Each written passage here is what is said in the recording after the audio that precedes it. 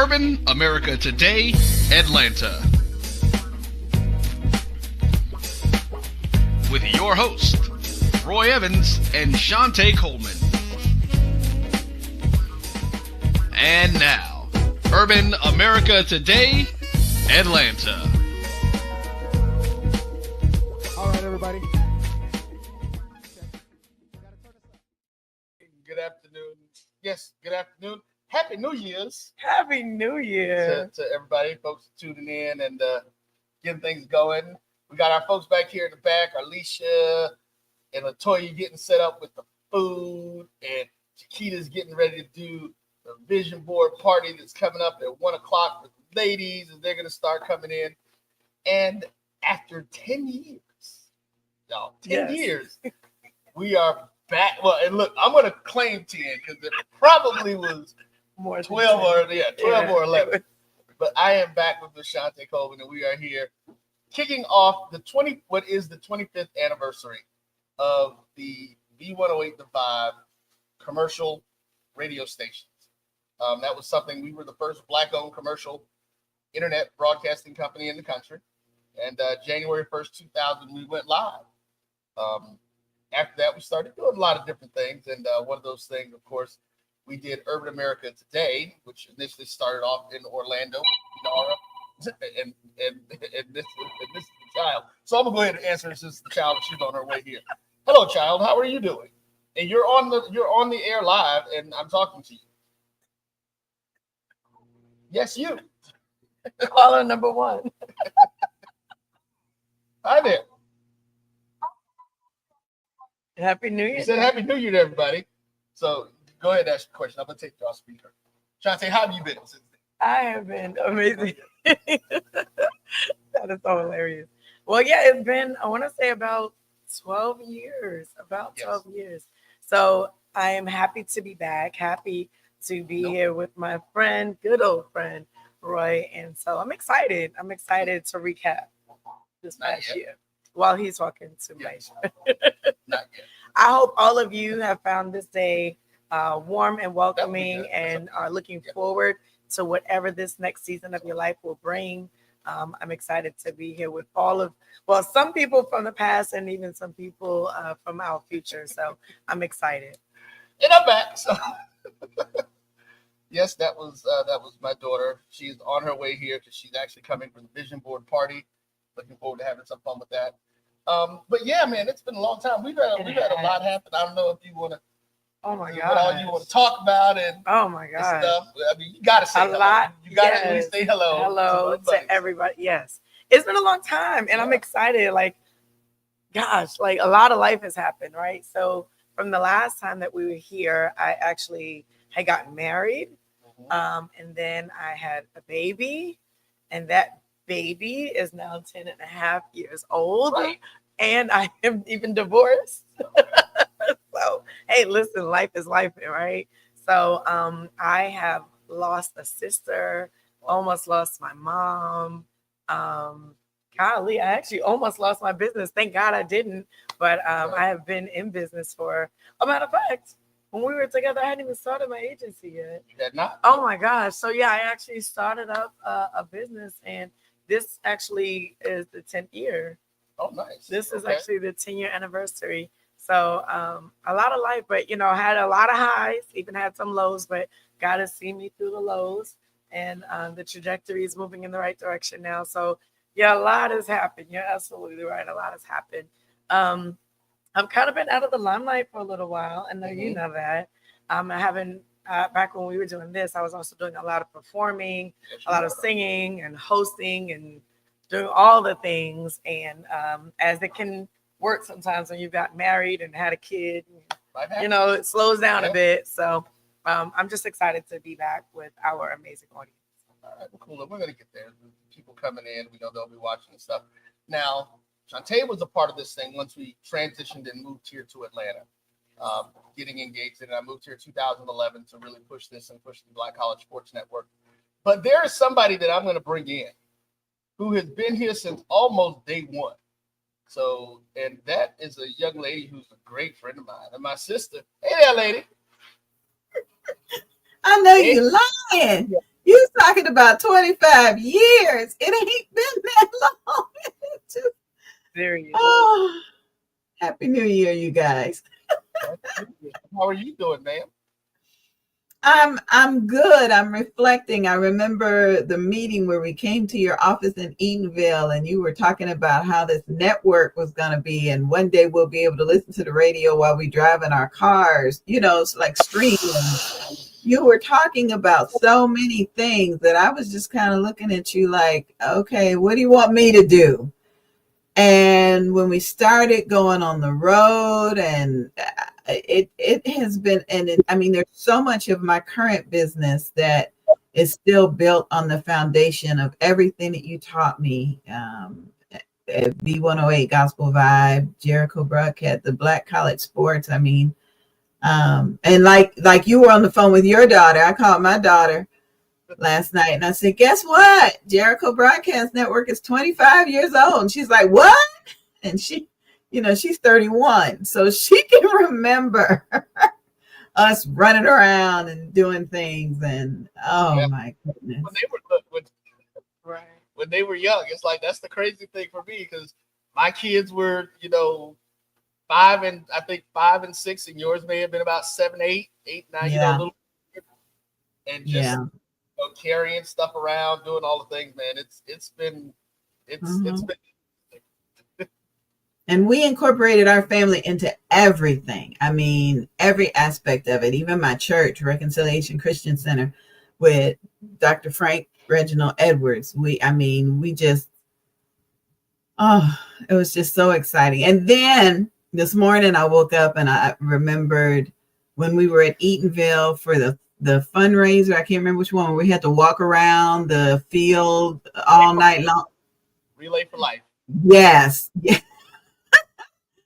We have done so much. You have done so much. Congratulations, Roy. Oh, thank you. Listen, we're just I'm out here just trying to make a difference and do something that we can do that's going to impact our folks and really get them going. We've got to have our own voice. We've got to be able to tell our own stories, and that's really what this is about, man. And just being able to tell our own stories and do the things we want to do. And let me give the proper introduction and finish it up. But Miss Angie B was the founder and creator of the hottest home hotspot, right? Yep. Yeah. So I did have it right, which was the first holy hip hop. That's why when I met you guys, I was telling you about her.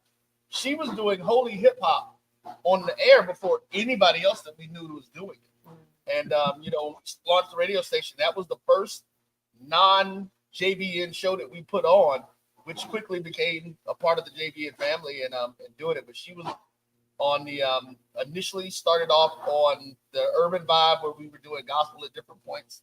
And then when we got to the full gospel station, she just came in and was one of the key players on that. And like she's been in that space. Mm-hmm. And you've been involved in winning some awards and stuff and things too, haven't you? With your Yeah. And Shantae, I'm sorry I didn't acknowledge you when I first came in. I'm still blown away by the 25 years. But sister, it is good to meet you. And I can't wait to get to Atlanta and grab you around the neck. I'm glad, because I truly believe Roy does better when we women are around. Amen. He gets the men around and they forget that they're supposed to be working, barbershop talk and all this other kind of stuff. I think they forget that. So we have to reel them back in, so welcome then. Well, the thing is, we have to all agree, Roy is absolutely an amazing visionary. Oh, yes. It takes all of this right here, all of this feminine energy to bring it to pass. That's what we're all help me's. We don't have to be your wives to be help me's. Look here. I already had the 3 of them. Actually 2 of the conversations, and the other 2 hadn't been able to have yet because we just got in and had to get right to working. But I told Angie this morning, I'm like, listen, I got to get back to where I was. One of the things that the reality of that for me was having different women around who were here to help us with this vision. When I say us, me and Brian Fulford, as we got this going, and Brian will be in at 1:30, him and AD with some sports talk for you guys for the next couple hours. But Want to shout out Coach Ferocity Norman, just did the thing. Also, Miss Jeannie, is that Haywood? I'm sorry, Jeannie Haywood, and then Mr. Clark asking, what about more SWAC coverage? Well, hey, actually, stay tuned because we do have some things that'll be coming up starting this month that we will be doing with the SWAC from a broadcast perspective. So not just the coverage. We already know that we cover HBCU sports and especially the SWAC more than anybody else does. But we actually have some broadcast things that'll be coming on for the SWAC that you guys, we hope you're going to really enjoy and be able to get there. But thank you for tuning in, man, and y'all kicking it with us. Again, when we talk about this, and I think this is one of the things as we go throughout the day, of course, we're going to have the conversations about mental health today. We're going to be talking about sport, talking about hip hop in our community. And, we're using the phrase, how was it turned into a weapon against us as a people? My guy Daddy-O from Stetson Sonic is going to be on and getting it in. And we're going to be having that discussion a little later. But, we've really got to get back to the place where we, and the we that I'm now referring to, is Black men and Black women, and those in African descent across the diaspora, wherever we may be. But we have to counteract what I believe is one of the biggest challenges that has happened, and it was really one of the main reasons that I started this radio network. At the time, a lot of folks don't know, I was actually a morning drive time jock for a radio station in Tallahassee market. Then when I moved to Orlando, I was on the air at a station there, and actually a couple of stations in Orlando. And I watched how music changed and how it in our community in that change. And, I tell people, I will never forget the day that I walked into the radio station and I could no longer pick the music that I was playing. And a lot of people don't know that. This happened in about 97, I believe it was, because I was still at the station. It was 96 or 97. And I literally walked in. I was gone for the weekend. I came back in on a Monday. All of the CDs were gone. All the albums that we were still using were gone. And I'm like, well, where's all the music? And they were like, well, everything's coming from the corporate office now, the playlist. It's all on the computer. That's what initially started my research and finding out about, okay, well, wait a minute. If they're able to do this stuff on the internet for this major conglomerate of a station, we should be able to do that. But that's when we started seeing the music change and what was being played for us in the other in the other spaces and stuff. So that was why we wanted to do this, man. But these sisters have been absolutely amazing to me through these years, and you know what, I can honestly say, last 10 since that, because I had a whole crew when we were doing last time when you were here. Absolutely. When I say we had a whole crew, I mean, because we were doing the Queen's Eye View talk show. We were doing the Finding Eve. I mean, Angie was doing her thing. And I just had some amazing Black women around me, and I know that getting back to that space is going to be something that is going to be huge to help us to get back to, or to get to where we want to grow to be, and getting into that. But you guys, again, I'm going to finish out because I get sidetracked. Amy knows this. She is on 6 o'clock to 8 o'clock a.m. Eastern Standard Time with the hottest home hotspot Monday through Friday on V108 Gospel Vibe. Yes. Go ahead, Angie. Yes, the show has evolved. I guess with age, I'm not as much concerned with the heat, hottest home hotspot. So the show is now named Mornings with the Queen Bee because, it's a blessing that I can wake up, much less be a blessing to somebody else. So yes, I'm excited to have the show on weekdays from 6 to 8 a.m. and more music, less talk. And we're excited about that. Thank you, Roy. Thank you. I wanted to say, so I know that since we have not formally met, but I am a fan of yours. I follow you on social media and have for years. Oh, thank you. I believe you introduced me to her. I've connected with you on Facebook, and we've been on Facebook together for years. So I wanted to let you know I am a fan, and I'm excited. And also just to both of you, congrats for your longevity, right? Because a lot of people would have given up over 25 years, but you have stayed the course. You have stuck to the vision God gave you, and you have not grown weary in well doing. So, congrats to both of you for 25 years. Well, thank you. We're gonna keep it. And I told people, Angie knows. One of the things that I've talked about this process over the years. And Angie, I don't know if you'll remember this one, but the last time that we had this conversation, we've had it over several times over the years. I tell people, anybody that comes and work for me, or work with me rather, because I don't like saying people work for me, but whenever they come and work with me, I will tell them, I said, if your first priority is making money, working with me is not going to be the best thing for you to do. Correct. Nope. Priority is making money. I'm probably not going to be the person for you to want to work with. I said, now when you get to the third one, yeah, you in business, you need to be making some money. But there are always going to be opportunities and times where we need to do things to get what we have coming to us down the line. And the last time that happened for us was 2011. Me and Angie were riding up, and I will never forget it because that was me coming out of a very difficult time. We know everybody was in a recession during that point. As a Black man, it was hard. We were first let go of a lot of jobs. I couldn't buy a job, and I had committed to doing an event with Angie in Gainesville, Florida, and I was like, okay, I'm gonna go because Angie called me and asked me as my sister whenever I need something to do, I'm gonna go ahead and do it. The day before we were set to go to that, I got a call from a former client who wanted to pay me $1,000 to come and do an event for them. And they said, well, the event's tomorrow, so that's why we can pay you a little bit more. And I was just like, I can't. I was like, I promised my sister that I was going to be there to do something with her and to get this opportunity to go. And so I'm committed to that, and I'm getting there.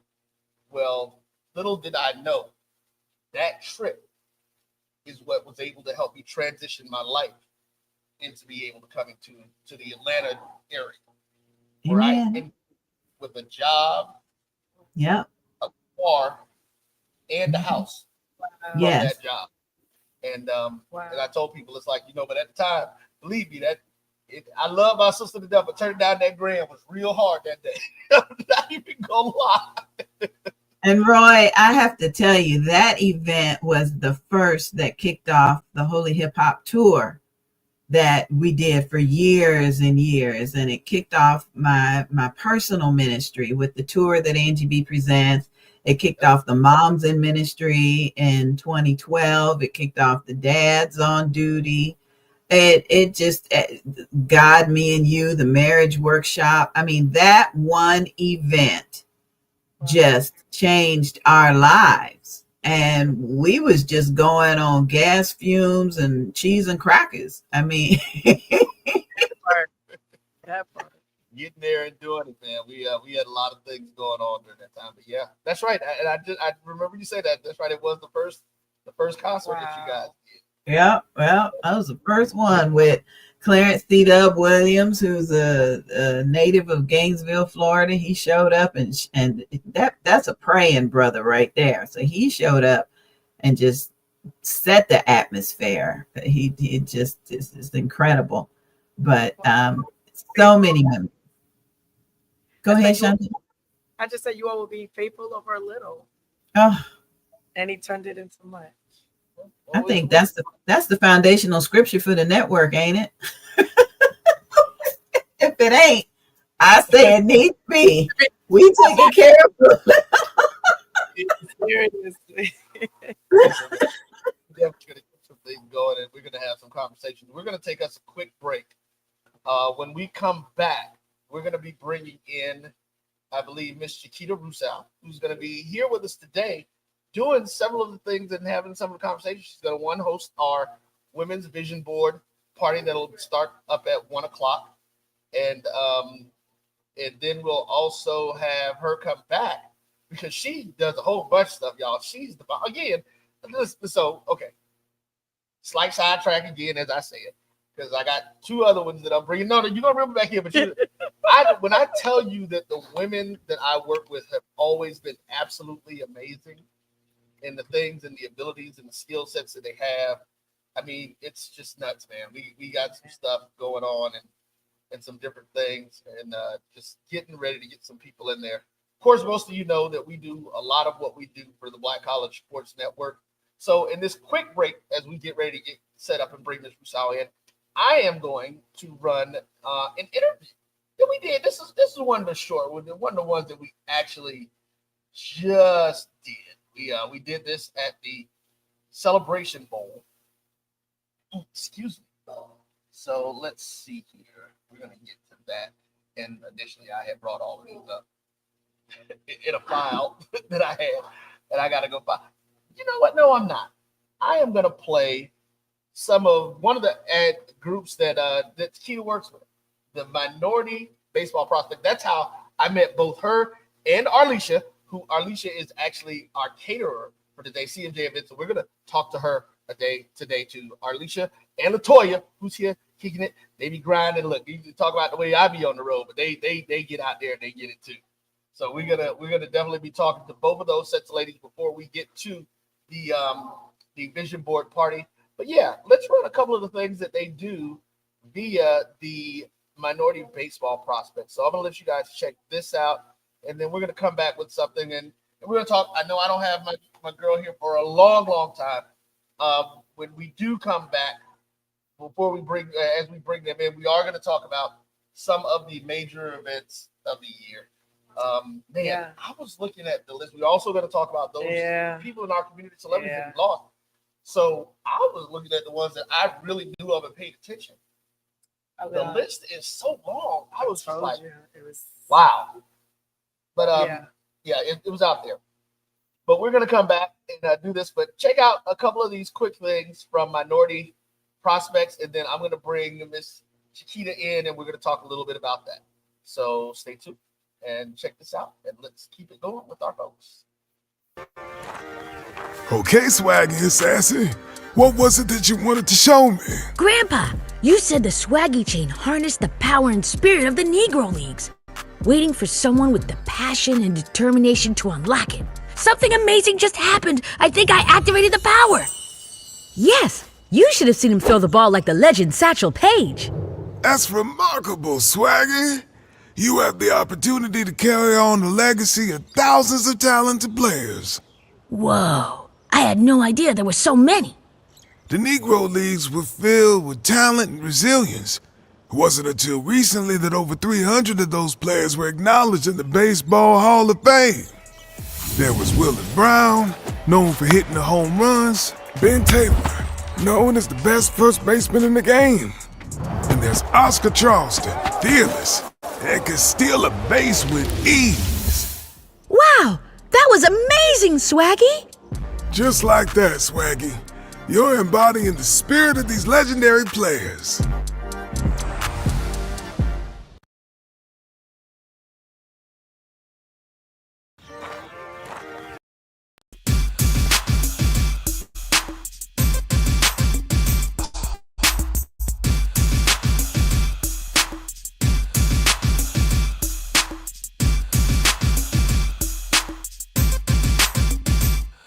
All right, hello everybody. This is Roy Evans with the BCSN Game Time Show. Listen, folks, I know that it's football season and we're all things gridiron, but when you have the opportunity to be in a historic location, in a historic place, with a group of young men who are doing some historic things nowadays, we've always got to take the opportunity to make sure that the entire HBCU diaspora knows exactly what's going on.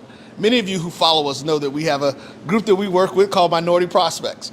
And so I'm going to let these gentlemen introduce themselves, and I think I'm going to start with the two brothers first, and then I'm going to come to this guy last because he got his Tuskegee, but you know, we let them be important. So, Alexander White, CEO, founder, Minority Prospects, Minority Baseball and Softball Prospects, one of the biggest baseball companies in the world that do about 50, 60 events. Man, we appreciate Roy, our live streaming and media company, man. Black College Sports Network. Black College Sports Network. He changed his name every 2 seconds. Ty White here, VP and Creative Director of Minority Prospects.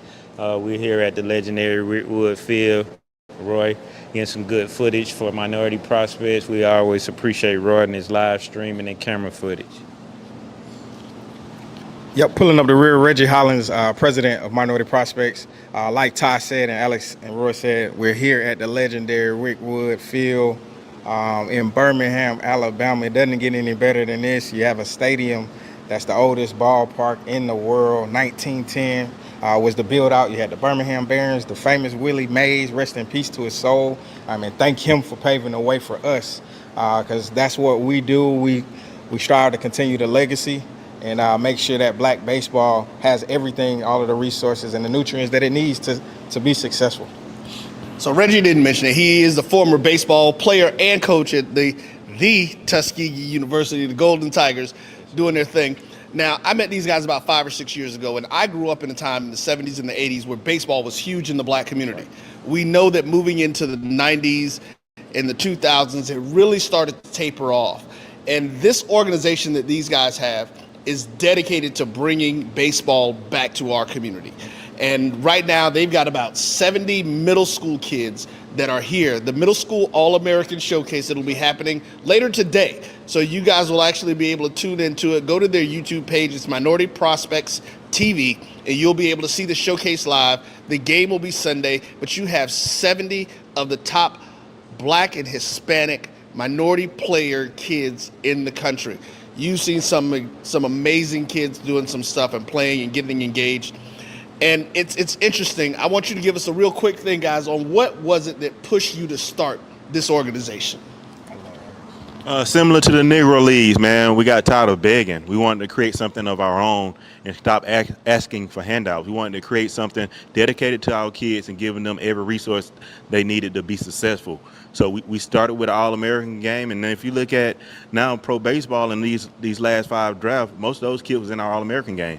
And now moving into college baseball, we're flooding the college scene with black and brown players. And then, like Roy said, we're here now in our middle school All-American game. As we continue to trickle down, we're trying to reach the bottom and then all the way to the top. So Minority Prospects is a brand that now we're adding softball to the forefront of giving them opportunities too, man. So we're just an all-inclusive brand dedicated to using baseball and softball to change the world in our communities.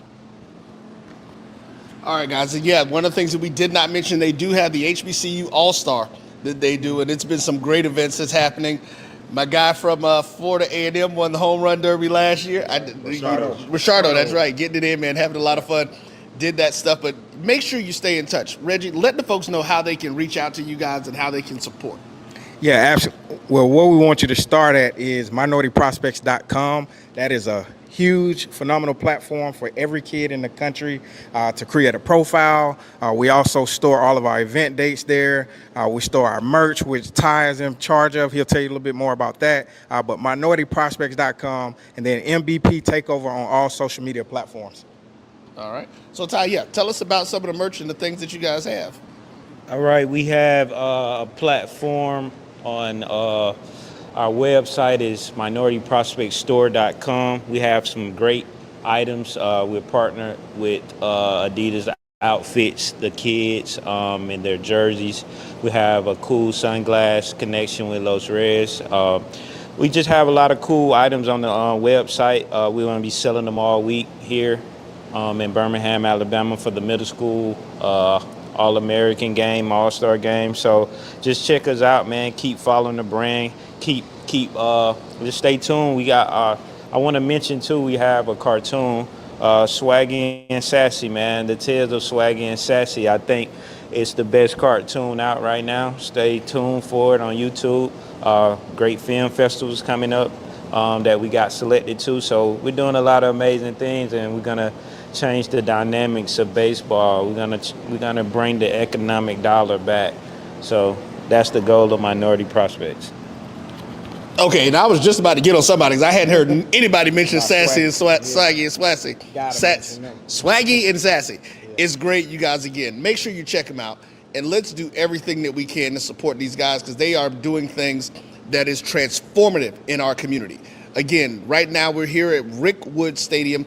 The first professional baseball game was played in this stadium. So all you people, I believe it was Boston and Yankee stadiums were built around the same time, and they had games after that. But right here in Birmingham, Alabama, where some of the great legends in black baseball have played, these young men are getting an opportunity to walk in those shoes and then begin to make new history. So again, make sure you check them out. MinorityProspects.com is the website. Go to it. Minority Prospects TV on YouTube is where you can see all of their content and the things that they've got going on.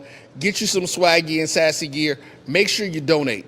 Minority MVP Helping Hands is their nonprofit division of the organization. Great young lady who does some work with us, who's on that Chiquita Russo. So she's doing that and getting it going.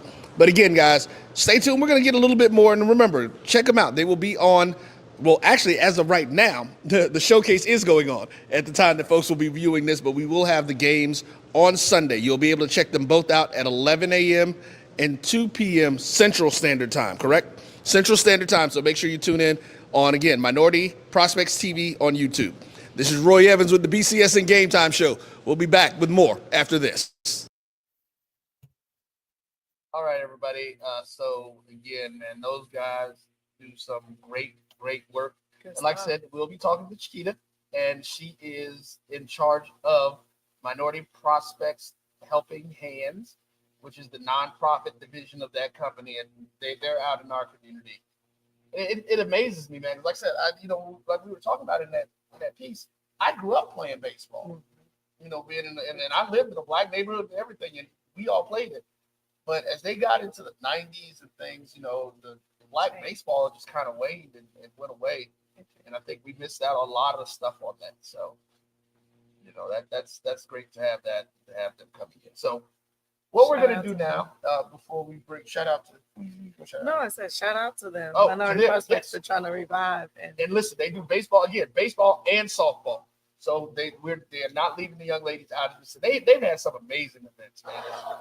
To see these kids and them and see how they interact and how they enjoy it, to be celebrated, it's great. And so that's what we look at doing with them.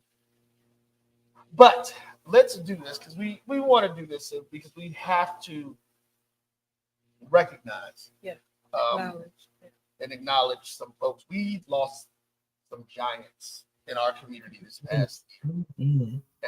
we did. So so we're gonna go through and talk about some of these folks and some of the different actors. This is one gentleman named Art Evans. Mr. Evans has been around for years doing movies and things. Ricky Henderson, again, for our sports folks. Ricky Henderson, they led the league in stolen bases for years, doing some different things. He was one of those folks that we ended up losing. Now, and I am going to say a lot of these names, I was surprised at how many of these people I did not know. Was one of the things, but who've been out there. This Alpha Anderson, who's been there, who's been out, singing. She's been around doing a whole lot of things. 78. They said at the time no cause of death had been shared with her situation. This one, I know, hurt a lot of folks, man. This is the great Miss Nikki Giovanni, who passed away.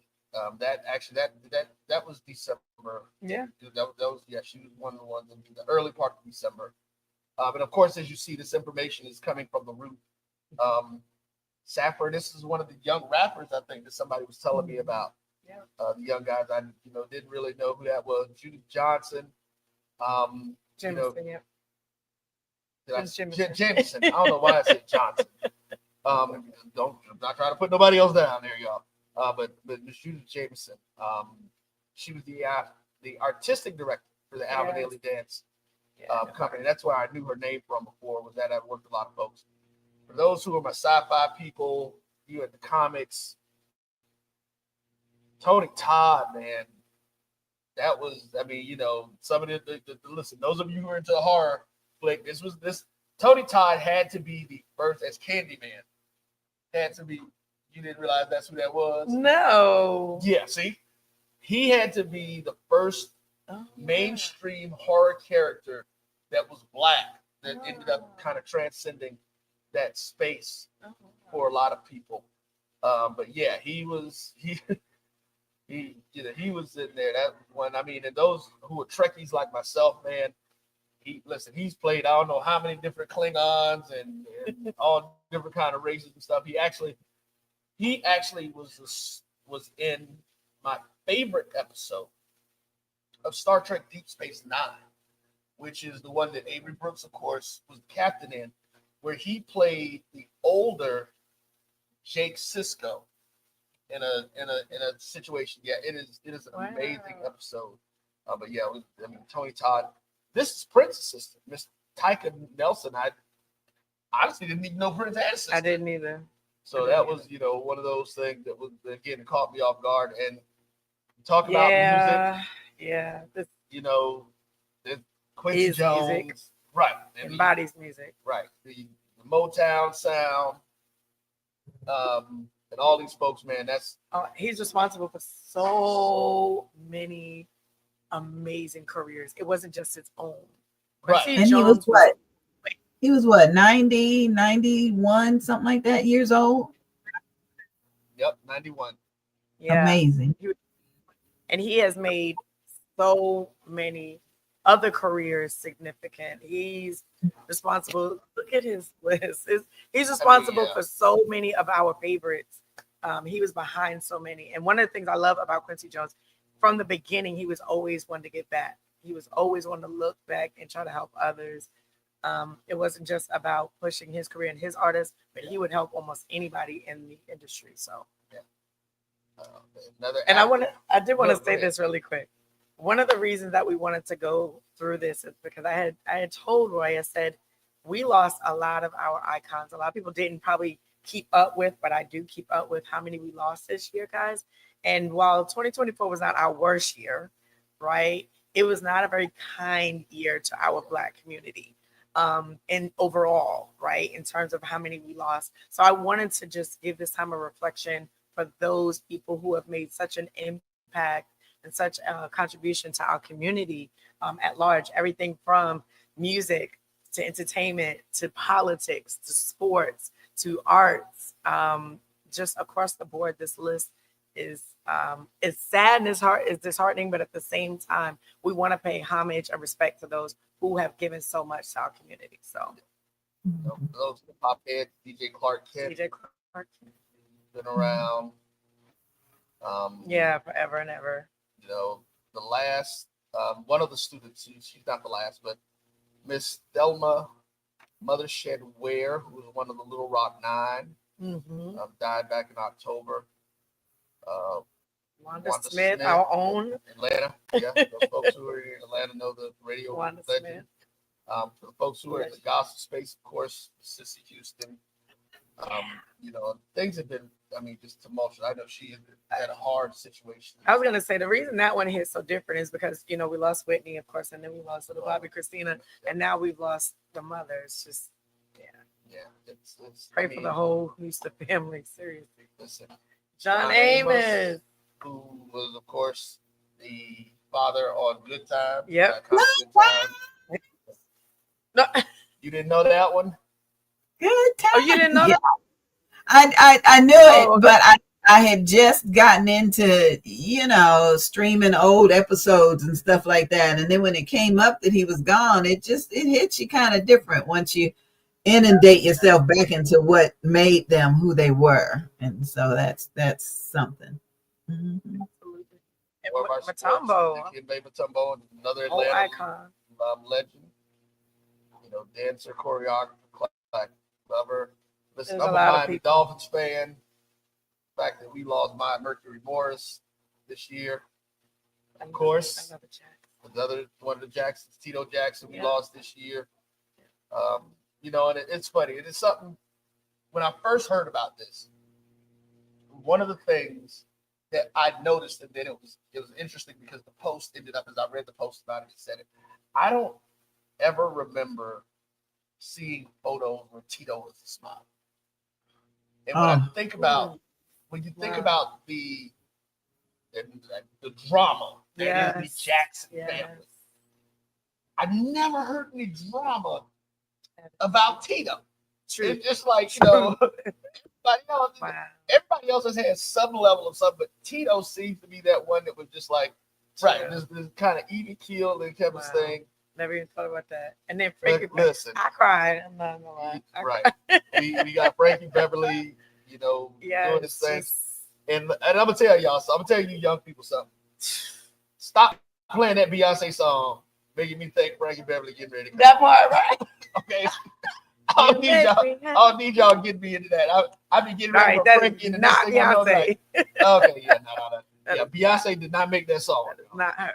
So, but no, Frankie Beverly, and listen, the voice is another the man, right? James Earl Jones, the voice. It's crazy about that. And as we talk about some of these things, and I was honestly thinking about this morning, because as I was on my way over here, because of the fact that I knew he was on this list. And one of the things that he did before he died was he gave Disney the right to license his voice. Yes. And my first thought was, and they're not going to talk about the deal. I said, I bet this man's great-grandchildren are now paid for life. Period. Because he didn't just do that out of the kindness of his heart. Oh no. Yes, money behind and Disney won especially because of the whole Star Wars situation. They were looking to utilize voices. This AI thing becomes a lot more prevalent in film. So, like, nope. Yeah, no. And he did say yes. He told him yes. No, I'm saying he said yes to it because you're not going to just do AI me, right? Right, you're not going to do that. I was going to say I just recently took my daughter to see Mufasa, and it's great. And I'm a huge Lion King fan. That's what I was about to say. How does it? And you know what? I saw an interview with the young man who did it. Who happens to also be? Yeah, Parker. I think his last name. Someone. But I he's saw him going to be recently. the Green Lantern as well. Is he? Yeah. I didn't know he was gonna. But anyway, I was gonna say the movie is great. The movie is great, and he did a lot of justice. But it was just very weird to not hear that voice in there. It was just strange. But the young man did a great job, and he said that his goal was not necessarily to try to mimic, right? James? Right, because it was a younger kid. Right. So but he did so much justice to the character. He really did. But it was good. To the young folks, one of the rappers, Rich Homie Quan. Who, 34. Very right. So, oh yeah, and then Kobe Bryant's dad just passed. Yeah, I think that was like last month. Another young athlete. I heard about. Kobe Jones, 40 years old. Another young athlete. Jackson. Yeah, another young athlete. Rookie. This young man was this young man was a rookie. Had just been drafted, had his whole life ahead of him. And a car crash. Yeah. Renald White, another actor, model. Okay, so I'm gonna keep rolling by this one because that is not. Oh wait, no, that is Mr. Cobb. Yeah. You know who I was thinking about because and I've had two people do it already. They tried to do a picture with Dick Gregory. I'm like, no, this is right, Mr. Cobb. Yes, that is another actor. Yeah, who we've seen everywhere. Yeah.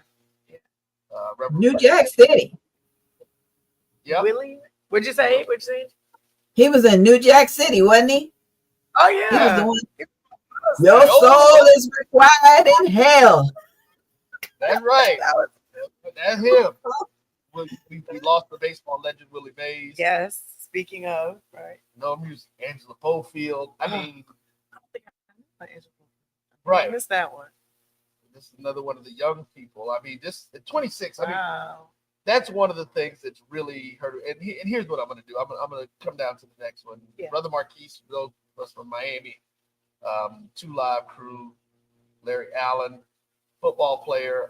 The top of this list actually had Greg Gumbel, who we just lost recently as well. And I'm gonna do this. I just want to go listen in. I'm gonna let us get into some of the other stuff. But, Michelle Obama lost her mama. Yes, that was this month. Yeah. No, I think it was October, November. Yep. So that's right. It was right before she had to be at the Democratic National Convention. Yeah, O.J. Simpson. Yep. O.J. that we talked about. Fat Man Scoop for more of us. Hip hop heads. Yes. DJ Polo. And again, these are folks.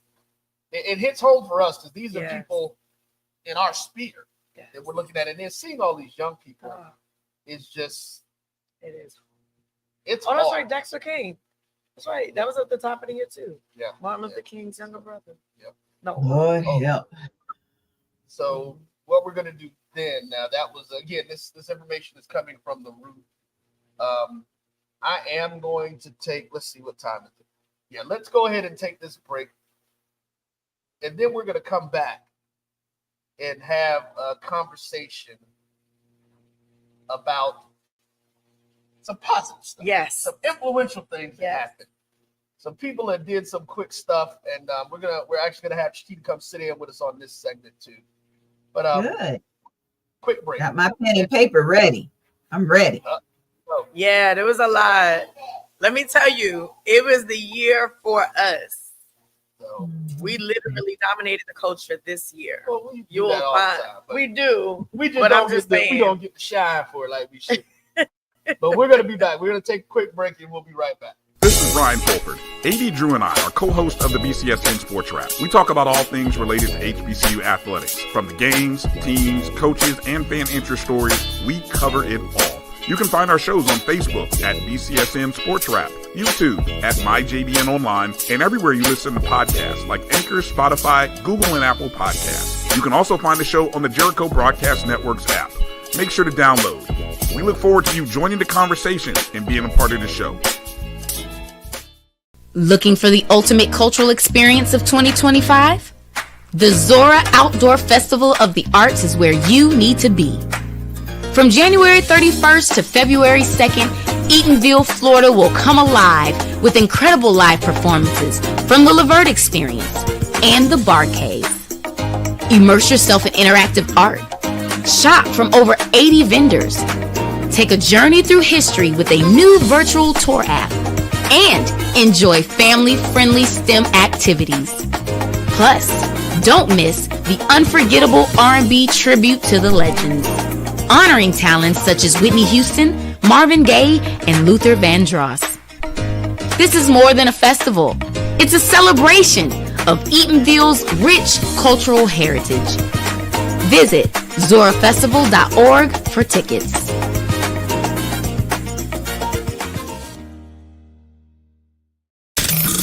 The human voice has always connected audiences with experiences. Major brands all across America have trusted Cover's voice time and time again.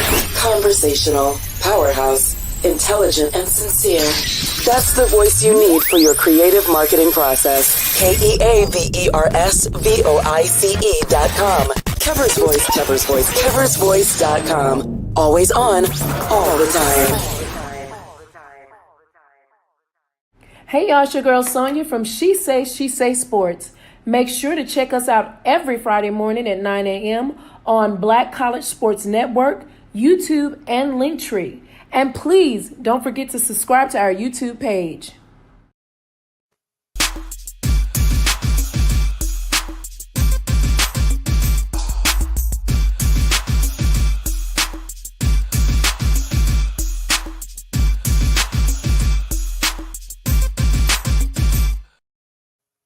So yeah, I just kind of did that, and it popped back in. You know, I forget how short some of these things are. But welcome back, and that was the BCSN Game Time Show. Another one of the things that we do here on the network that's been around for a minute. And joining us now on the side is Miss Chiquita Russo. Hey, Chiquita, how you doing? Hello. Woo. So what we're gonna do, because we did see the video first. Okay. We did. You stepped out. I did the Which video? Well, it was the one that Alex, I did with Alex, Reggie, and what is his brother's name? Ty. I don't know why. Ty, Alabama. Yeah. Yes, when we were at Rickfield. Rickwood Field, and we were talking about that, and we ended it saying, yes, they have this young lady that does some amazing things that works for them. Minority Prospects Helping Hands. And She I was Russo. probably somewhere working, huh? Oh, of course, at that period that you were, and then you had stepped out here. But let's start off and let's tell the folks a little bit about yourself. I am Chiquita Russo. I am a business development strategist. So for people who want to start up businesses and nonprofits, I'm pretty much your go-to. I try to make sure that you have everything you need so you can gain funding. I used to be a grant writer. Can you believe that? But grant writing, it was kind of, the people weren't never ready. So since that was never ready, no. So that's why I started my business. So I ended up building out people's for-profit and nonprofit structure to make sure We're and get grant ready. Yes. Makes sense. Mm-hmm. All right. And in that particular capacity, Okay. of course, I've met you through Minority Prospects. Yes. And tell us a little bit about your work with them. And shout out to your friend here, Miss Deandra Evans Tolbert. She's Yeah. Hey, D. Yeah. Tell us about your work with them. Well, with Minority Prospect, I am the executive director for MVP Helping Hands. So that's the nonprofit portion of Minority Prospects, where Alex and Reggie and Ty do a great job focusing on the outside of the player. I focus on the inside, making sure I'm a real mama. Like I'm a whole mama. So I focus on the inside, making sure they have their education, where we have education resources, whether it is college readiness, SAT prep. We make sure we touch down on all of those bases. We have mental health awareness as well as character development. We just hosted one of our character development community service events for Schools for Tots. So our guys literally come back out. They give because we give to them. They give mostly everything that they do is free, and they come out with us and volunteer and give back to different communities. Building character. Yes. We're going to build the ultimate player. Oh, there it is. That's definitely one of the things. Now, so Sheeta is going to be doing our vision board party. Kicking off that's scheduled here at the top of the hour. We'll get a few minutes later. We're waiting for folks to come in to get ready for that. But we were talking about the fact that we're going to talk about some of the big things that happened. Yes. Highlights in our community that came about this year. And again, we're giving the Root some shout out today. We're gonna shout out the Root. We're using some of their information. But this is the most influential African Americans of 2024, and I'm sure we're looking at things and we'll understand as we talk about some of this why these people were so influential. And of course, at the top of the list would be Wait, Roy. No, you're okay. Before you do, can I ask a question to you? No, I'm sorry. Yes, I can. I'm ignoring it. Okay. I love your glasses, by the way. I love yours. Thank and you know you. what? You did the same with my all that. Yes. So I don't know why, but I saw it. So I want to know what all do you do? Okay. And how can people find you? Because I don't know. I just found you an already intriguing woman.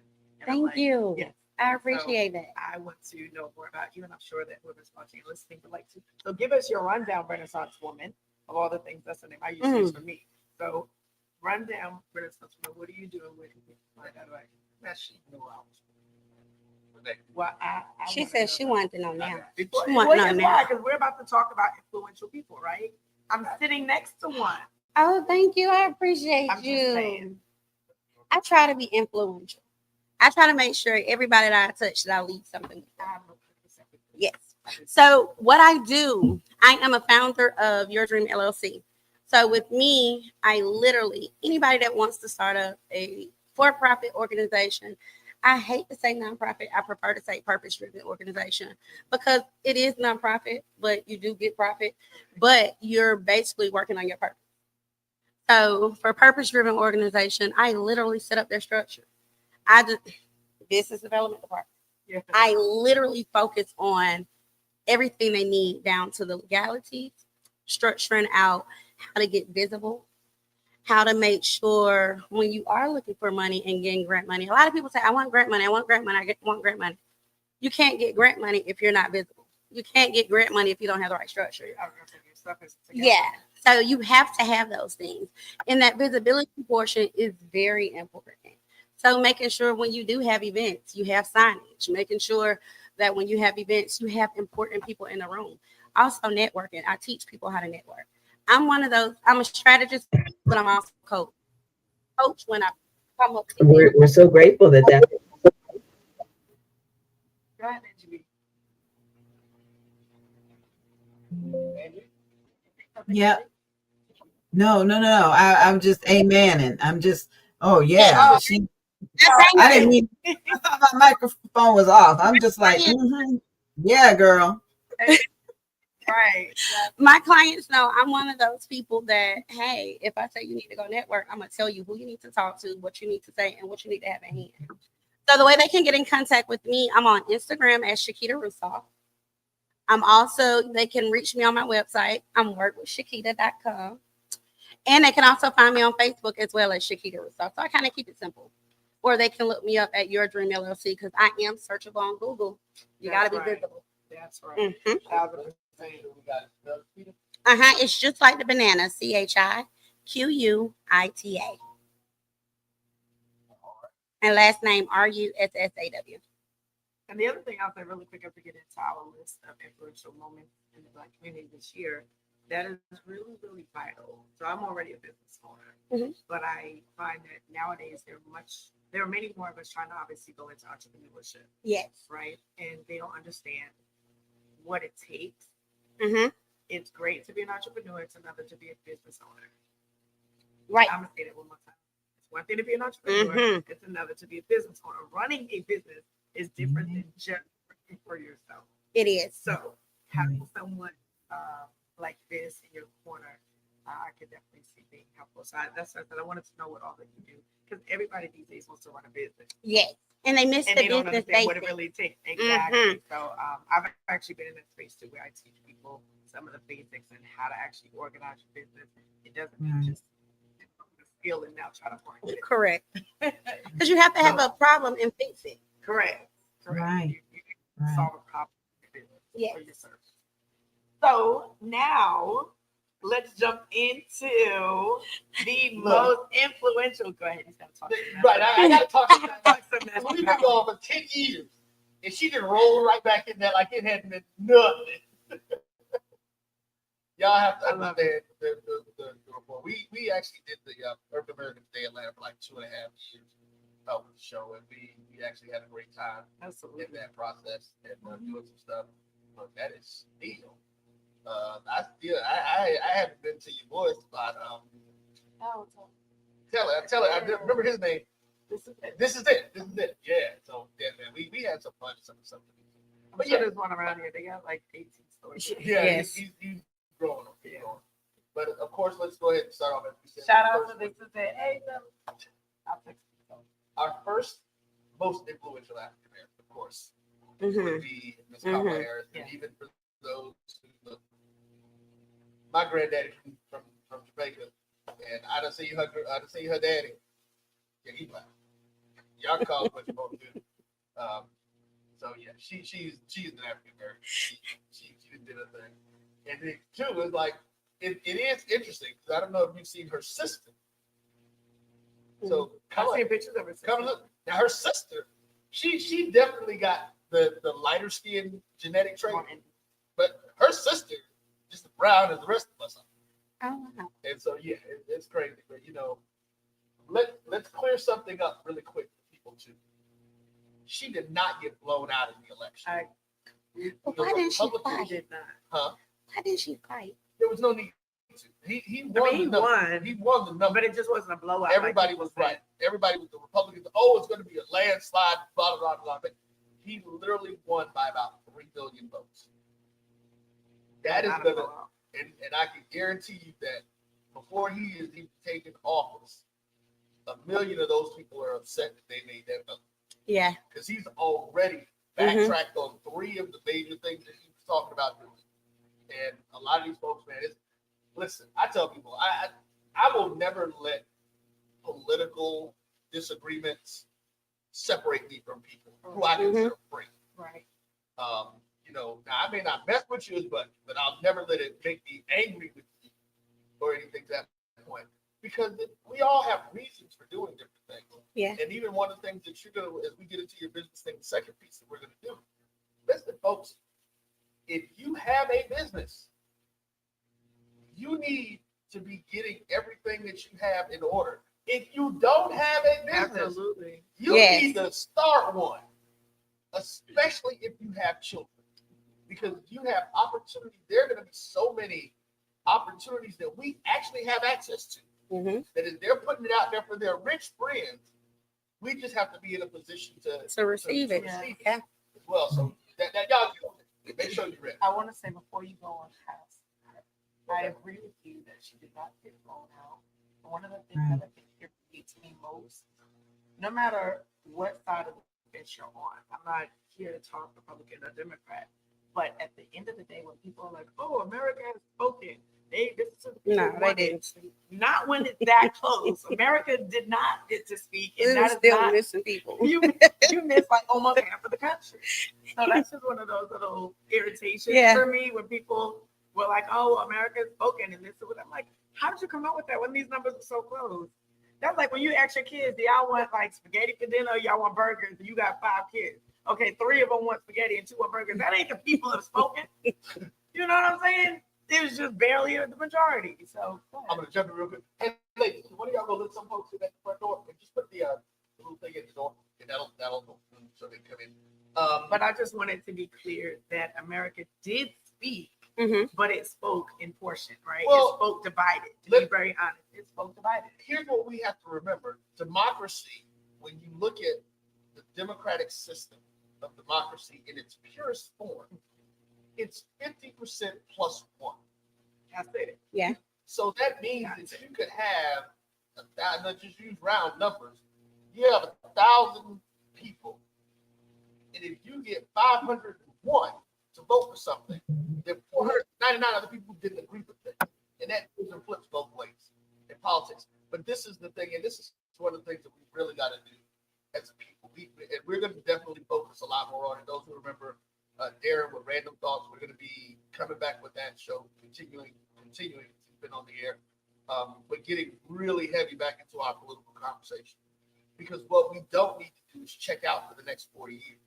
Oh, yeah. We have to stay engaged in the Overly process engaged to be able to stay represented in the piece in the places that we want to be. So yeah, we got to do that, man. We got to stay engaged. Coming up next, one of the athletes that we talked about is Simone Biles. Yes. I love her. And they call her the GOAT. Yeah, I love her. Give it to her, yeah.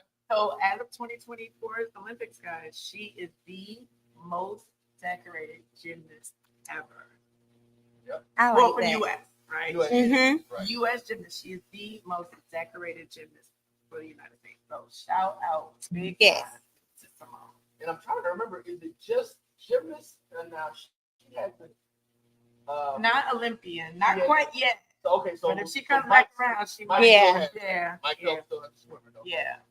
All right. Next, we're coming in and talking about your guy Kendrick Okay. Lamar. Yes. So we already know Kendrick. the battle and all the things that happened this year and all of that good stuff. But shout out to him for coming up with it. Hold on, y'all grab something to eat. Maybe young man, cool. I like to see people coming through and do something. And coming in, come on in and sit down and conversation with us. Go ahead. Okay, Kendrick. Yes, I was just saying that, he did his thing and everybody was on different sides of the battle. That's all fine. Between him and Drake, that's all fine. But he still had an amazing year dropping those albums that he did. He did. That was unprecedented for him. And then the turnaround. Go ahead. No, so I'm going to let you finish because I'm going to ask the question that you're going to be like. Okay, I was going to say. And then to get turnaround, because of that amazing summer that he had, then he turned around and slated for the Super Bowl. So we're getting ready to see a whole lot more from Kendrick. A little mini concert. So what exactly did he do with his albums that was so special? No. Remember, I don't do either. Culture that way. I don't either. Tequila over here about diet. Yeah, because I only speak to it. No, I only know the little snippets from TikTok. That's you probably whatever trickled down from TikTok to Facebook is all I probably. That's So I don't know, but I know. But people love them. About it. Yes, there was a lot that was going on like her. Oh, well, I knew about the beef with Drake. I heard. That's what I'm saying. Okay, but I don't know why though. Well, I think it was old school. Which let me say this. I'm glad because we're all a little more seasoned in life. I'm glad that they kept it on. I was going to say on the vinyl. It's not vinyl no more. But I'm glad that they on the stream. Kept it on the stream. On the stream. Because back in the day, we used to do rap battles. And so Yeah. No, not really. No, what I'm glad. No, but I'm just glad that they did. Did Roy say they cat fighting? But Roy, I'm glad they didn't take it to the street. Yeah, listen. I'm hold just on. saying, because in the 90s, we had a lot of that. I mean, Well, and it was Pop, unnecessary. Biggie, we had a whole Right. lot of other stuff that was going down. People was beefing in songs, Yeah. took it to the street. I'm glad that these two people decided, okay, we're going to keep it on the stream, and nobody actually went up and ran up on somebody in the club and Yeah, they don't. They don't. Oh, I didn't say Yeah, they're that. too I didn't cute. say They too cute now. They too cute. That's what it is. Yeah. That's what it is. Drake is really that. cute. Oh, they different. Yeah. That's all they said. Well, we know that Shante has been influential in what she's doing. This, of course, Beyonce Knowles Carter. Now, You that's know, the I ultimate do business. want to talk about her and her country music stuff. That to me was flipping hilarious. She's bored. Well, listen, but being from, I mean, she's bored. being from Houston, I know a lot of. I know, like my daughter, my oldest daughter, Brittany, loves country music. So she listens to country music. So I know that there are black people who listen to country music. I like good music, so I listen to some country music. I was actually more into Darius Rucker, who people remember we talk about Hootie and the Blowfish all the time. Oh, yeah, He's yeah. the lead singer for Hootie and the Yeah. Blowfish, and when he left Hootie and the Blowfish, he started singing country music. That's what he actually did. And so I really loved his stuff. And, we had these situations, man, where she came in. And I think her thing was number one for a good little minute. Yeah. And then ended up, it just. But was They she got number one no- because it was good? Or was she number one because of who she is? But see, that's we know it's who she is because the Beehive can make some stuff happen. Period. Oh, yeah. And that's the thing, and I think that's probably what led to the first big, what's the word, drama or snub. The fact that she won no CMAs Mm-hmm. as long as she was in there. Now, the biggest revenge to that situation was she had 20 million more viewers on her halftime show that they just did on the Christmas Day football broadcast than the CMAs had at all. So yeah, they had like 7 million people watch the CMAs. She had 27 million watch her halftime country show on football game. Mm-hmm. But that has everything to do. Hey, Dawn. That's my I girl. love That's her. my You actually know Coach? I do. Oh, cool. From that's from so her cool. original WNBA. Yeah, from So She's so before inspiring. I Dawn like Staley, her. she She's did so amazing in inspiring. South Carolina. yes. She killed it. They Yeah. set a standard, and I love what she's doing with those young ladies. And she's making sure they get NIL. Yep. Yes, she is making sure her babies are taken. I call all the babies. I can't No, help all it. of them. They babies to me. I don't know how to say players yet. So they babies. But you're dealing with very young players, aren't you? No, I deal with from 6 years old to collegiate. Yeah. Even my collegiate kids are my babies. Yeah. So, No, I get it. They're still Yeah. They're my babies. Baby, go do I this. love it. And when they come in, Yeah. yes, I'm still I my like babies. it. And they need it. A lot of them, we don't even know what's going on at home. Mhm. So they need all that love. I just want to say, I don't want to roll right past on and not mention the fact that, like, a 38-year-old. Oh, look, she killed them. Like I said, she killed them. Perfect season. Yes. Perfect season. And she's making sure those players are taken care of. Mr. Coleman Domingo Yes. doing his thing. And the color. So he played Mr. in the new Yeah. Color Purple, right? Mhm. Uh-huh. I actually saw him in the show that he did on Netflix. Oh my What god! show? Oh my goodness! I can't remember the name of it. It was great. On Netflix? Yes, I think it was Netflix. 2024? Yeah, hold on. It's got to be on here. Hold I'm on. just saying, shout out to Coleman Domingo because we have the same name. That's all. I have a question for Miss Shakita, if we can squeeze this in. Okay. Hold on, Angie. If you have Okay. not I seen did. that was I like Wait that. a minute. Go back to his face. Nobody told me Short to start. hair. Short hair. He had a bigger beard. Okay. Angie, go ahead with your question. Yeah. Okay, Miss Shakita, it's good to see you and to learn from you. Somebody just sent me a text and said, "How do I know when I'm ready to receive a grant? I guess earlier in the conversation, you said you were a grant writer, but some people weren't ready. So somebody texted me and said, well, how do I know if I'm ready? And Oh, okay, hold on. See that website right there? Work with yeah, tell them to schedule an appointment. There you go. Okay. One of the things that this is all about is Black businesses and people who want to do business and be in business. We're going to treat it like it's business. And that's and one of those things is like, hey, you know what? We were supposed to start at 12 o'clock. We were expecting at least 7 or 8 people to be here at 12 o'clock. It was 2 us here, and we started at 12 o'clock. Correct. Why? Because when you say you're going to do something, You got to do it, right? You got to get out there. So Angie, whoever that friend is, tell them one thing, tune in and check it out. But then they tell them to set up an appointment. Yeah, and they can message me too on Facebook or Instagram. Okay, sounds good. Sounds good. Cool. So you get that, we get that, we get the conversations. You remember what you used to be like, So Mr. Coleman Domingo. Alabama. He was the first Black district attorney in Mhm. New York. Okay. And that's when he shut Trump down. 34 out of 34 counties. Oh, okay. Yes. So now have they started with the nonsense with him like they did with your girl Fannie here in Georgia? Not really. Not so much. He's not And I getting think a lot of because he's a backlash. man. He should- Yeah. That part. He's a man, but so it- they're it not. Kind of cement him though, right? Yeah. In his legitimacy as the DA, he was able to secure those 34. Now we know Ketanji, right? And She just did something on Broadway, didn't she? no, that's the Supreme Court judge. No. She was just doing something. She was just there. Maybe It was promoting her something. book. Yeah, Maybe because she was just something there on Broadway. Because I want to see that show that she went to. Okay.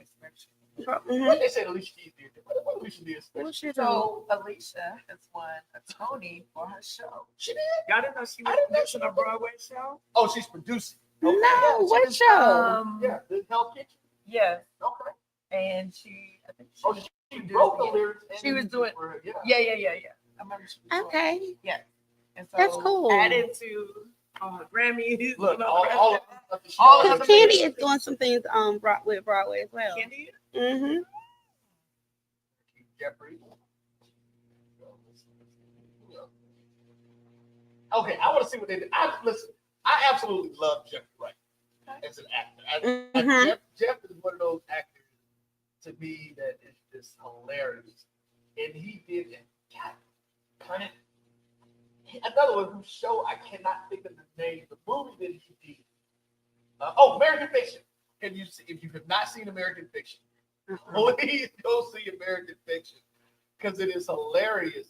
It's funny. It's let me tell you, it is, but it's so here's the premise of American Fiction. He is an author. He's an award-winning author. But just like in today's society, he has great work that he's done, that he puts his heart and soul into. His current works have been selling. What had been selling, just like we talk about TV, this ratchet reality stuff that's out there. Yeah. And so they actually have Issa Rae that plays in the movie, that plays the other author at the time, who's being very successful. And like even when they're reading excerpts from her book, and for real though, girl, and this, so it's ghetto, it's all get out. And so he was like, you know what, his guy was like, just write a book, man. Just put it out there. So he writes the most ghetto piece of work that he can come up with as a farce. To just do it because everybody's telling him to do it, and it blows up. And now I may have to go look at it. You have to go watch it. And it's on Netflix. Or where? It's on somebody's streaming Prime. service. Okay. But yes, American Fiction with Jeffrey Wright. He is, oh my goodness, it is so funny. And then of course there is a message to get to the end of it. There was like, this is the kind of stuff we need. Okay. Miss Jennifer Hudson. Oh, Miss Comeback. Yes. And we're waiting for, I know several of the other folks are supposed to be doing the vision board showing up. Okay. A little bit behind. And I got my guys, I'm gonna push them to see what they do if they harass me, but they've been with us for years, so they sometimes, I think. Yeah, Miss Joy. She's an actress. She's a Broadway actress. But yeah, not sure. Audrey Wilson, Las Vegas Ace, who's been the #1 player in the WNBA. Oh, okay, no. Yeah. Show me some baseball. One of the American track guys. Andrew Day. She's been doing awesome. A lot of. Mm-hmm. So she did the Lift Every Voice the same for the Super Bowl last year. Keith Lee, the MMA guy. So what did he do? 2024. MMA. Oh, this is the guy that came to Atlanta and was like everything was trash. Mm-hmm. Oh, and he the food critic. Yeah. Right. He was saying everything was all Trash trash. They all taste the same. You went too far. Well, I'm sorry. Bessie, of course. Stuff. Who else? Marcus Sanders. Want to highlight? Oh, who is that? Daily beer winning chef. Another. Okay. Some different thing. Denzel. Oh, that's my guy. I love this. You know, he just became a minister ordained like 2 weeks ago. Yeah, he got baptized and ordained on the same day. Yep. That's a very different. Okay, but yeah, but you know what? Yeah, he could have been doing the work. Well, that's just someone else that he was doing the work. And what I did learn, to be clear, is he became an MIT, which is a church folk. That's a minister training. Mm-hmm. So, but it was just strange that they baptized him, and then also at the same day made him a minister. Most people have to get baptized. Yeah. Most people did that. Yeah, and he got to get ready. If it is true that he's going to be the villain on Black Panther, so he probably got to go. So I'm wondering. Okay, I need a quick pause right there. I need a quick pause. Oh, so that's another thing. I think I left UAT. So I've lost. So I'm actually a minister. No, I was still. Yeah, you were already a minister. Okay. I remember. So I think so I've had a few more auditions, but I'm not on the title thing. I don't care about none of that. So, but the interesting thing to me is when I read about this, right? Well, glory to God, he got baptized. But I'm wondering, what will that reflect now in his career? Will he make different choices now? So I'm gonna jump in on you. But no, because I was gonna say he's always been a man of faith. I know that. That's what I was about to say. I know that. So how would it change? That's what I'm wondering. Will he be making a change now? Well, what would he need? Yeah. I'm just asking. Because is he really? No. So Denzel is one of the few actors Really that won't even curse? He take. doesn't. He'll curse. Yes, he does. He curses, but he won't take any roles that have sex scenes in them. Yeah. Because of his marriage. True. Mm-hmm. And what was the other thing? I mean, yeah, he cursed like a sailor sometimes. You ain't got nothing on me. Well, that was then. I'm saying like now, the old Denzel. He old now. No, but he said he's always been a man of faith. Yeah. And that's the thing. So he doesn't need like. And when I what would change? That's what I said. When I look at Denzel, I don't see anything about him that I've never seen him kiss a woman or like. He doesn't. Yeah, he doesn't need to change anything because he's been that. Even like from a husband's perspective, and respecting what he does and with the marriage. That's why I say he would never take any sex scenes and stuff in what he does. And so I think and again, and even the cursing part for me is one of those things. Because I've had this conversation with plenty of ministers and stuff. I said the words themselves are not bad words. It's how we use words. Yeah. So I can call you an ignorant fool, making it a harsh thing, and it's not to have a negative connotation. Yeah, absolutely. So and especially with him being an actor playing a role, the cursing has never bothered me. Right. From that perspective, even with ministers, I don't have role and the villainous part and all of that. He's an actor. That's a profession. Yeah. That's not something. Now, I guarantee you that I doubt that we'll see him play Satan. Demonic. Right. Yeah. There's a difference between demon, demonic, villainy. Yeah. But even the things that he's played spiritual, he's always been on the He's never been the guy that I'm the devil. Right. I'm coming to take your soul. Right. I don't think that would be the one thing because from what we say, he is supposed to be a villain in the next Black Panther movie. So, but again, you look at a villain. Look at one of the villains they had was Killmonger. probably 49% of people agree with Killmonger, in that sense. So it's even from that perspective, especially in the comic book stuff, villainy is perspective on what people are gonna do and how they do things. You know what I'm saying? So that villainy side, I don't think that's. Thank you for giving me the pause. I just wanted to get. I love so. 50 has to be the funniest dude ever to me. And I tell Ben, I said, listen, one thing you should never have is a petty man, unless you 50 Cent. Yeah. And you got the money to be petty. He should get away with it. Petty man, when a man is petty, that's not a good look. But if you're going to be petty, you got to be petty on this level. Yes. When he went and bought out the first 10 rows of Ja Rule's concert. Oh my God. Dude, it was the craziest thing. He was like, oh yeah, we got to see what you gave like for real when ain't nobody right there in front of you on the stage. He literally bought out the first 10 rows of his thing. And posted it. Yeah. Oh, he posted about it because they didn't know he did it until the night of the show. Yeah. And here's the funny thing. And this is what I talk about other men trying to be petty and trying to be somebody just did that. And I want to say it was Drake or Kendrick. Yeah, I think it was Drake did it to Kendrick. And Kendrick turned around and did a free concert. Turned around and did everybody in the concert for free. Yes. After he done spent all that money buying up the first 10 rows. I'm like, you can't be 50 Cent. Yes. Wow. He did. Wow. You cannot. But you still pay Kendrick. You still pay Kendrick. Great. I mean, but even with so he did a community service event. Yeah, Sam. Yeah. It's like, man, he is the level of petty. And listen, some of the stuff that I've been hearing about how he's been dealing with his exes. Oh, he don't. Oh, play. Yeah. I did know about that. Whoa. One of them was getting $40,000 a month, and she was still complaining. She was volunteering, right? It wasn't court order. It wasn't court order. He gonna go to court. Right, now she is $6,700. No, not even that. How about the ones that the girlfriend that he loaned the money to? Oh yeah, and he got a lien on her. That part. $100,000. She got to pay the 50 she borrowed and the 50 in fees. Yeah, he put a lien on her. Like I said, she probably don't have no money in the bank. To a whole nother level, and you won't. And unless you're a billionaire, she gave it to her mama. Right.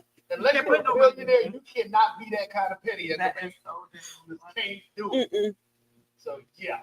Jasmine Crockett, you know, she ruffled a lot of feathers. Yeah. She ruffled a lot. Oh my God, when I went for her eyelashes, it was they started talking about her eyelashes. And she just went off on the little people. That part. What were you gonna say, Angie? I think she was laughing. Oh, you were laughing, yeah. She put an upset. I don't think she's done. She did a lot of upsetting in Washington, and I think it's funny. I think I'm here for all of her foolery, and it's funny. She's the modern age Shirley Chisholm. Yeah, she is the modern age Shirley Chisholm. But she does not mind bringing whatever level of pay she needs to bring just to shut people down. So, and listen, here's what we're going to do. We done took over, so we're going to probably have to push it back. Okay. For the thing. And we'll get some of the folks coming in and stuff. Because we actually have Brian and AD coming in at 1:30. Okay. And they're gonna be doing some stuff with it. But yeah, this is we have had some things that have been really, really interesting. As I go through this, Taraji, Lenny Kravitz, of course, to our performers. Before we shut it down, can we just real quick, Jamie Foxx? Oh yes. So I'm gonna pull these down. I was on that list. Okay, he is on the. I don't think you he is. Okay. So I'm gonna pull these. I actually wanted to talk about a couple of people that we didn't have on there. So what is your thing about Jamie Foxx? Because I think he's clone Tyrone. Oh, damn, wasn't he here making that movie? Wasn't he here making that movie when he had all the that stuff attack? happened? Everybody was like, dude, it was like 2 weeks after the movie came out. And everybody was just like, are y'all really gonna do this? Because initially there were rumors or there were statements that he had died. Yeah. He said he died. Okay. So he did say he died. He died. So listen, he got cloned. No. He said Atlanta saved him. He did. I did see that. I haven't watched the special. Okay, I've so heard you gotta look everybody at talk it. about it. I've heard I've heard everything. everybody talking about it. It's really, really Love good. it, love it, love it. It's Yeah. good. So you're gonna laugh. You're gonna cry. Uh-huh. You're gonna laugh and cry. And then you're gonna open your mouth like, did you really just say? Yeah, Well, I am. No. I don't know. I've heard from some. I've heard from. Yeah. them, I know. like, they cried. They got little. My daughter my daughter's sitting over there looking at me like, I think you really need to stop if you cried at the Marvel movies. So You cried Marvel movie? so I have this thing. Daughter, we gotta talk. Let me tell you, I have this thing about the triumph of the human spirit. Okay. So whenever I see people doing things that they overcome and that have been very difficult for them, I get emotional. I So love you're that going kind to of stuff. cry Yeah. to the Jamie Foxx special. Now receive that. Okay, well, I ain't gonna watch No, you gotta watch it. 2025. Yeah, it messed me up. It messed me up. All right, so yeah, I'm gonna check with the guys to make sure they're still on. I don't know if Drew can hear me. I see him in the studio, but I'm gonna make sure they're still coming in. I've already had to change their time, so I'm not gonna I pushed them back. Okay. Because they were gonna 2:30 thing. But we'll get started with some things over there so it won't take as long because with a vision board, Oh yeah, no, you that's have fine. to get your thoughts down. You have to cut, you have to play, you have to think. Right. Yeah. Well, and the folks who I believe are here who are going to be participating in some of the vision board,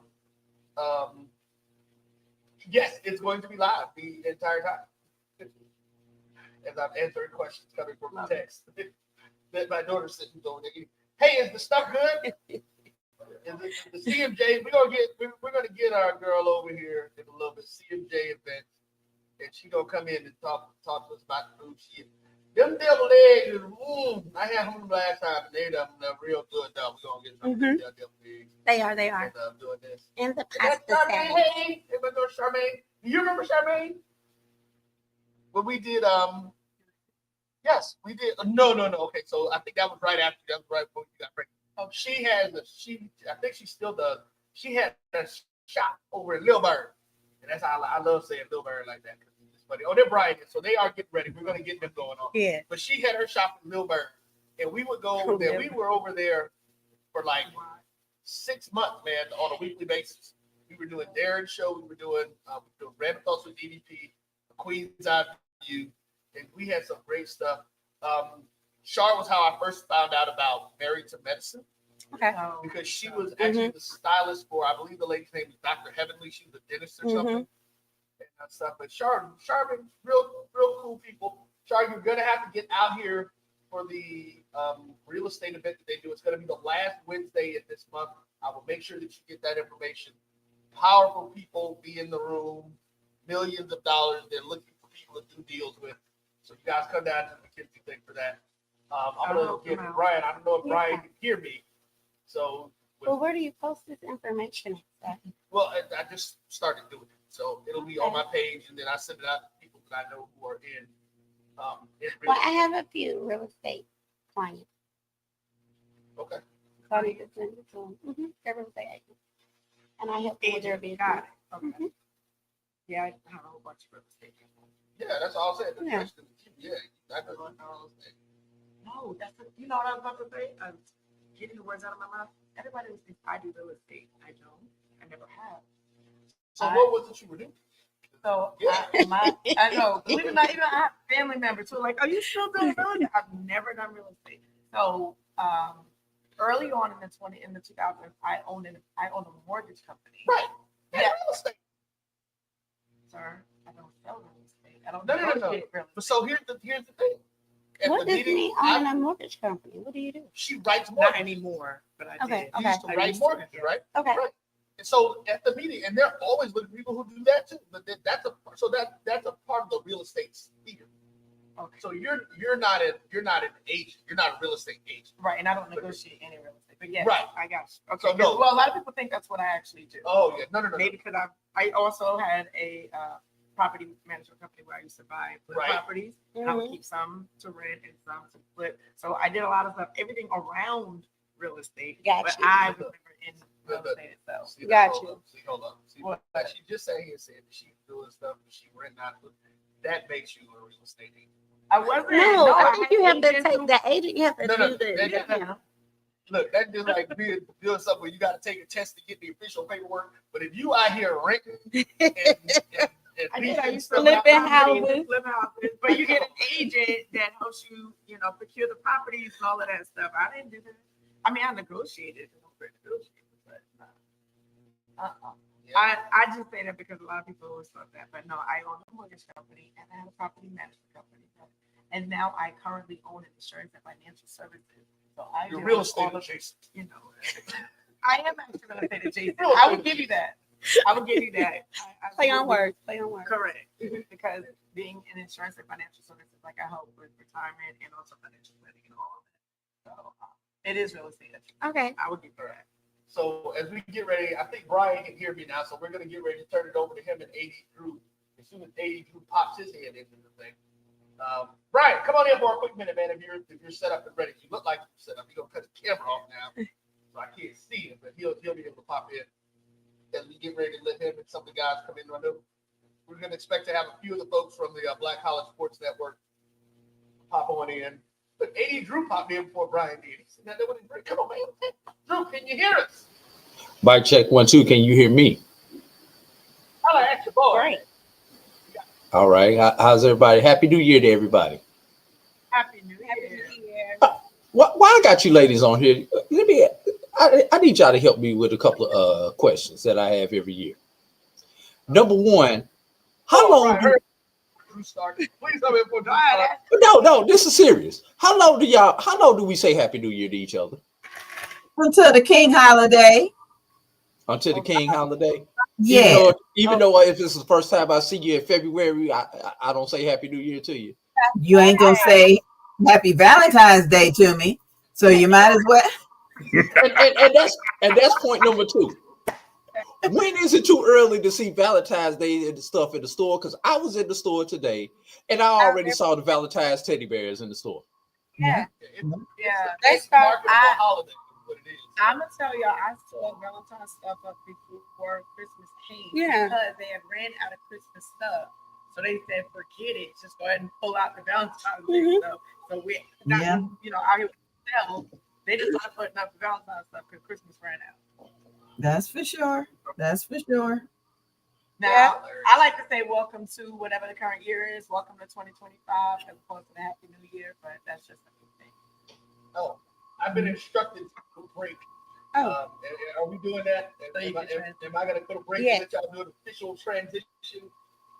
Put y'all here and then we'll fade out while y'all are doing y'all piece. Right? Can you hear us, Ryan? I hear you. Hello. Happy New Year, everybody. Happy New Year, ladies. Happy New Year, Roy. I hear everybody. I didn't know I was producing. I'm just here. I'm just here as guest, as talent. I didn't know I was producing too. I figured with y'all segment, we would be able to do some stuff while we dealt with some of the folks here in the facility as we keep it live. And you talk about some of the sports, man. A couple of things as we do transition into some of the sports. Of course, we talked about some of the greats that we lost this year from the athletic field. Willie Mays, Ricky Henderson, Kim Baby-Tumbo. Just real sad about some of those sports figures. But listen, of course, those of you, and I'll do my official introduction before I turn it over to him. 80 Drew, man, he goes back to FAMU with us. Drew reached out to us back, I believe it was 2016. We were doing stuff at Ever Waters, and he's like, "Yo, man, how y'all doing? Let's get down. I want to get down on the crew." And came in, and he's been down with that ever since. But he used to come hang out on Sharkey Street with us, which is where we lived in Tallahassee, with some of the guys and stuff. We've been doing some things. And then, of course, that guy right down there in the corner. That's the other side of my brain. Brian is the first conversation that we had today. Brian is the reason for that conversation. Okay. When Brian and I first started this company and started doing the things we did, the first thing that Brian said, we got to get sisters involved in what we're doing. We want to make this thing successful. And that was his statement. So I don't even try to take credit for it, but he was right. Brian, we had a whole soliloquy about how it's time to pull a whole other crew of sisters on board. So Yes, indeed. Yes, indeed. We need some new voices, some more enlightened voices. You know what I'm saying? And it always has to come from our Black women. So we definitely got to find a way to feature more in all of our genres that we talk about here in 2025. That's right. That's right. So we are going to go ahead and take a break. The ladies and I here at HB, we're going to step away. The guys are going to be on definitely for the next hour. We're expecting some more of the folks from the Black College Sports Network to at least drop in, say hello, and they talk about some things that are going in and doing it. But we're going to be back. As soon as they're done, we're going to jump into what we're going to do with the vision board piece. Gotcha. And going from that one. And then we'll be getting ready to do stuff. Of course, we got our mental health conversation going to be coming up 3:30-ish, 3:15-ish. And just in case you're still not here, Shantae, I know she's going to be breaking out shortly. But thank you for coming back in with me and sitting it in with me. Like I said, we did this thing for 2.5 years, man, almost 3 years, and loved it. And we had some great conversations. But we're going to be back right after this, guys. Let me get a little bit before I do that, before I forget to do it when I come back. But we'll be back with more with the guys from the Black College Sports Network. I'm gonna run y'all under the game time moniker when we get back. Angie, are you sticking around, love? I need to do the vision board. So yeah, I got my pen, my paper. I'm ready for it. On the feed, share with guys. Yes. What we are right now is going to transition to them doing game time, but we're going to take a break and we'll be back right after this. Oh, wait a minute. This is Brian Fulford. AD Drew and I are co-hosts of the BCSN Sports Wrap. We talk about all things related to HBCU athletics. From the games, teams, coaches, and fan interest stories, we cover it all. You can find our shows on Facebook at BCSN Sports Wrap, YouTube at MyJBN Online, and everywhere you listen to podcasts like Anchor, Spotify, Google, and Apple Podcasts. You can also find the show on the Jericho Broadcast Network's app. Make sure to download. We look forward to you joining the conversation and being a part of the show. Looking for the ultimate cultural experience of 2025? The Zora Outdoor Festival of the Arts is where you need to be. From January 31st to February 2nd, Eatonville, Florida will come alive with incredible live performances from the Levert Experience and the Bar Cave. Immerse yourself in interactive art. Shop from over 80 vendors. Take a journey through history with a new virtual tour app. And enjoy family-friendly STEM activities. Plus, don't miss the unforgettable R&B tribute to the legends, honoring talents such as Whitney Houston, Marvin Gaye, and Luther Vandross. This is more than a festival. It's a celebration of Eatonville's rich cultural heritage. Visit zorafestival.org for tickets.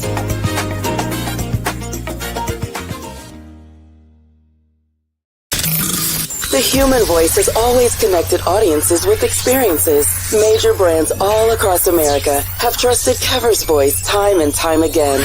Conversational, powerhouse, intelligent, and sincere. That's the voice you need for your creative marketing process. KEAVERSVOICE.com. Cover's Voice, Cover's Voice, CoversVoice.com. Always on, all the time. Hey y'all, it's your girl Sonia from She Say Sports. Make sure to check us out every Friday morning at 9 a.m. on Black College Sports Network, YouTube, and Linktree. And please don't forget to subscribe to our YouTube page.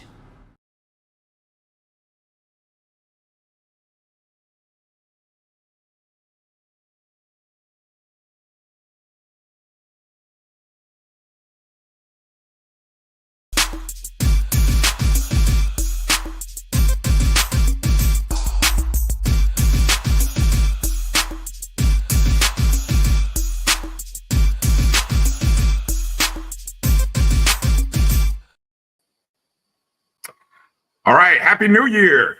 Brian Fulford, AD Drew. We are right here live. We are the guys who normally do the BCSN Sports Wrap Sunday night, 6 o'clock Eastern, 5 Central, right here on the Black College Sports Network and the Jericho Broadcast Networks. And it's a pleasure to kind of be here with you, Drew, as we break open and start the new year. And, as we sit here and celebrate the 25th year of V108, the vibe. And I'll tell you, I don't know if Roy has already shared the story, Drew, but it's funny to think that this station started in a spare bedroom that I was renting in my house some 25 years ago. And man, I tell you, the places that we have been and the things that we have done to try to move this thing forward, man. What a journey it's been. As amazing as that is, Brian, it's hard to imagine that we are a quarter of a way into the new millennium and into the new century of the first millennium. Am I saying that right? The first century of the new millennium. That's what it is. The first century of the new millennium. Yeah, You the know, only one that I'll probably see, but I got you. Yeah. Because we were talking about it pre-show. Remember 1999 and all the crazy stuff that everybody was going through in 1999 as they were worried about, is everything going to crash as all the computers switched to 2000 and oh man, yeah, it was let me see, 25 years ago. Yeah, I remember so vividly where I was, the people I was with, that New Year's Eve night in a club in Miami, listening to who was the DJ at the club? Oh my gosh, why can't I think of his name? Real famous DJ. I can't think of his name. This has been the late 90s. From out of New York. Nah, this is from out of New York. He was a DJ from out of New York. Kid Capri. Thank you. Kid Capri. Yes, Kid Capri. I see, you said it. That was the first name. Kid Capri. Me and my guy, Ray, and I was with a couple ladies. Both of them are married, but not to either me or Ray, so I'm not going to put their name out there. But they're rattlers, and we were all together on New Year's Eve, and so we just leave it at that. But it was a good time. I still remember it to this day, man. And I remember the song.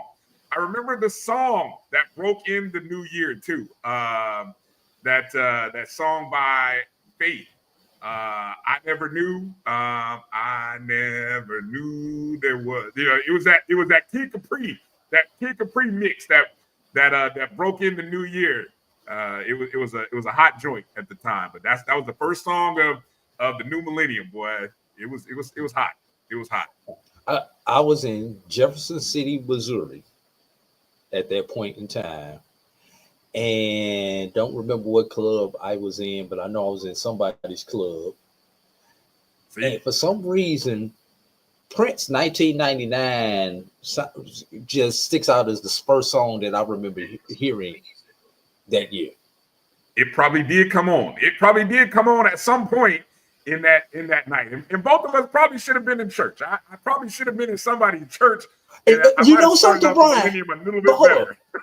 Hold up, Brian. Now that you mention that, I'm gonna tell you what happened. I went to church that night because I remember what church I remember what church I went to. I can't remember the name of it. But church to the club. Look at you heathen. I am the biggest heathen in the world. No, Lord, that's why God is good. The fact that forgives us of our sins, boy. I tell you what. I had communion wine before we went to church. That's all I'm gonna say. Thank you, my guy, Josh. Thank you. It was the Fat Man Scoop remix. Thank you, Josh. Rest in peace to Fat Man Scoop. Thank you, Josh. That was what it was, right? But I didn't get the DJ right. It was Kid Capri. That was coming in. See, look.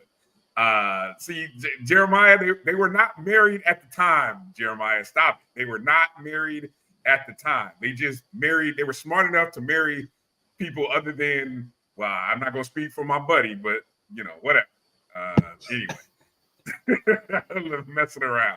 HBCU Vantaw, hail Wildcats. I hope I'm going to wish the Wildcats a better year than 2024, except for that game in November in Orlando. That's all. Keeping it real. And Jeremiah Clark. Oh, I was going to do a shout out to Joshua. Made some big moves personally in 2024. Our brother Joshua moving up the I-95 corridor. You too, big move. Look, you and Josh joining leading the ship of two SIAC schools, and for the better. Both Savannah State and Morehouse are for the better to have Josh and you in that role. And you know, and Josh could probably co-sign on this, and we're going to get into some sports. But you know what I felt like when both me and Josh were out there on the market. You know those during the free agency period, you got those two hot free agents out there, and you know, as soon as one of us signed with somebody, the other person's going to scoop up the other one. That's how I kind of felt like. Who was going to sign first? Right? Who was going to be first? Who was going to sign first? Right. Yeah. Exactly. Yeah. Exactly. So that's how I kind of felt about me and Josh. We were both out there because we were both looking. We both knew about every job opening was out there, and we were talking to each other about the different job openings out there. And it was like, okay, all right, I think I'm gonna take this one. And he was throwing something out at me. And when I landed at Morehouse, I'm like, I think that's where he's gonna wind up at now. Yes, indeed. Well, hey, congratulations and Happy New Year to everybody who started a new role, a new life journey, a new experience in 2024. And for us, we're getting ready to move into 2025. This will be coming up on later this year will be our 9th year of doing the BCSN Sports Wrap, Drew. I think we can proudly say this, and I don't know about Dr. Cavill's show. Doc's been doing his show for quite a while, but I think we might be one of the longest running HBCU sports themed shows. One of. I don't want to take the mantle and say we are the oldest or longest, but I think we might be one of the longest running shows. Top five. Okay. I'll take that. I'll take top 5. Amen. I'll take top 5. So, obviously what we're going to try to do is kind of look back on the past 2024. It's so hard to predict what 2025 might look like. But let's talk about a theme. How about a theme for 2024? Before we get into some of the stories and some of the things that happened in the past year in the HBCU sporting diaspora, can you think of a theme? What might have this theme of 2024 been? What might you call it or give it? The year of I never would have thunk it. Okay. Because as I went back and pulled some of the top headlines and stories from 2024, who would have thought some of these stories that we had happen to us in 2024 would actually happen? I'm going. Can I give you some top who to thunk it moments? Well, hold on. Let me before we go to that, because I think that goes into some of the themes. Let me go with my theme. I think one of the biggest themes for this year was expanded coverage.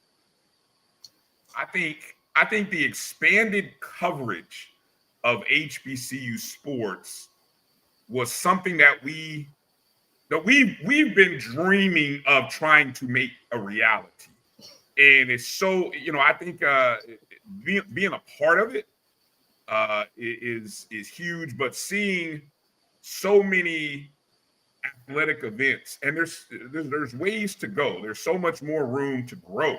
But I think this, compared to any year in this millennium, Drew, since we're talking about the past 25 years, this was an expanded amount of coverage, an unprecedented amount of coverage in 2024. And hopefully our universities and colleges are able to kind of reap some of the financial benefits that come through increased marketing, sponsorships, revenue streams, and all this stuff that comes with increased exposure. So that's kind of my vision. So what are those moments? I saw Josh put one of them up there. That's got to be one of them, though, right? Yeah, and here's the crazy thing, Josh and Brian. FAMU had enough stuff happen to them, both in the athletic arena and outside the athletic arena, that's a whole show by itself.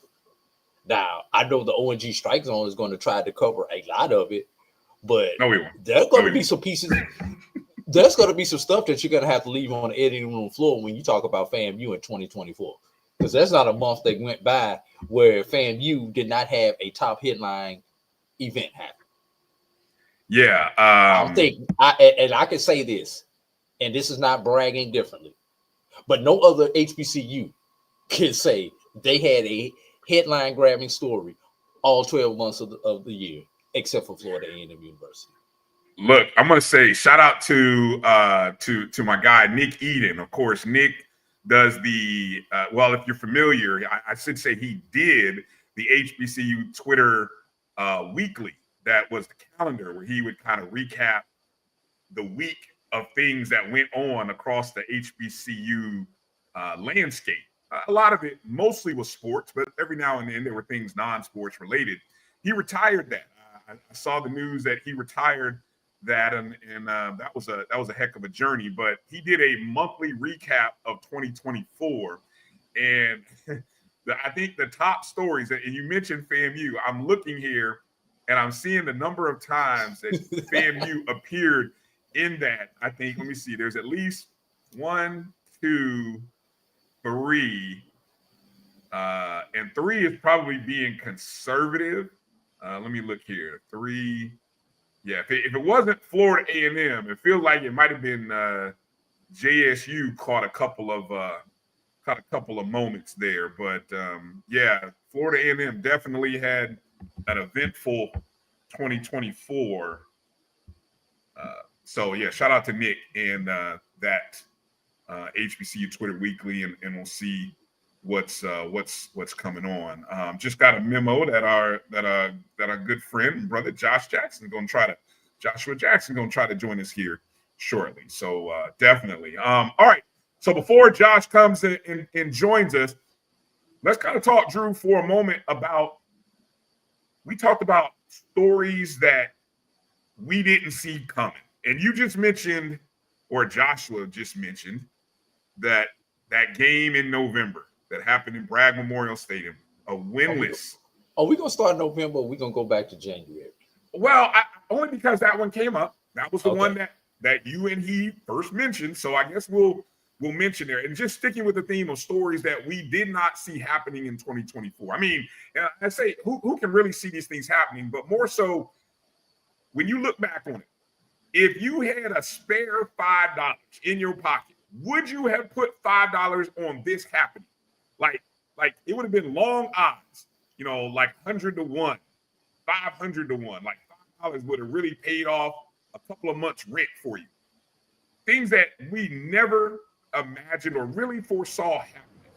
And yeah, that Valley loss on that date in November was definitely one of them. Welcome into the show, our brother, our Rattler brother, who now is the sports information director. I think that's what they call. I don't know if that's what they call it, Joshua. That's what I always call the role that you serve. So I'm gonna let you give the official title, but welcome on Joshua Jackson from Savannah State University. Josh, what is your official title, sir? Fellas, happy New Year to you guys. I am the Assistant Athletic Director for Media Relations. So I'm a little bit of a bump up in a title, but it's pretty much the same thing. A lot of working with media and that sort of thing. I've never changed, but definitely glad to be on, and definitely glad to be with my brothers. For another year, God has been good to us, and definitely been good. Be glad to come on and holler at you guys for a little bit. Amen. Appreciate you taking time. We were just getting into some of those stories that we didn't really foresee. Like we, not in my wildest dreams. And I mean, a lot of us, we have wild imaginations, but I didn't see that one coming from Valley. So I don't even know where to go with Valley's overall losing streak was about as long as FAMU's home winning streak. Yeah. Valley was coming into that game, I think 0-9, 0-10. 9 into the season. They had lost like 15, 16 in a row. No, they were 0-10 because they only had one game after us. They were 0-10. And they had lost something like 15, 16 games in a row coming into that contest. Florida A&M had the second longest home winning streak in FCS football. Might even be all of Division I football, if I'm not mistaken. 23 wins. I think somebody in front of them had like 26. Perfect storm, Josh. Perfect storm. If you tell me that. Yeah, absolutely. I would have never put There was no way. There was absolutely no way, because when that came across my phone, because of course I was working, didn't get a chance to see the game live. But when you look down on your phone and you see Valley goes in, not only wins the game, but goes into Tallahassee and wins the game at Bragg Memorial Stadium, which, as you mentioned, has been a fortress for a number of years now. And you know how people can be on social media. You know how people can be in the SWAC rooms and everything. How brutal and how ruthless they can be on SWAC Twitter, as I've been calling it for a little while. It's tough. It's tough, and really how we can be as all three of us being Rattlers, how we can all be when things don't go the way in which we expect for it to go. Somebody's got to lose their job. Somebody didn't do this. Somebody do X, Y, and Z. Is somebody else? Is this person's fault? Is this AD's fault for bringing this coach in, or not bringing it, or not keeping a previous coach? And that's a story neither here nor there. But how we can be. So it was just a perfect storm of all kind of crazy things happening there. But that Valley, that just really the sun shines on the dogs. Every now and again, and it shined. It shined brightly on those Delta Devils on that November afternoon in Tallahassee. Yes, if you told me that loss occurred in Itabena, you could have sold me on that one. Maybe. Right. If you'd have told me that loss happened in a neutral site game, you could have sold me on that one. Bruh, why you BSing, man? I got work to do. I got to get this recap done. You coming across with this garbage? That's how I was feeling at that moment. I'm like, okay, maybe they got the scoreboard device hooked up backwards and the numbers are going to the wrong side. And no, that was legit. If there's a category of upset of the year, that has to be the top winner. Yeah. Let me give you guys another story that I think, when I look back on all of the stories of the year, was probably a shocker to me. Like, I really didn't see this one coming because of the success that was happening, that we were witnessing. Talladega College essentially, I don't know, shutting down its women's gymnastics program. Yeah, one and done. After one season, you had a young lady, Kristen, I want to make sure I get her name. Was it Kristen? Is it Johnson? Hold on, I got it. I pulled up the story right here. Why can't I pull it up? Kristen, I want to make sure I say her name right. I'm gonna pull it up here real quick. But essentially, Johnson. Yeah. Okay, that's what I thought. Kristen Johnson essentially had helped lead this Talladega women's gymnastics team, which was the second gymnastics program by an HBCU on the heels of Fisk starting there. And she was a highly decorated gymnast leading. I mean, that program was off to a great start. She even won, I believe she won some, a national award, national title, or at least she won. I mean, she won something. I'm going through my notes, the notes here we did, Drew. So, I mean, you want to help me out, figure it out there. But I'll go through it. Essentially coming right out of spring break in March, I think it was. She took home the national championship in the vault. Okay, national championship in the vault, right? Yeah. But essentially, right after that, in the month of March, the program essentially was told that we're not going to carry forward with the program. In July, 3 weeks. Matter of fact, this came out, if I have my timeline right, this came out during the media days that we were having for football, which all occur in July. I think this may have came out right before it was either right before or right after SIAC media day, because SIAC was first, but it was during that same week. Yeah, Talladega College, just coming back, recapping from Stephen Gaither's article on HBCU Game Day, July 12th, 2014 is when the news broke, and that the program was going to essentially be folding at the end of July. And they started this fundraising effort, but really the amount of money that it was going to take, it was almost like a dead man, I hate to use the phrase, dead man walking kind of situation, because unless somebody of a name, you know, an Oprah, Tyler Perry, I'm just throwing around billionaires, right? Unless somebody like that came out and said, I'm going to drop, I don't know, $2 million into the bucket to keep this thing going. But it seemed like no matter what amount of money that they were trying to raise, the school had determined that we're moving forward or moving away from this program, and all of the notoriety and all of the positive promotion and everything that went with it, poof, gone. And I mean, it quietly, you know, I don't know if we raised enough fuss about it, because it came during that time when we're starting to get in that mode of, oh, football's here. We have football media days. Let's go. But quietly, the story that we really didn't talk about and raise enough fuss about was what happened with that program and to those young ladies. Josh, I see you shaking your head. You agree. What could have been a real budding rivalry between Talladega and Fisk, you know, with them being the only two HBCU gymnastics programs, you know, being able to have that nice little rivalry. You know, you hear a lot about all the success that the Division Ones are having with the Floridas and the LSUs and the Utahs and the UCLAs and all of those Alabamas, Big Ten, Alabama, you know, all those Big Ten and SEC programs, and to finally see some things begin to turn. You know, you saw a little bit of that groundswell with, you know, men's volleyball, with the SIAC taking on men's volleyball a couple of years ago, and that groundswell beginning to happen. And now you're starting to see some sports that aren't necessarily what we consider HBCU or black sports being able to come to HBCUs and have some success, like a gymnastics, like a soccer, you know, all of those things, be able to turn and say, hey, you can play other things and have your school paid for at an HBCU in sports that you know, we may not necessarily play. You know, so it's tough to see, you know, and I think just Talladega as a whole, you know, them still trying to figure out what direction they ultimately want to go into, because yes, they went back to the GCAC and, you know, trying to find their footing back, and they're after being out of the GCAC for a number of years. I'm sorry, the HBCU Athletic Conference for a couple of years. Sorry, Dr. Barnes. for a couple. They left the GCAC and came back to the HBCUAC. Right.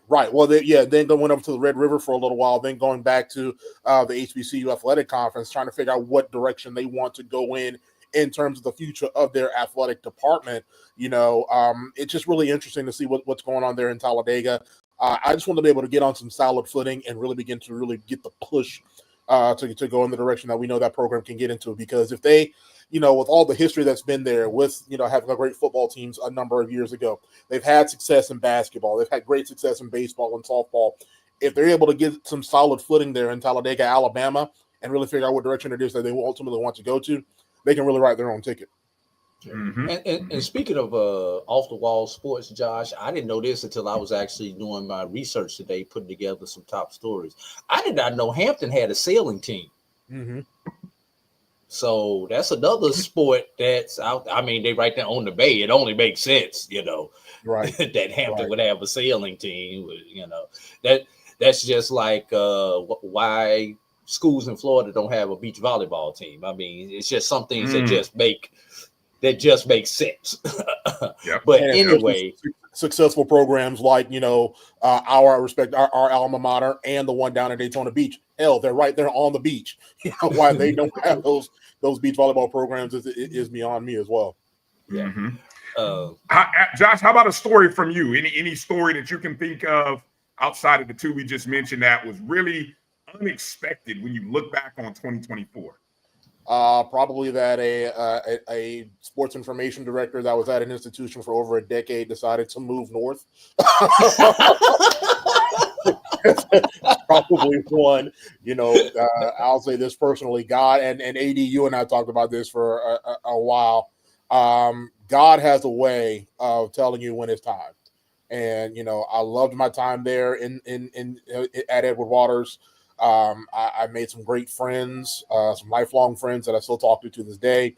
You know, coming back to Jacksonville in different colors is going to be weird, especially when we play, you know, basketball and play baseball, and of course next year when you know, having to play football and that sort of thing. Coming to Jacksonville in orange and blue. Anybody who knows me, I'm a Seminole fan, so having to grasp orange and blue is a different thing for me, but. it was time. It was time. I needed to be pushed in a different direction, and like you said, like I said, God has a way of telling you it's time, and some things happen, and I was able to land on my feet and really get into a great situation at Savannah State, in which I could not be happier with. I love my AD and Opia Mashariki. It just goes to show that Wildcats and Rattlers can get along just fine.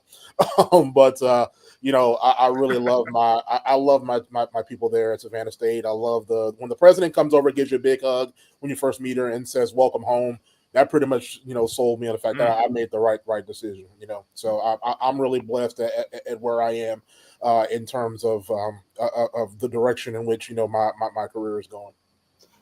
Josh, I'm gonna throw this out to you. Piece of advice. I don't know if you realize my first official football game at Morehouse was the Tuskegee Morehouse Classic.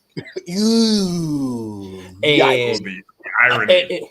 Even though I was unofficially doing some things, to officially take that job on that Tuesday, and then that Saturday I'm in Columbus, Georgia, for the Tuskegee Morehouse game, and people who you know and have personal relationship with see you walk in with a big M on your head instead of a TU on your head. And the moment they, and I'm gonna tell you this is gonna help you out, Josh. The moment they start talking trash to you, you'll get over that. You'll get over that love that you have for the institution real fast. Yeah, they can't take those memories away from you. You're right. You get over the other stuff, and unfortunately, if they happen to beat you, like Tuskegee did beat Morehouse on that day, you're gonna need a clever comeback. You know what my comeback was? What was that? Wait till basketball season. That's all I can say. So, and ironically, that basketball is going to be for everybody to see because we'll be out in Oakland for the NBA HBCU All-Star Classes. So let's see if I can get my get back over what they did to us in football. But I do have a story, Brian, I want to get to.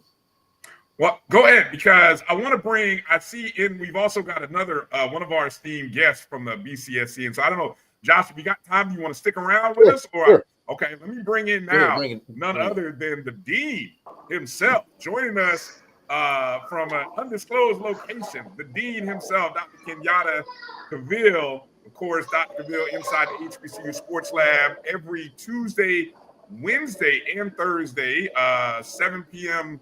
Eastern, 6 Central. Doc, Happy New Year, brother. How you doing? Happy New Year. Happy New Year to the crew. Game time. Happy New Year to Joshua. It's good to see that he's spreading some holiday cheer with us, all the marvelous work he does. Yeah, I'm actually at the movie theater. I wanted to do something a little different. I took my son out, Deuce, and so we're watching the game on the big screen, the movie screen. Oh, wow. In terms of Texas and Arizona State. So he's enjoying it, but I wanted to step out and make sure I showed some of the BCSN Game Time crew some love in terms of HBCU sports. Is that what we do with movie theaters now? Because nobody goes to the theater to watch a movie anymore. You watch it on the 70-inch at the house. So is that what we're doing, having watch parties in movie theaters now, Dr. Cavill? I guess that's the way it is. We are in a capitalistic society. Some would say hyper-capitalistic, and I say some, that's mainly me in terms of that. And so whenever you can find a way to generate some revenue and some money, I think most organizations will figure it out. In the movie theater chain, AMC 30, to give them some credit, they put it together. So they'll actually have the ability for fans that want to see these championship games all day long. They can come to the movie theater and check it out. Tell them I want to get my plug for help doing some free advertising for them, but that's what we're doing.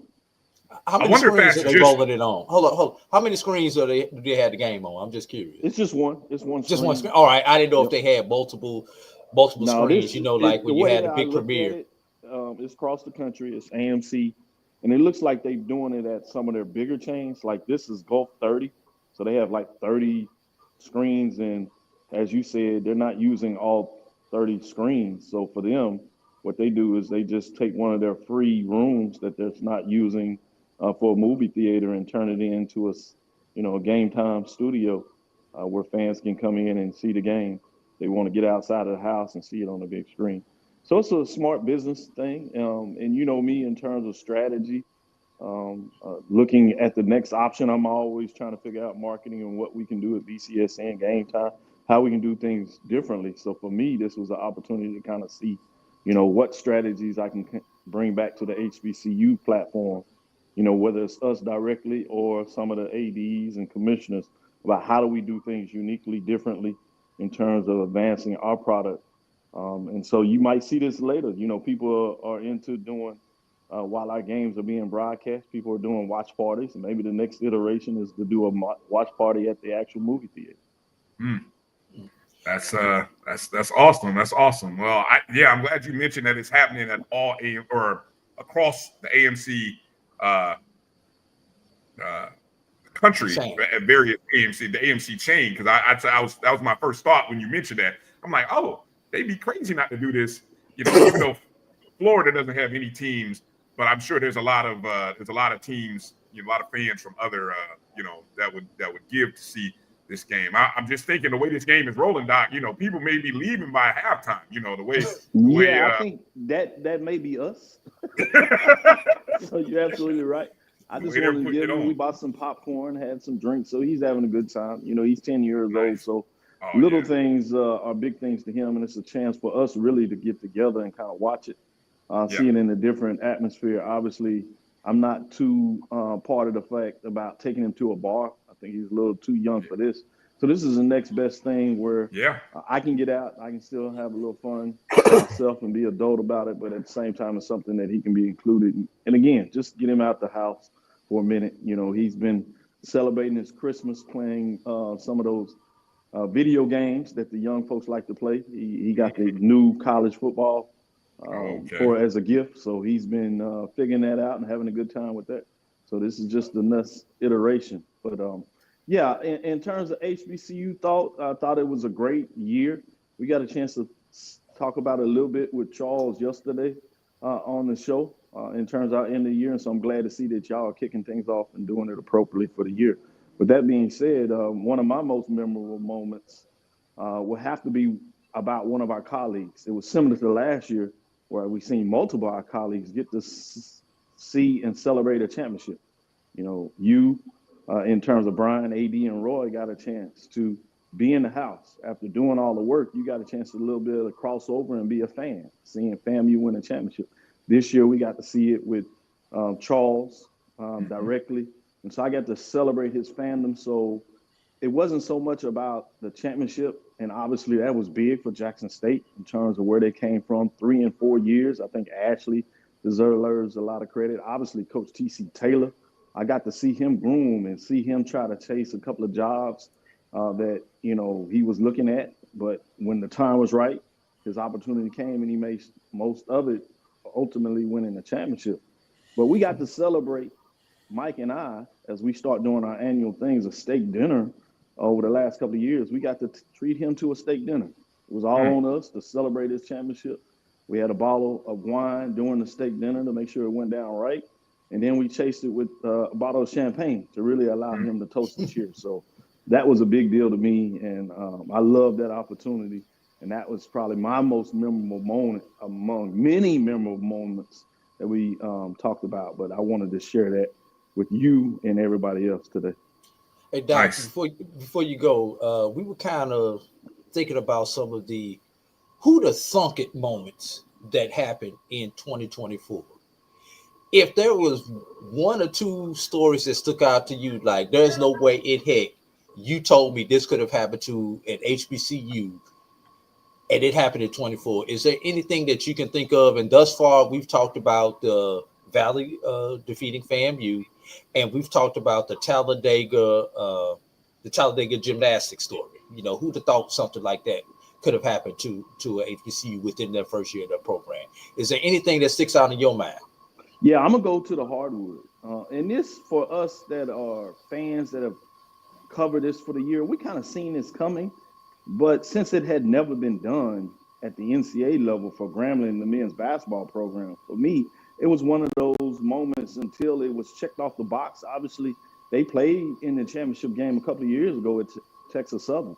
This year, they got to play against Texas Southern again, and they got it done. They They defeated the big gorilla, if you would, in terms of Texas Southern, and maybe I should say Tiger. And as the Tigers themselves, they got the win, and then they doubled down and they won the first 4. So mine is Grambling State getting their first trip to the NCAA tournament and kind of wiping that out the way with such a rich program. This is a program that actually has won an NIA national champion, but they have never been to the NCAA tournament at the Division I level, where they can get that proverbial monkey off the back, since we talk about an 8 there, throwing out these 06 references here and there to start off the year a little bit back and forth. But the Tigers got it done. So that's my biggest memory, and who'd have thunk it. They finally were able to do it and get the victory. And like I said, they doubled down and actually got the first 4 win, which I'm sure the presidents, chancellors, including the commissioner, Dr. Charles McCullum, were extremely happy about, because that means more money for the SWAC. Can I add to that basketball, Brian? Sure. If we think back to the month of March, how much success our HBCUs had in postseason basketball? I mean, you had Norfolk defeated Alabama A&M in whichever alphabet soup postseason tournament that was. CBI, CIT, I don't remember what it was.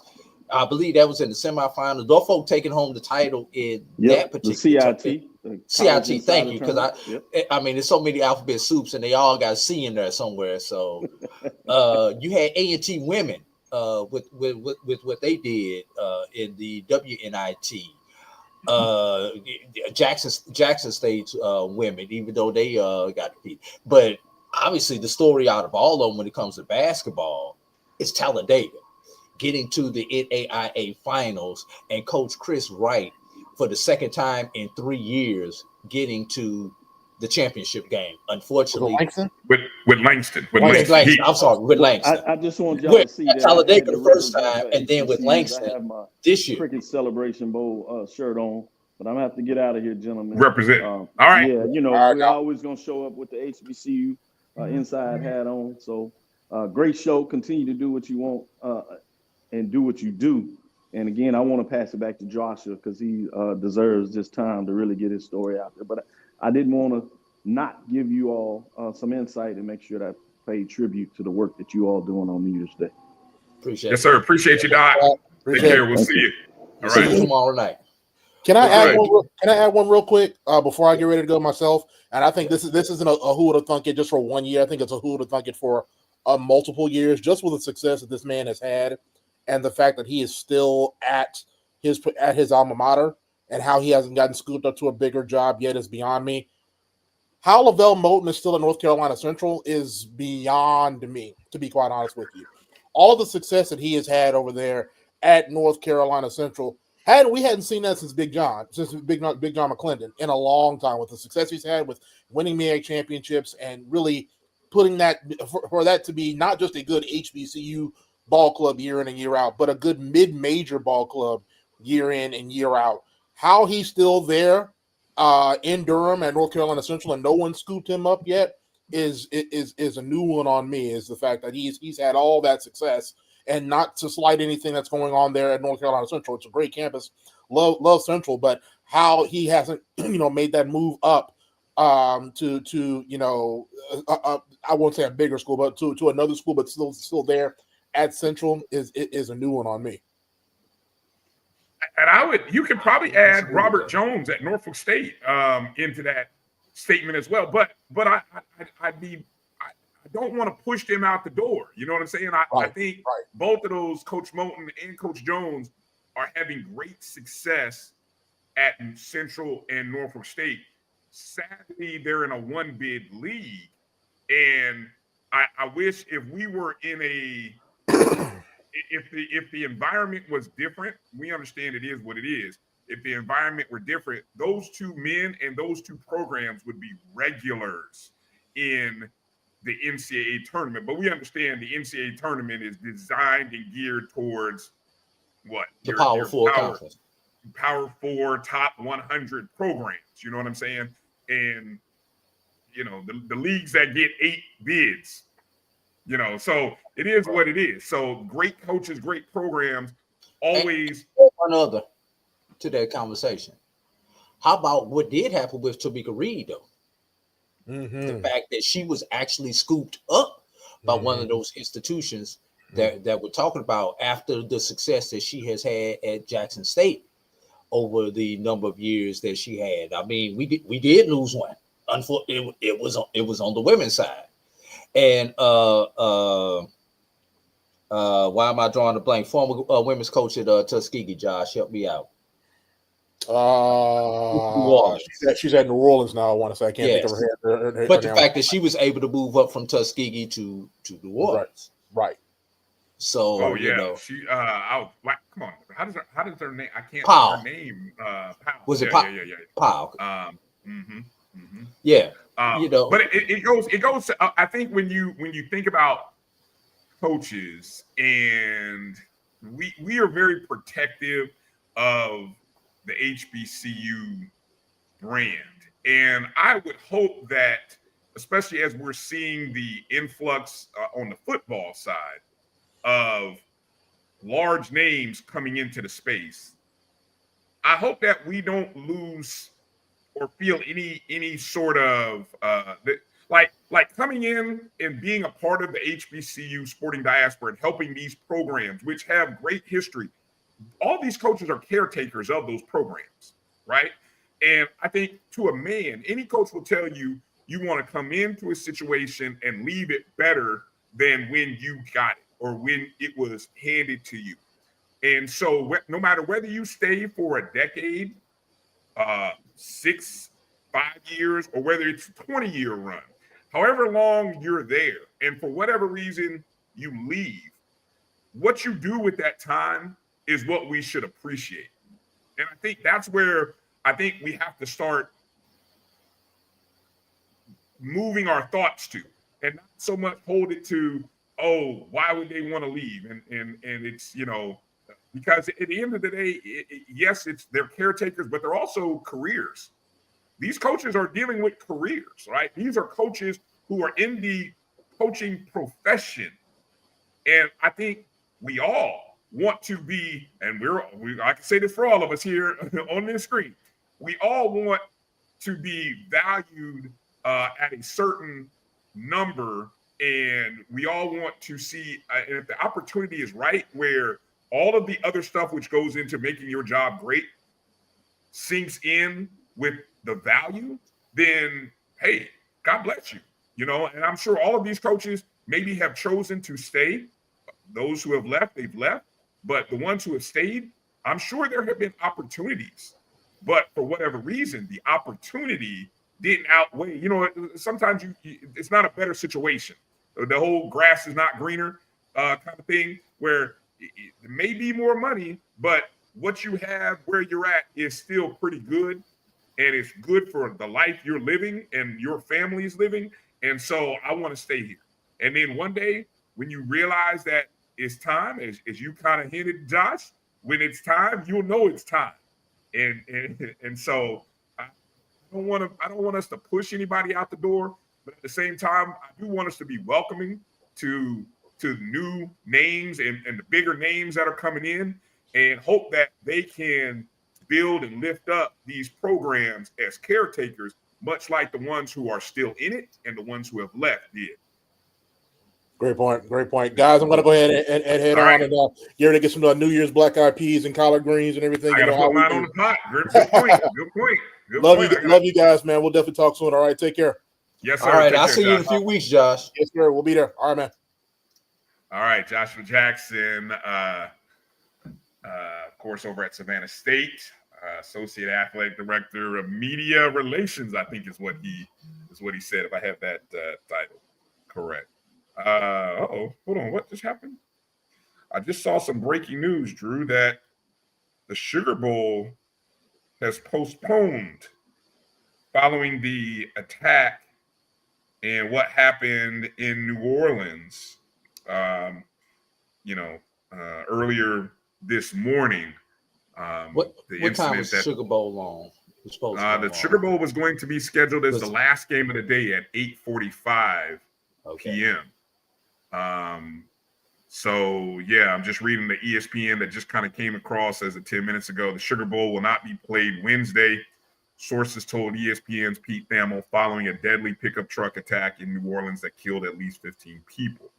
That happened just overnight. So definitely, thoughts and prayers to the people, the families that were involved in that. And, obviously sports is a big deal, and that's a major event.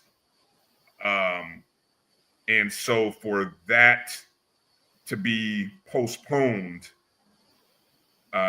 is significant, and it's proper, and I think what'll happen, it'll be interesting to kind of see how that plays out over the next 24, 48 hours.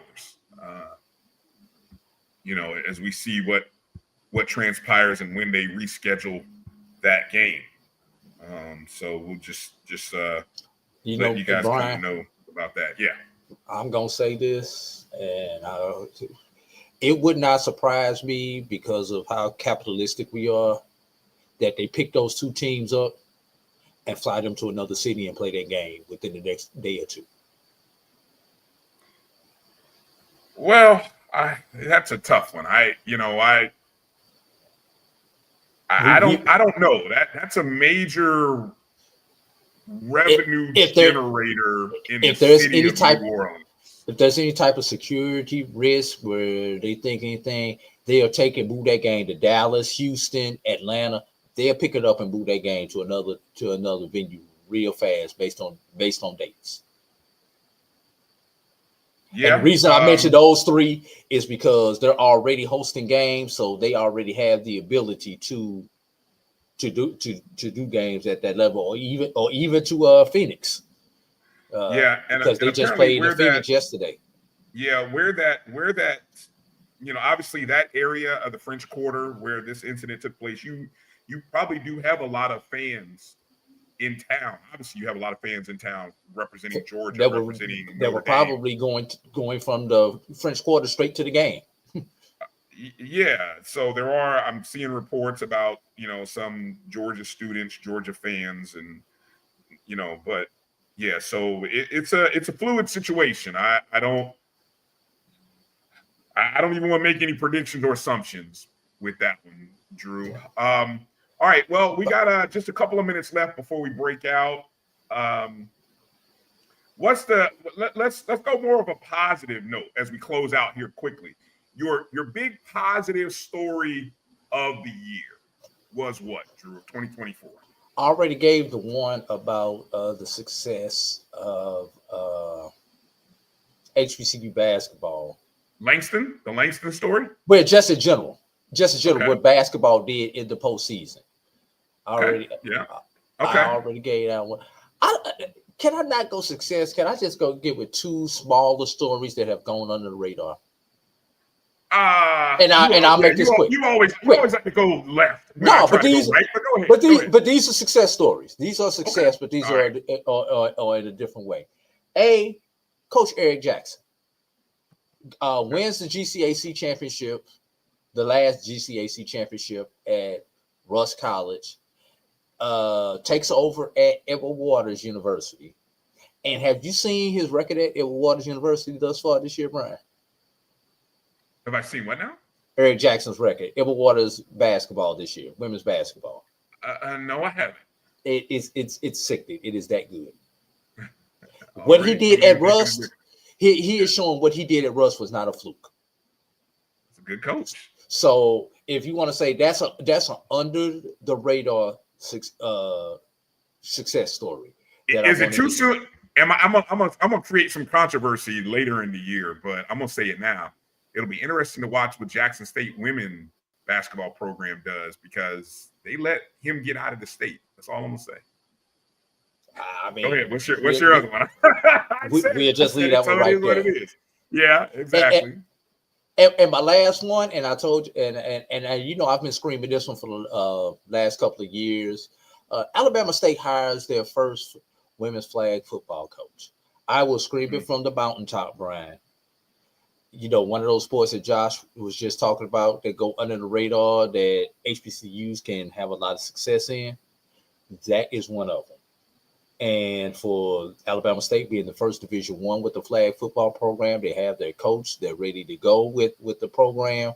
I'm telling you, it's 2025 now, Brian. By 2030, flag football is going to be a big sport. We're going to be talking about flag football like we talk about basketball and baseball. Won't be like tackle football, but we'll be talking about it right along those other levels. It's going to pass our conversations for volleyball and softball, I think, when it comes to athletics.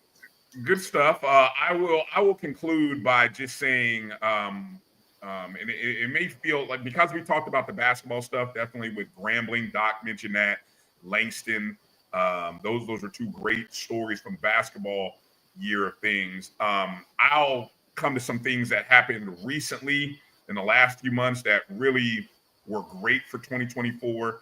And that's sort of a 1A and 1B. 1A would be the job that Teddy Keaton at Clark Atlanta did, taking a winless program and turning them into a 7-3-1 team, including a victory over FCS opponent. Which should have been the upset of the year until somebody in orange or green went and messed that up. But anyway. Yeah, it should have been but he took them. I mean, talk about an amazing turnaround season. One of the great coaching jobs done this year. And then the other story about the CIAA moving to non-divisions. And in a year in which they moved away from divisions, you had teams from I'll call the old South, rise up and have great seasons that they haven't seen for nearly a decade or more. And everybody above 500. Thank you. Everyone above 500 from the old South. Livingstone Blue Bears having a win, a plus 500 season for the first time since I think it was 2015. I think it was. You had Winston-Salem State coming out of the dark and having a great season again, where people are once again proud to wear their Ram gear, although they'll say they're always proud. But I know certain people were kind of wearing a jacket over the Ram gear. But Johnson C. Smith, a team that prior to last season, they had gone under 500 for several years, always at the bottom of the table. They won the first 8 games of the season. Shaw University having a great season. Who am I? And the one team that had owned the South, Fayetteville State. Now, there are a few teams that caught them this year, but they still ended the season above 500. So the old South of the CIAA having a great season, and those programs really rejuvenating the fan bases at those universities. I thought that was, and then all that said, Drew, and teams from the North ended up winning. Virginia Union. I was going to say that's story number 1. And story number 2, and you have to put the asterisk with that, everybody was above 500 because St. Aug was not there. And that's a whole nother story in itself that we have to get into in another show. Okay. Well, let's go ahead and let's get ready to wrap it up for our segment here on this New Year's Day, in which we are celebrating 125 years, not 125, but 25 years of V108 The Vibe right here at Jericho Broadcast Networks. And I want to encourage everybody to make sure to check out the shows that are part of the Black College Sports Network. Our show, the BCSN Sports Wrap, comes on Sunday nights, 6 p.m. Eastern, 5 Central. Tonight, you can catch the O&G Strike Zone, where we talk about all things related to Florida A&M University at 8 p.m. Eastern, 7 Central. You can catch Dr. Gaville's Inside the HBCU Sports Lab Tuesdays, Wednesdays, and Thursdays, 7 Eastern, 6 Central. And then on Saturdays, we have the Carlos Brown Show. Carlos covers Southern University as well as the SWAC primarily. He and the panel are on noon Eastern, 11 a.m. Central. So I want to thank everybody for joining us for this segment. I want to make sure that you stay engaged and follow us. Make sure you're following not only shows of the Black College Sports Network, but shows here on Jericho Broadcast Networks. and V108 The Vibe. Make sure you're logged in. Make sure you're subscribed. Hit the thumbs up, and more importantly, share the show with family and friends. Coming up, the ladies' vision board is coming up next. No more, Drew. No, I was gonna say, happy Imani, last day of Kwanzaa. Light a candle. Celebrate the last day of Kwanzaa as we bring in the new year. Travel light, everybody. Well said. Coming up next, the ladies' vision board is next. And I want to thank you guys for letting us be a part. And we look forward to seeing you online or wherever we find and see you at right here on the Black College Sports Network and Jericho Broadcast Networks. Have a happy new year. Be blessed. Lots of good health and prosperity to you all. Travel light, everybody. Wahala. This is the Dean of the College of HBCU Sports, Kenyatta Cavill of Dr. Cavill's Inside the HBCU Sports Lab with Mike Washington and Charles Bishop. Come mix it up in the lab where the course lecture is in session every Tuesday from 6 o'clock p.m. Central Standard Time on Facebook Live, YouTube Spreaker, or the BCSN app, as we discuss all things about the HBCU sports culture, including exploring the week that was in the sporting HBCU diaspora, as well as the upcoming week of HBCU sports. With me, the Dean, the College of HBCU Sports, on Dr. Cavill's Inside the HBCU Sports Lab with Mike Washington and Charles Bishop. Course lecture dismissed.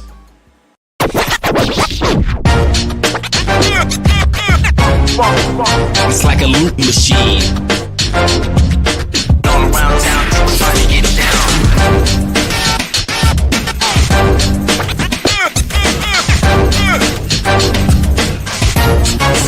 It's like a loop machine.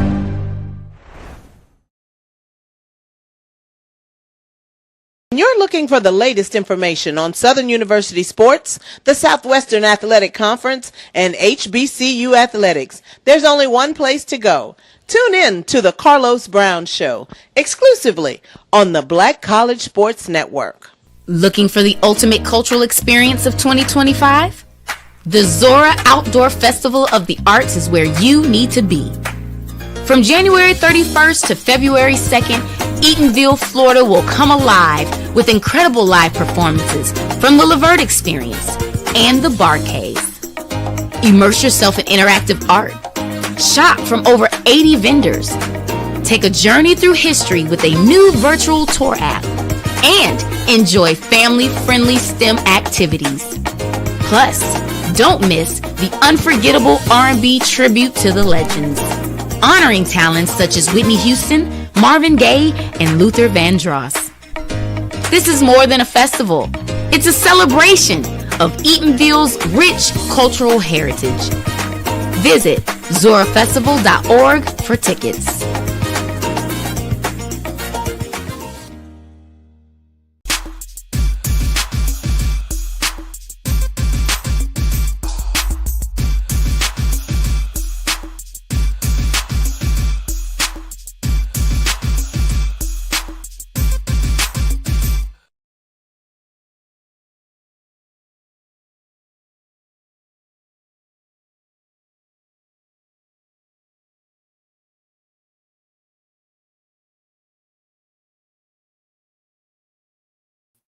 So I did all of that in my radio voices the ladies were talking about, but absolutely the mic being muted and doing that. Brian, can you hear me now? Just give me a thumbs up and let me know I see you in the production room. And there we go.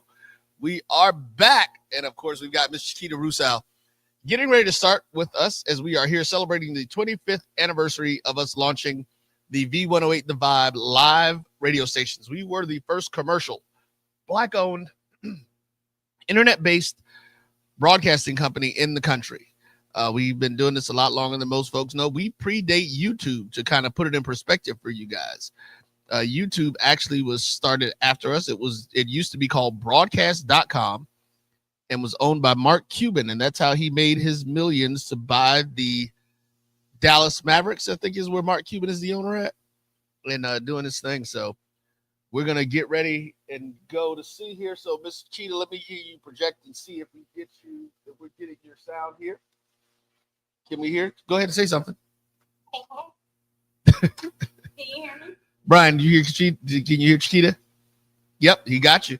So, ladies that are tuned in, or if you know a lady that's tuned in, please let her know. We're going to be there getting ready to jump into some more of the vision board stuff. They've been working on the project here for a little bit, and we will actually come back and run the front side of her conversation and what she got going with it after they get going. Definitely, please stay tuned. We're going to be having coming up soon conversation with Leanne Nelson and Mr. Lamar Walker, as we're going to get into some mental health discussion, something that's very serious in our community that we want to tackle head on.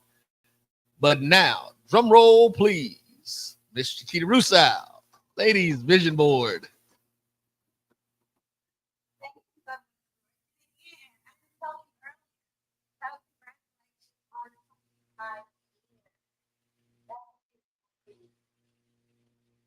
But what we're doing now, we're focusing on what we want to do for 2025. We've already kind of given some of our goals, the things we want to do. I started the board earlier and just want to make sure we get something to look at. So we can get some examples. So I'll go through some of my board and we're going to touch base with some of the ladies. One of my main things is just keep going. We got to keep moving. If we want to accomplish anything in this life, we have to keep moving. For me personally, she motivates, she inspires, she empowers. I am she and she is. So I really do believe in that. So I kind of pretty much had already printed that before I got here. So some of the things that we're doing is going through some of the magazines on the table. I pretty much collect throughout the year because I do a vision board every year. I do my personal vision board every 5 years and a business one every year. So I just collect things as I see it and put it in a box in the garage. So when they come, I'm able to actually get my board completed. So one of the things, like, can I see, Ms. Shannon, can I see your board real quick?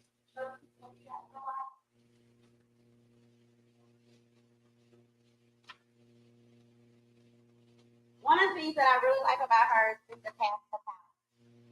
Because we all are on a path to power, whether it's through career, livelihood, school, creating your business, already in your business, and we also have money and power. We're gonna need money, especially coming in 2025, making sure we're good. Also, for our inspirational and our spiritual people, I have our prayer card. So making sure we collect some things that can get us through. I have inspirational words, and I keep those pretty much everywhere I go. Just ask me, you're braver than you believe, you're stronger than you think, and you're loved more than you know. So just making sure those words of encouragement are around you so you can keep going. One of the main things I do every year on the first day of the year, is I pick one word.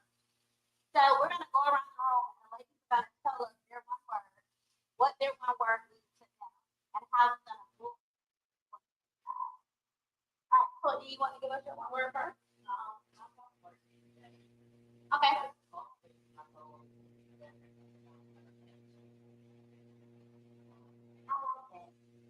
Better. And just to read it, one call better to y'all.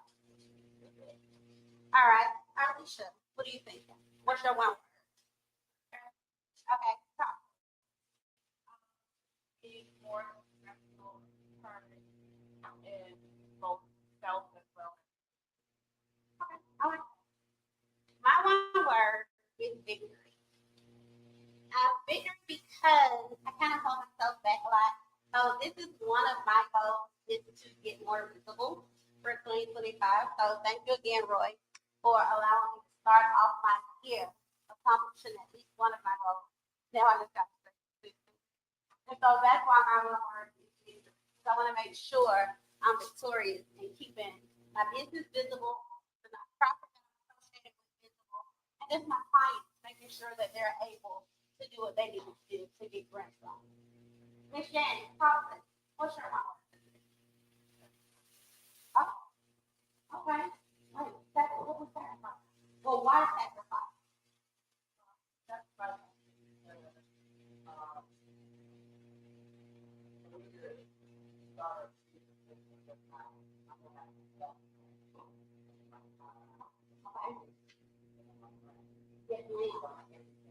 Get real.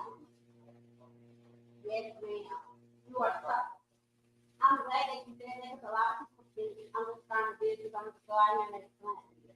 But it takes money to make money. Then you gotta do a lot of things that that you don't want to do, which you will have to sacrifice all the time. And sacrifice a little bit of Shannon behind the house. Shannon get the streets on top. So but sometimes it's gonna have to change those going out to actual networking. Yes, ma'am. All right, Messiah. Willpower. Yeah. Okay. Willpower.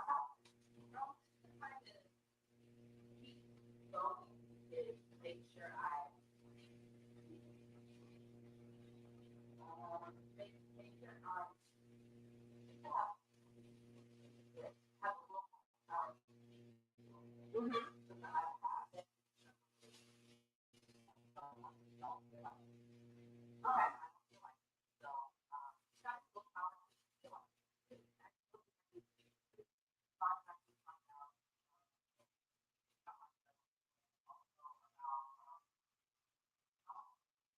Okay, so I'm going to kick that back to some of our people. So what are some things that we can get her to encourage how to keep going? So if we have to keep going. Okay, prayer. Mm-hmm.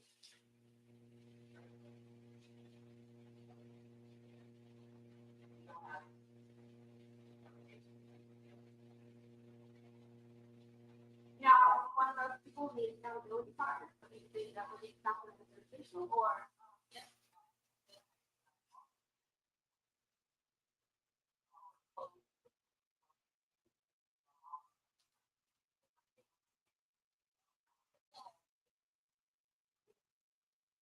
And for me, for willpower, I really shy. It's just not just this. Do it when you're mad, sad, happy, glad. Do it when you don't know what's going to happen. Do it when you don't feel right. When you wake up in the morning, you're like, I'm just not feeling today. When you don't feel right, you feel it. And that's what's going to keep you push that you want to figure it out. And it's also a mindset change. Knowing that you want to do it better.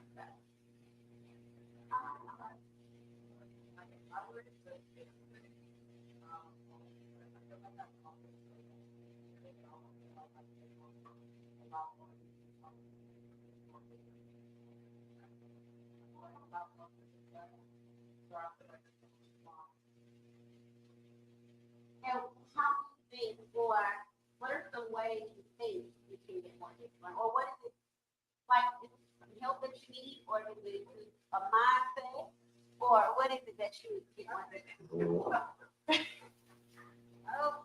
I just think it's more of like, I just think just holding myself to work out.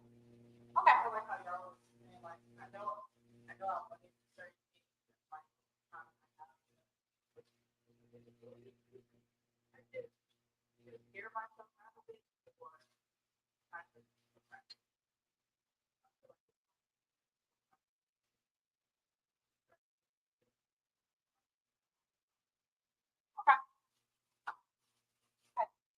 So yeah, if we can do that, and maybe if y'all can find that word, your one word to put it on your board.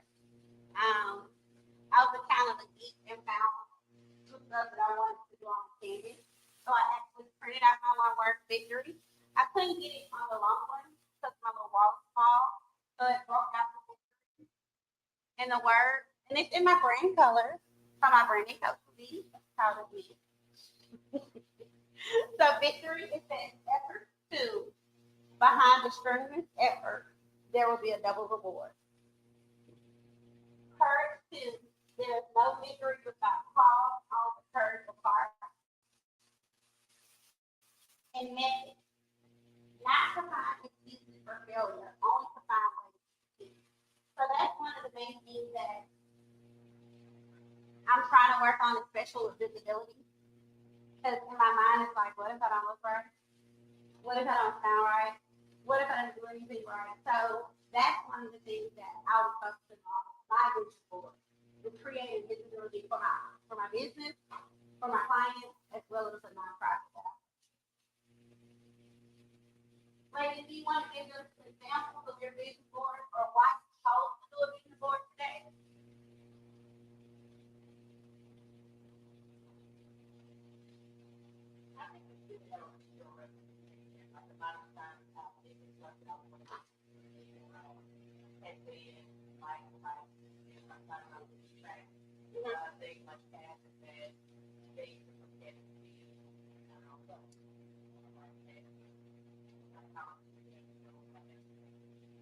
Okay. So once you finish your vision board, where are you gonna put? I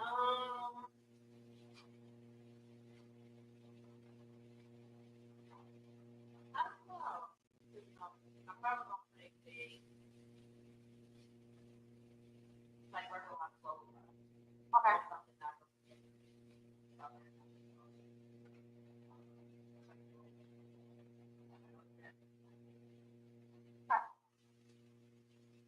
Anybody else? Why did you choose to do the vision board today?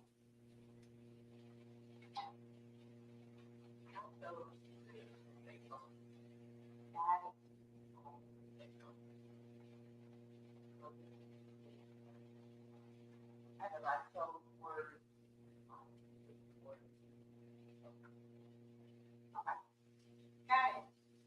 I've been doing vision board for a while now. Because for me, I'm a writer. So outside of the type and everything, I pretty much write everything. You can't get your life when you get on the plane.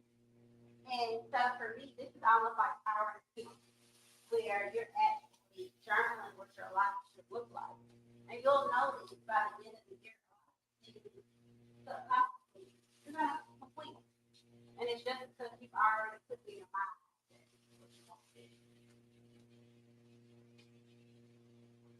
And so some of the ways that you can keep your board creative.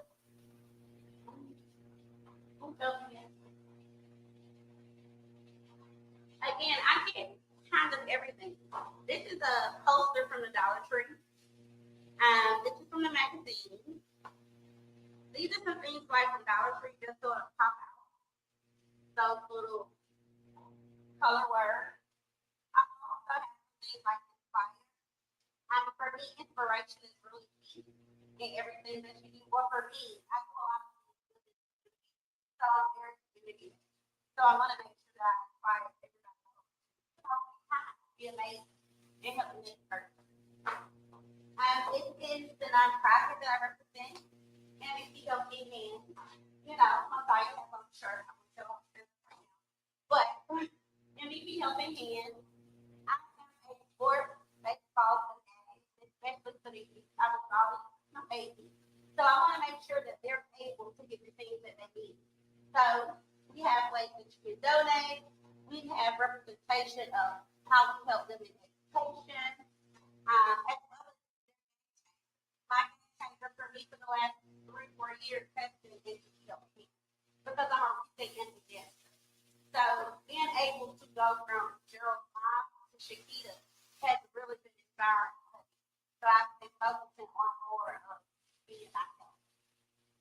We have ways that you can actually follow up. Now the crazy thing is, this is my business portion. I always make this portion. So this is my business portion. My meals is always put what I do for community and what I do for business. My business side is a little flat. Initially, it only had one thing, and that's for the brand accelerator, because I want to make sure that I'm visible in everything that I'm doing. So that's what I'm building on now while we're doing our vision board. Building out what my business is going to look like. Building out what it should look like. I'm going to be updating my website to workwithshakita.com, so I need to get some information on that. I'm going to be working on being more marketable. Right now, I'm word of mouth. I love being word of mouth. However, I know I can do more if people can see it.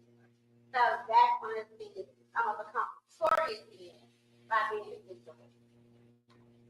So we're going to continue to keep working on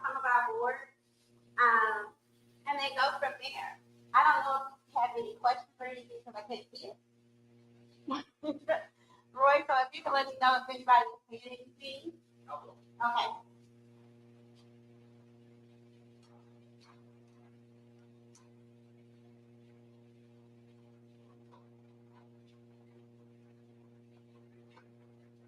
Okay.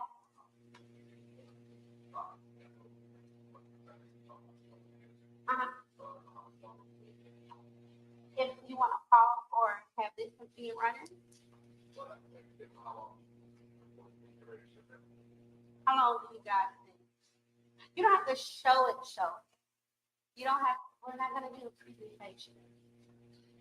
Nobody's getting great. Yeah. You want to be ready? No. Oh, be ready. What time is your next session?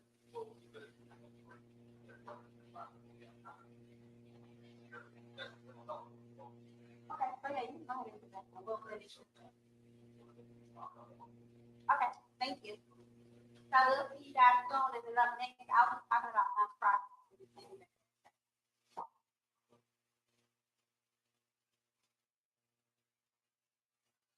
Okay, everyone, want to thank Miss Rousseau for doing that, and we're going to get more, like she said, from her. But what we're about to do now, and one of the things that I did want to mention, one of the young ladies was talking about being able to do some things. One of the tenets that I have always worked with as trying to move forward with what we look at something that is considered to be your vision and your passion is that you do what you can until you can do what you want. And that's something I hate the term fake it till you make it, because you shouldn't be faking it. And if you're doing something, you're actually doing it. You may not be doing it as well as you like, but you're doing it. So do what you can until you can do what you want. And when we talk about how some folks transition into doing some things, as we get ready to go into our mental health discussion, I'm going to play another one of the interviews that we have done recently. And this was at the Celebration Bowl.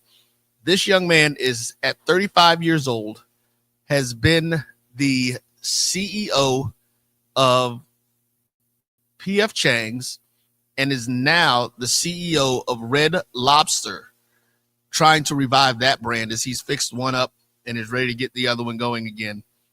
And this is what you can do when you really put your mind to it and get into it. But until then, after that video, we will be coming back with Miss Leanne Nelson, Mr. Lamar Walker, and myself in the discussion with the folks here as it relates to mental health.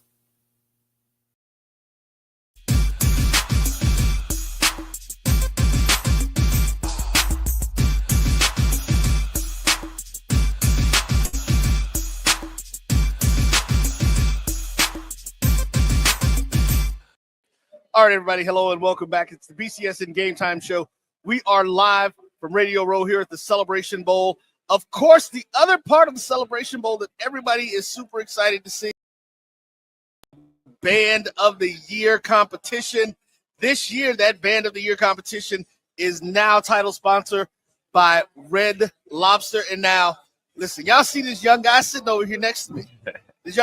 This young fellow that we have sitting here. And the crazy part is, Adam Olakin. I've got the last name. Hey, and nice job. I'm going to let him get He's the been first practicing. name. Don't let him fool y'all. He's been practicing back here. He nailed it. I really have. This young man is the CEO of Red Lobster. It is a pleasure to meet you, young Likewise. man. Great to meet you. Great to meet you. Give us your full name again. Yeah, Damola Adam Olakin. Damola You got it. Adam I didn't Olakin. even need to do that. You nailed it. So we well done. Well done. So listen, let's start off. Let's talk a little bit about yourself, man. Okay. We're the young brother, and So I'm going to tell you, it's interesting. I lived in Orlando for 15 years. Okay. Where we initially headquartered this. Okay. Very familiar with Johnny Rivers. There you go. I'm sure you've had an opportunity to meet Mr. Rivers. Absolutely. So to see another young brother like yourself, but first There's of all, others too. Clarence Otis. We've had some great leaders. So Yeah, definitely. absolutely. Now I am curious, how old are you? I'm 35. The CEO of one of the largest seafood chains restaurants that we have known for years, that is a family staple in our community. Yeah. 35 years old, man. Absolutely. Tell us a little bit about yourself. Yeah, man. Before this, I was, what'll trip you out is I was 30 when I took over PF Chang's as CEO. Right. So I was going to say, I remember seeing that. Yeah. Exactly. So I was CEO of PF Chang's before this. Before that, I worked in finance at private equity and hedge funds on Wall Street. Yeah, man, a college football player, big fan of the game. Okay. Excited to be here. Excited yep, I went to Brown. Ivy League Brown. So Exactly. I did a little bit. It's a little bit of research. Yeah, I got you. Yeah. What position? So I played corner. Okay. Yeah. All It's right, more fast than big, but we got by. All right. Where are you from originally? I'm Nigerian originally. Oh, In the okay. States, I grew up in Illinois and Maryland. Oh, nice. So I was, playing high school football in Maryland back in the day. Nice. What part of Maryland? Columbia is the name of the town. It's like 30 minutes from D.C., in between D.C. and Baltimore. Okay. My college roommate was from Fort Washington, Maryland. Went to Friendly High School. Okay, I know Friendly. We played them. We played them. Okay. We played against them. We ran track against them. Good school, good athletics. That's cool, man. Small world. All right. So let's ask this question. What brought you into the restaurant business? I mean, what got you to be the CEO of PF Chang's at 30? So I was like I said, I was working in finance. I was working at a hedge fund in New York, and PF Chang's was up for sale when I was 29. So this has been a year before, and I pitched the deal to my bosses to buy it. Right. So I led the deal to buy PF Chang's. So we ended up owning it. And once we owned it, it was my idea, so it becomes my problem, right? So I had to kind of figure out how to make sure that the deal worked out. So that involved me going out to Scottsdale, getting involved in the operations. I became chief strategy officer. I joined the board, and then one thing led to another, and then COVID happened. Right. My brilliant idea wasn't looking so brilliant, so I had to go down and make sure that it all worked out. So I stepped in as CEO. That was in 2020, April, and the rest is history. I've been in the restaurant, strictly restaurant since. So nice, it's been great. Yeah. So what brought you to Red Lobster?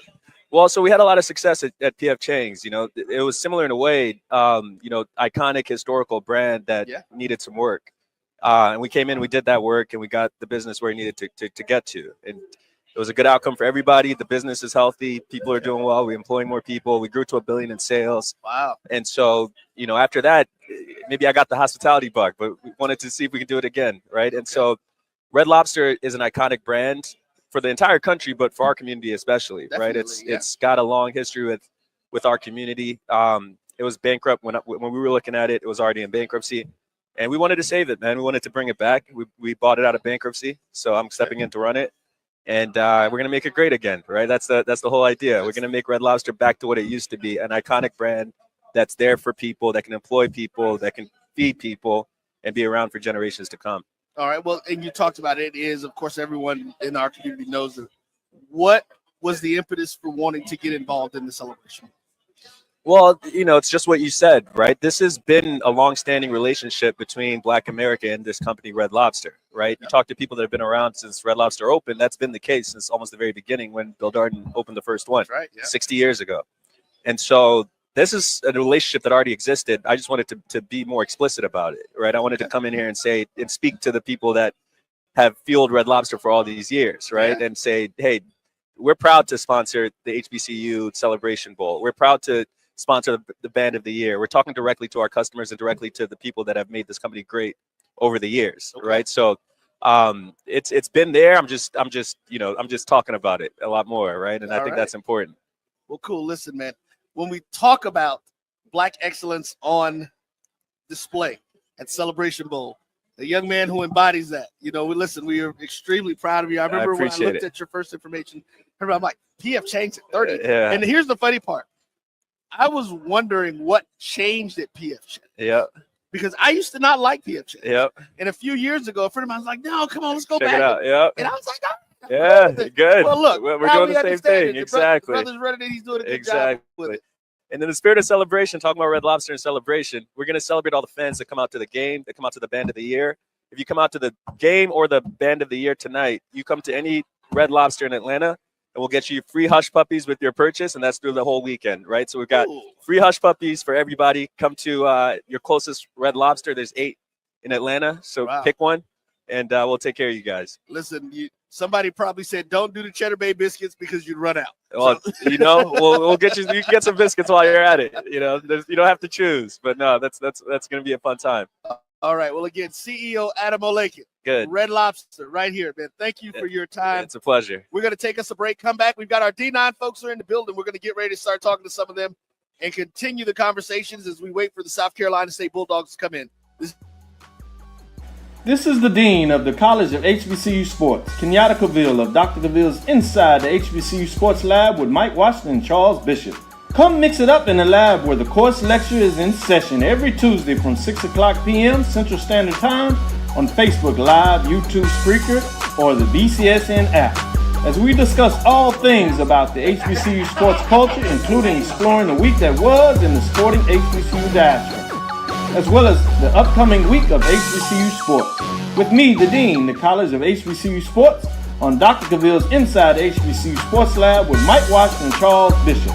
Course lecture dismissed.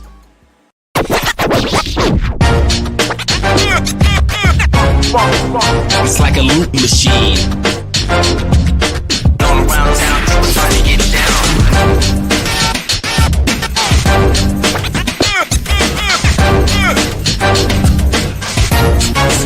It's like a loop machine.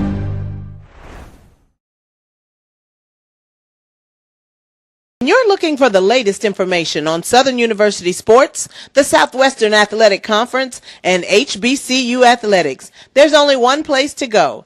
Tune in to the Carlos Brown Show, exclusively on the Black College Sports Network. Looking for the ultimate cultural experience of 2025? The Zora Outdoor Festival of the Arts is where you need to be.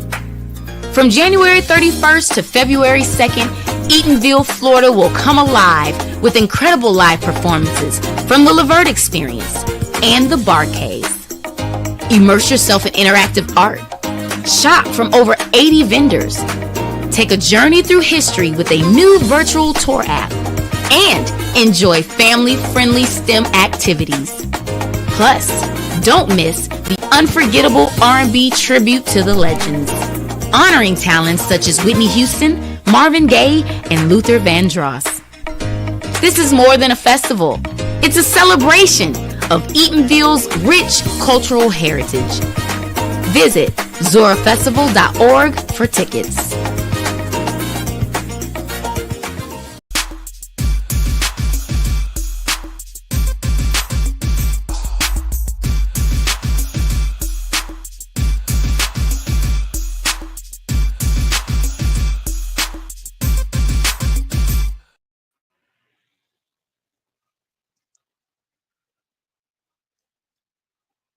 I am doing it with the microphone muted.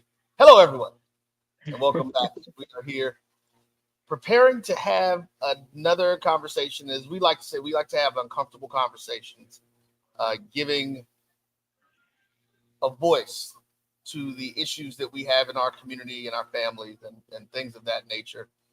And I have two people here, and I need to fix this and edit the name on this other gentleman that is here. And I am going to start off by allowing Miss Nelson to introduce herself and give her information so that folks will know who exactly we have here that is talking to us. Oh, okay. So it's my turn to speak. Yeah. Well, yeah. So hello, guys. Hello. How you guys doing? My name is Leanna Nelson. I am a mental health clinician slash practitioner. I work with individuals who are struggling with trauma, grief, and intimacy. And I have a couple of specialties that I love to work with as far as sex addiction. And also I emphasize working with men, especially Black men. That's who I am. All right. And now we will let our next guest. Hello, everybody. My name is Lamar Walker. I'm a licensed professional counselor, also clinical supervisor. I work with various different populations dealing with depression, anxiety, interpersonal skills, just about everything that has to do with mental illness, with the exception of active drug addiction and play therapy. So, yeah, in a nutshell. That's in a nutshell. So I'm going to do as I like to do, full disclosure pieces up front. You guys may have heard me say it. Leanna is also my cousin who's doing the thing. She is from my grandmother, my mom's mom. That makes you my maternal cousin, I guess that is. This is my grandma Connie. Yeah, this is. Well, we'll talk about it because my daughter's here, so I'll start doing that off track. We're not going to do that. And then Mr. Walker is actually my fraternity brother. Members of Phi Beta Sigma Fraternity Incorporated. That you know, we like I said, we have to do the full disclosure pieces.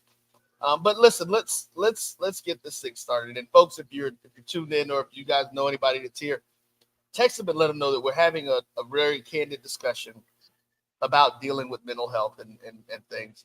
We know that in our community, one of the big challenges that we've always had, and especially growing up 60s, 70s, and even into the 80s, the answer for mental illness was pray for them. Pray Yeah. for them and pray for them. And, you know, no, they need some services. They need some other things. And so we've got to figure out a way that we can start to have these conversations.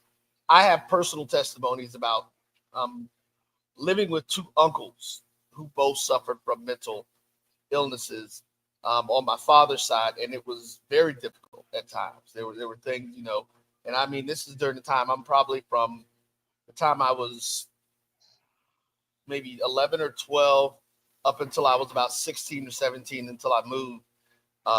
And just seeing the things that my grandparents were dealing with, my grandmother was dealing with usually towards the end, it made it very difficult for me to understand why we weren't trying to do more, because that was always my thought, even as a child. What can we, I can see my uncle struggling. I can see my uncle, one of my uncles was bipolar, and we would literally be in situations where we'd be sitting there watching TV, just laughing and having a good old time. And in the flip of a moment, he's having to be restrained because he's trying to jump on somebody in the house. And it was, you know, it was very difficult to process that until I had an opportunity. My grandmother actually sat me down and kind of explained to me what was going on and what was happening. And it was my answer. My question to get was always the same: what can we do? How do we make this better? How do we help him get better?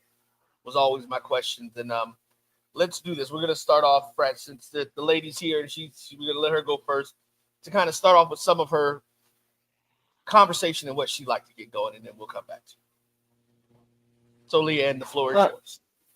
Wow. So, first of all, thank you for being that vulnerable to share your story, because I think that you're right. Like, a lot of times we really don't talk about the effects of mental health and what that does for us as a whole, especially as a community, as a Black community, even. So, again, I completely appreciate you for that. Um, honestly, even as I was preparing to get on today, I was thinking, well, what do I want to talk to you guys about? And I love questions because it makes my brain move. But sometimes I'm even nervous because the more I know, I realize I know nothing. And I think that's the big thing too. You said something a little while ago, and I love that when you said you don't like the saying "fake it to make it," and I love that because and repeat that for me, because I even had to get my pen and paper. I was like, I'm gonna have to use that myself. What you said, you don't like to fake it to make it. What did you say? Repeat it for me. I refuse to use the term "fake it to make it," and I said all we have to do what you can until you can do what you want. And I hope that you say that more often. Do what you can until you get what you want, because that's the biggest thing. As long as we are putting effort into what we are doing, a lot of times people are so used to doing things in their own way, they're not even trying to change it. They're not trying to listen. They're not trying to open up new doors, right? And so just the ability to say, I'm willing to change, I'm willing to try, I'm willing to do these things and really work on myself. There's many a diagnosis out here. All of us can have a diagnosis. That's the one thing I always like to tell people.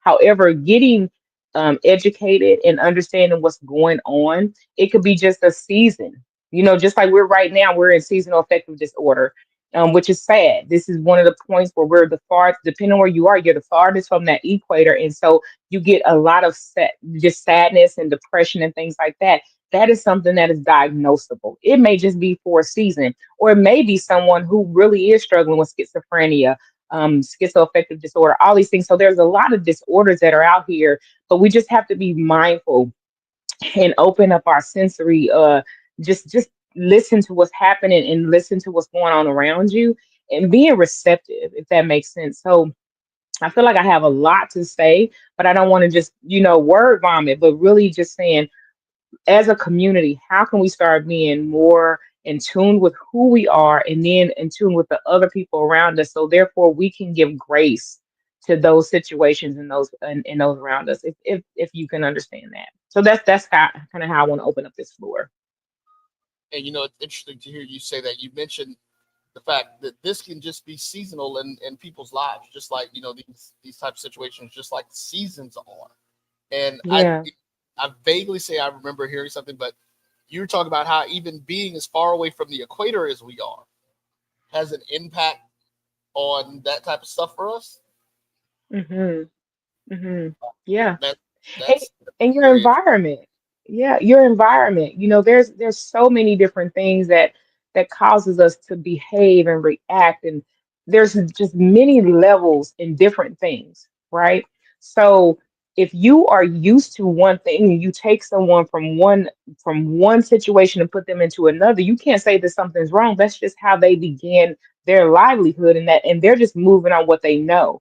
You see what I'm saying? So if you take a child who was beaten or abused or anything, and you put them in a safer environment, it doesn't mean that they automatically know that they're safe. They're going to still do and move in the same behaviors until they are acclimated with safety. You see what I'm saying?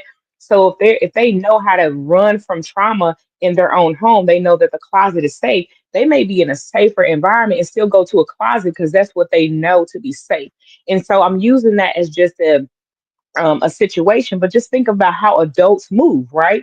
We still are little people within ourselves, and we're still going to move in those same directions and those same behaviors. So even as an adult, we can't stop ourselves and still be 5 or 10 or 15. So we're growing, and we're still growing with trauma, and we still use the same behaviors because that's what we know until we are taught better, we move better, we open our senses, and we say, okay, now this is something I need to do to understand what's going on. So before we let Lamar jump in, I want to give a shout out to Mr. Rick Polk, Mr. Lydia Powell, who done showed up, some folks who work with the network. Dr. Lydia Powell, of course, with the Brunch Bunch. Rick Polk from the Black College Sports Network, and he's done some grumpy old nerds things with us too. Grab you something to eat, then y'all come on, sit up here and we talk about it. Ms. Dr. Powell works in the school system, and I know Rick has, so there's a lot of things that I know that they encounter as it relates to mental health on a regular basis. But Lamar, go ahead, talk to us a little bit about your perception of some of this. Well, so as I'm listening, some of the cases that you're mentioning, and I do appreciate you sharing that as far as with your family. Some of these cases may be extreme cases. Yeah. So I mean, I'm thinking about people that are listening, people that are watching. They may think, okay, this is not me. So I don't have an issue with mental health. I'm not doing anything outside of my norm. So mental. So when it comes to mental disorders or mental disease, like a lot of times we get on social media, we watch television, and we want to diagnose ourselves. So there's a lot of, like, if we go through our diagnostic book, everybody can pick out something that they have or something that kind of relates to them. So we want to Mhm. avoid it. The other thought that I have is that sometimes we don't know what we don't know. So just as if we go to a physical doctor and get a physical and get a checkup every like at least once a year, Right. we need to also make sure that we're paying attention to our mental self and our mental health. Like your mind controls everything, and your mind and your body are connected. So as we go through life, it's important to recognize what's going on with you mentally, but you may not be able to recognize what's going on with you mentally. So it doesn't hurt to have someone to sit down with someone and figure it out and check it out. I've had an influx of clients that come in and they say, hey, I'm just coming in just to make sure everything is okay. Because now there is a bigger push for mental health and Mhm. mental wellness. Because a lot of times we're seeing those extreme cases and we're like, hey, let me make sure this ain't me. But it doesn't hurt to even just go in for a tune-up. Just make sure everything is good, make sure everything is all right. So at the point when something becomes a mental illness, is when it inhibits your regular function. Okay. So you can have some things, like some people may be like, oh, like let me say, oh, I'm a little OCD. But if you work for a cleaning company, that may benefit you, Right. like to make sure that things are in order. So that doesn't necessarily Mhm. mean that you have OCD. So when you're attempting to figure out a diagnosis, you want to have a professional by your side to help you with that. And you want to make sure that you are functioning in a way that is effective across the board in all areas. You know, it's interesting. Both of you made points, and I know Leanna, the first thing she said is that we all could have a diagnosis. And then you came back and you made the point that we go get annual physical checkups, but we don't think about what's my mental health like. And you know, I told, and of course, again, being transparent and open with a lot of the stuff.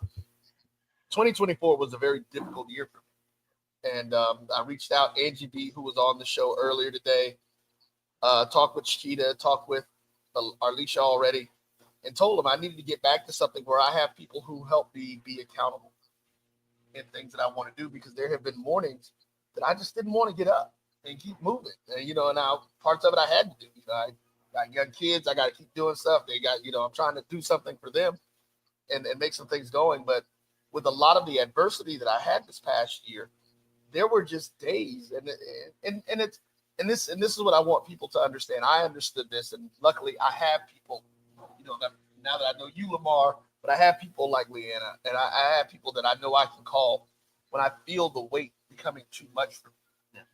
And but there were literally just days where I'm like, I don't want to get out of this bed. Yeah. Not because I'm sick or whatever. Everything is already piling on me, and I can't take you piling anything else on me. And the only way that I don't get anything else piled on me is to stay in the bed, not go out into the world. It's warm there. Yeah. It's a safe space. And yeah, exactly. The same space. And just like Leah talked about that closet, that's my bed is my closet. Yeah. That's where I go to be able to do that. But you know, I think that's something that we do need to discuss and kind of get people into, is going to get your annual mental health checkup, just like we do our physical bodies, to help moving that along. Now, with that part being said, how do you recommend, or how would you recommend for somebody to do that? Like what? Because that's the hard part for most of us. You know, most of us lay people don't know. It's like, I don't know, you know, the first thing, everybody think I'm gonna be crazy if I call a psychologist. I would have talked to a psychologist. I heard a psychologist say something that was very profound to me. And the psychologist looked at me and like, why would it be crazy for you to go get a psychologist? I have a psychologist that I talk to. And I was like, what? And he was like, yeah. So, Yeah. you know, just for some transparency or whatever. And I tell this story quite frequently. I was working at a hospital one time, and I was doing an assessment on somebody. And when I looked at the assessment, I said, oh my goodness, that's me. And the diagnosis was functional depression. And so, like, to your point, like, we don't always know what it looks like. I was going to work and I was coming home and I was, you know, taking care of my kid. I was doing the things that needed to be done. Right. But I stopped doing some of the other things that I used to enjoy doing, and I no longer enjoy them anymore. So then I had to figure out, I had to go to my therapist and say, okay, hey, something ain't right here. We got to figure this out. Like, I know something's not right. Also, because of the experience that I had and the knowledge that I had, I realized something wasn't right. So then I went ahead and tried to figure it out and put in some skills to kind of balance me out and get back on track. Okay. Yeah. You know, I always say that a therapist needs a therapist too. Well, I mean, just imagine if I sat here and I'm just this whole therapist, right? But I refuse to go get help myself. You need to run from me, you know, and that's real talk, because I have to take heed to exactly what I'm teaching and educating. And just like you said, Lamar, there's clients that you see all the time that you're like, oh my God, I'm talking to me. So those are things we have to be mindful too, of just transparency and counter transparency, you know, because you can see yourself, you can see situations and you can be, oh my goodness, that's me. And at that point, you know, if I'm triggered, I need to either make sure that that client is referred, or either I can know that there's a safe boundary and I have to see my therapist if something is triggered up in me. We are all dealing with something, you know, that's the bottom line.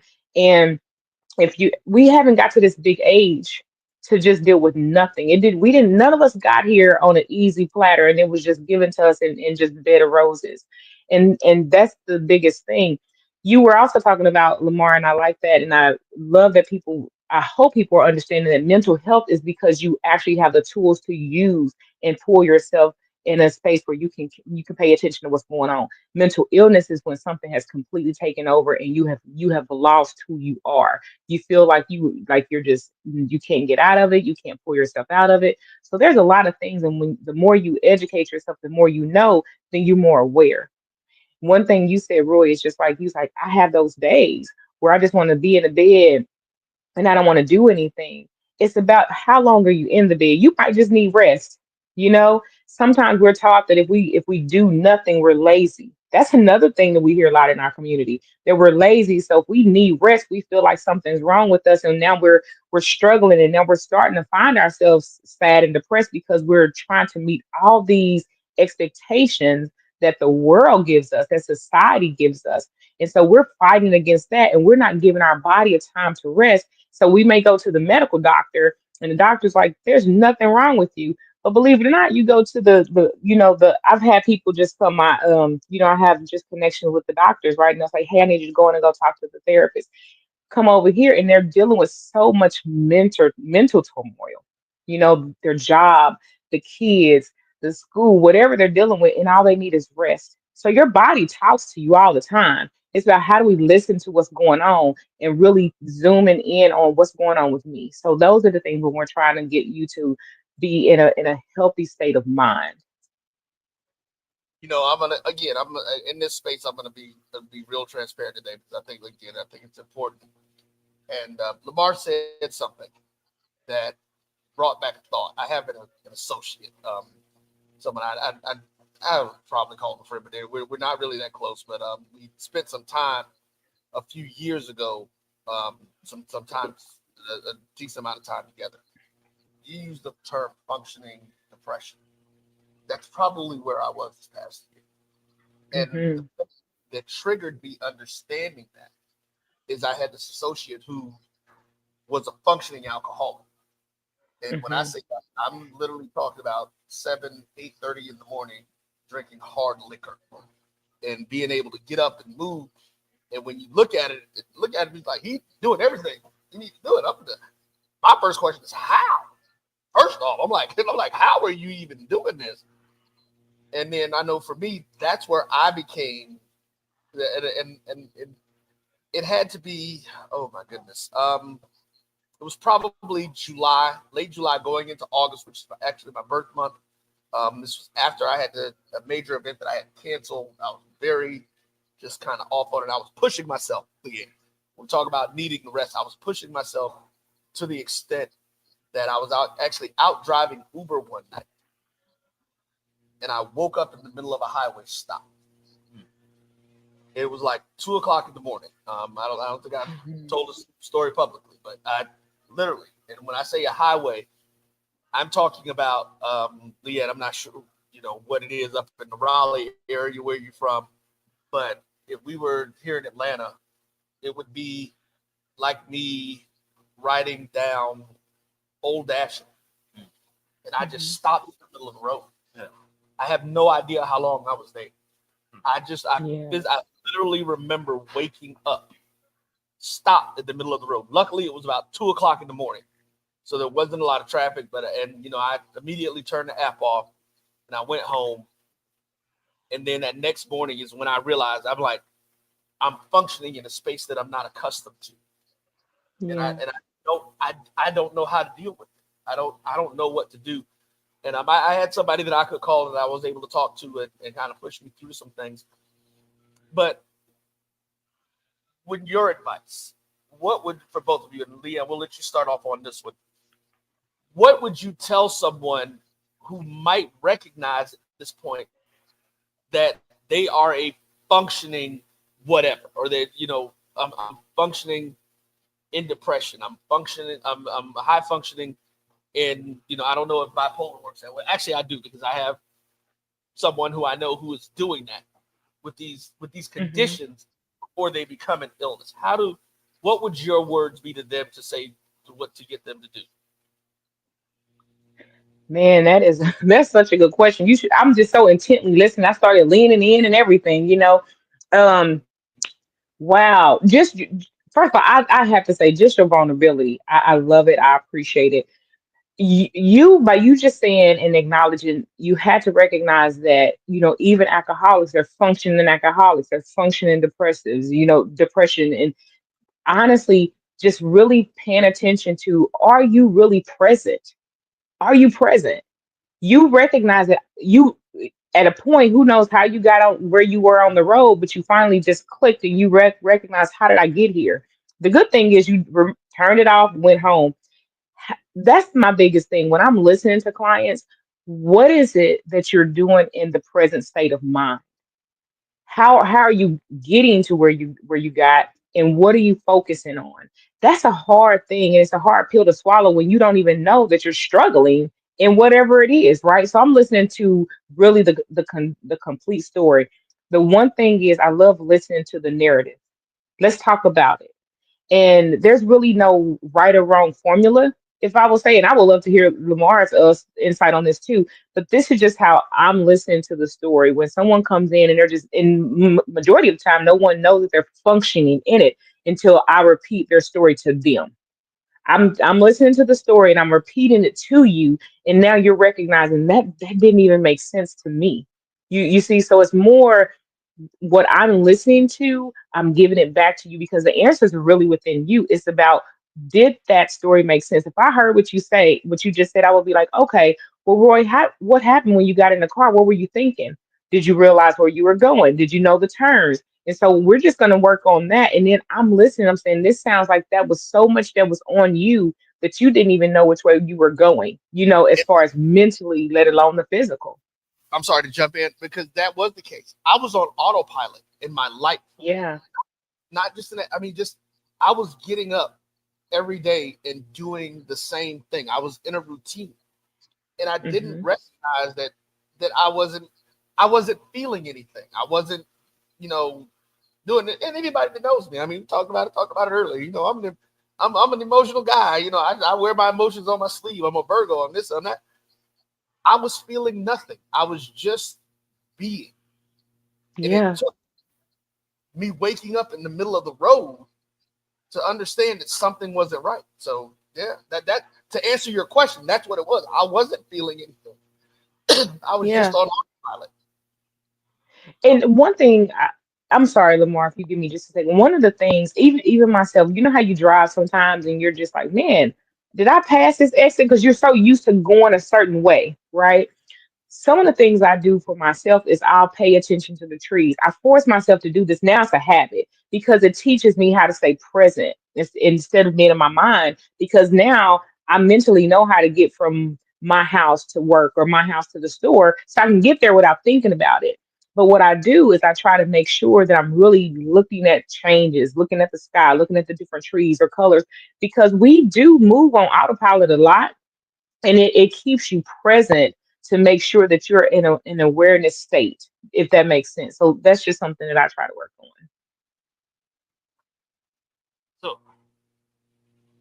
you said, what do you do when, or what's the suggestion or advice you give to someone when they realize that they're functioning whatever? 9 times out of 10, they don't realize they're in functioning whatever because in their mind's eye, they're functioning. Hmm. Oh, right. They don't recognize, like you said, you were just going through automatic pilot. So I had a trigger. Yeah, something happened, Right. and then that's when you realize something wasn't happening, something was off. Hmm. Whatever led up to that had been happening for a while. Yeah. So I can tell you it had been 3 months, at least 3 months. And even to my story, I didn't know something was off until it was in my face, and then I was able to see it. So it's really key to meet people where they're at, because like even if I don't see there's a problem and I don't recognize there's a problem, it doesn't matter what suggestions you give me, bro, because I'm not gonna do anything about it because for me, Hmm. it's okay, you know. Okay. But at the point in time where I start to see that this is a problem or there's something wrong, then I can start creating a plan to change it and to do something better. And then I can put things into action. So the advice that I would give anyone is learn and educate and pay attention to who you are and keep in mind just everything that's going on in your life, and also be aware of how you're feeling about it and how you're responding to it. Everything that happens in our life has some sort of emotion towards it. And many of the things that happen in our life have a level of depression with it. Even the happy things that happen in our lives, because there's a level of loss. So when you have children, there's a level of loss. Like, we want to focus on, hey, I'm happy, kids, but you're losing money, you're losing time, you're losing certain things. When you get married, there's a level of loss. And many times we are taught to not really deal with difficult emotions, not even pay attention to them, to think this is just life and keep it moving. So there was one instance that you mentioned where something happened and it got canceled or whatever. So now, whatever it is you were looking forward to got canceled. That's a loss. Along with many other losses and changes and shifts that you went through that led you to that final breaking point. So my suggestion is everybody should pay attention to themselves, their emotions, educate themselves about what is going on with them, pay attention to things that are happening and changing in their lives, and talk to the people around you. Because sometimes they will see things that you may not see. And then from there, you can go ahead and do what you need. So that perfect segue into the next part of the question that I want to ask, because I think this is the one that we should be able to help more people with. Okay. I want you guys to talk to us about how do we recognize and look for things or be aware about the people around us, about our friends, about our family members, to understand. My guy Darren, one of the guys who does a show on the network, DVP, Random Thoughts of DVP, I've been on the network for about 12 years now. And he openly talks about, he was one of the reasons that I actually became more open about having discussion about it. But he openly talks about his depression. And when you meet Darren, you would never think that this brother suffered from depression. I mean, he was a sheriff, he was a police officer, he was an MP in the military, suave dude. Everybody loves him. Everybody knew him. He had a security company. I actually met him while doing sound for one of the more popular venues in the city. Everybody knew him and all this kind of stuff. And when he and I first had the discussion about his depression, I was blown away because, again, I would have never recognized it and seen it. But when we start engaging with people, what are some of the things that we can do to be more vigilant, I guess, become more aware of our folks who are around us, and maybe what type of things can we look for to see, hey, how can I recognize that, and I'm gonna just use him and sit here, how can I recognize Rick is having a problem today? What can Roy do now? Or what are the options that I have? Leanne, I'm gonna let you think about that. I'm gonna go to you first on that. First, it starts with the conversation. Okay. So, as men, I might say, "Hey, Roy, how you doing? I'm okay." That's my exactly. And then, I'm good. And then that's it.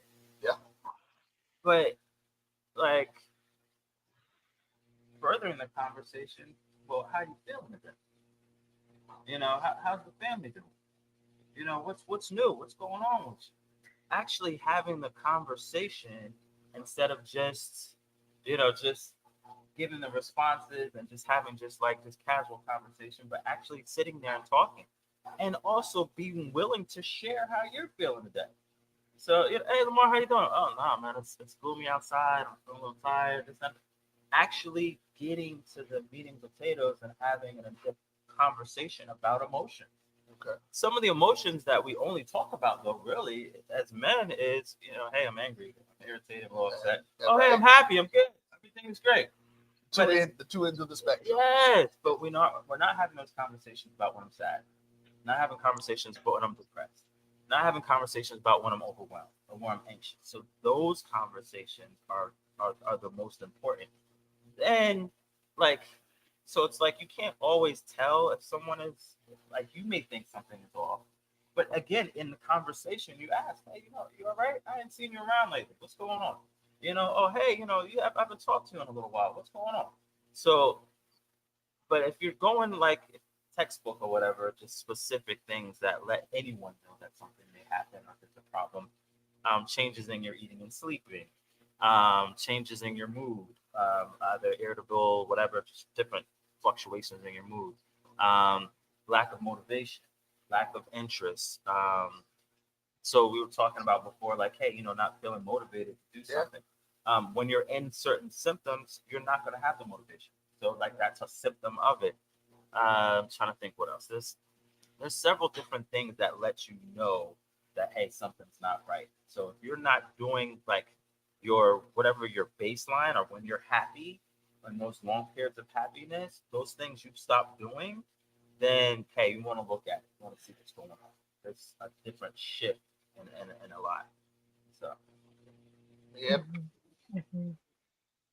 Yeah. Oh, I'm sorry. I was really just listening. Uh, I'm listening. Well, the I guess I'm always like, there's no right or wrong. But the biggest key, like Lamar said, is the conversation. Communication is key. Just really one of the biggest things I tell people to do is to listen. We can listen to the verbal, we can listen to what their behaviors and everything. I like to check in. Hey, how you doing? And like you said, you get these vague, I'm good. And most people leave that I'm good because they don't even want to hear anyway. And that's the biggest thing. And most people feel like they don't care anyway. So they're not wanting to share, wanting to be vulnerable. And that's the key, like who's actually checking in. So I'm always telling people, be mindful of your circle. Really be mindful of who your check-in partners are, who's your accountability partner. I want someone to ask me the real questions, because if I'm saying okay because I don't want to be bothered, but I need somebody to really check in. And so that's really, what are we really putting out there? Somebody say, okay, well, what does okay look like? How does okay feel for you today? Because someone who's really in tune with you, they're paying attention to the way you said you're okay, how you're moving. Are you moving faster or slower? Just different things like that. One of the things I'm looking at, just as you two black men there, that to me is always a powerful thing, because black men don't have the ability to even check in like most people do, unfortunately. Like I can go in the grocery store, and if I'm not looking happy, another woman might be like, hey, you all right? That's just how we build. Like we checking in. Even if they don't want to listen, somebody checked in on me. But one thing that black men just don't have, that men in general, please understand, but black men even more, there's always this facade that I have to look like I'm okay. And I just really implore black men to really look out for your other men to do those same things. And it's going to be uncomfortable because, hey, you like what you want. It's always that guard, like what they really want. But it's just how you doing today. And that right there probably is going to give someone just a little bit of energy to just say, man, somebody checked in on me. Somebody really checked in on me. As I was listening to the question, I'm sorry, what was you going to say, Roy? Let's put a pin in that real quick, because I think that's a great break. I'm going to take a short break, but we're going to come back because we're going to get into that discussion. And I know that's one of your main topics, is focusing with black men and getting us to do stuff, because that's the reality. And I'm going to make a statement. I'm going to make the statement now. And this is one of the challenges that I have. And I'm going to make this statement in front of a room of black women who I know don't function this way. But unfortunately, a lot of black women do. Mm-hmm. Black women have no option but to be perfect all the time. We can, and this is coming from a black man who deals with people and stuff on a regular basis. We've always got to have it in order. We always got to know what we're doing. And if we don't, we got to figure it out. But now we've got to figure out a way to come back, and we're going to start that accountability thing. But we're going to take a quick break, folks.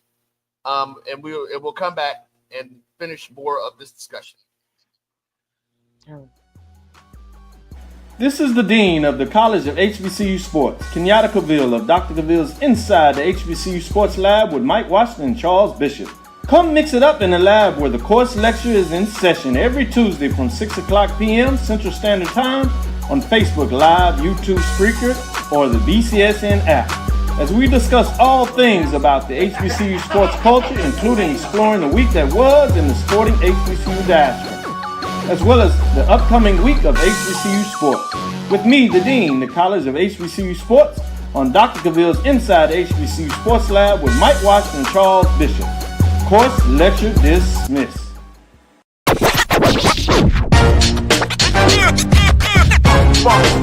It's like a loop machine. All around town, people trying to get down.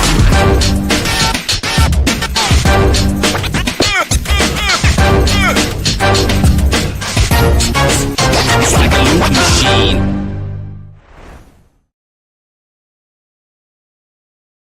When you're looking for the latest information on Southern University sports, the Southwestern Athletic Conference, and HBCU athletics, there's only one place to go. Tune in to the Carlos Brown Show, exclusively on the Black College Sports Network. Looking for the ultimate cultural experience of 2025? The Zora Outdoor Festival of the Arts is where you need to be. From January 31st to February 2nd, Eatonville, Florida will come alive with incredible live performances from the Levert Experience and the Bar Cave. Immerse yourself in interactive art. Shop from over 80 vendors. Take a journey through history with a new virtual tour app. And enjoy family-friendly STEM activities. Plus, don't miss the unforgettable R&B tribute to the legends, honoring talents such as Whitney Houston, Marvin Gaye, and Luther Vandross. This is more than a festival. It's a celebration of Eatonville's rich cultural heritage. Visit zorafestival.org for tickets.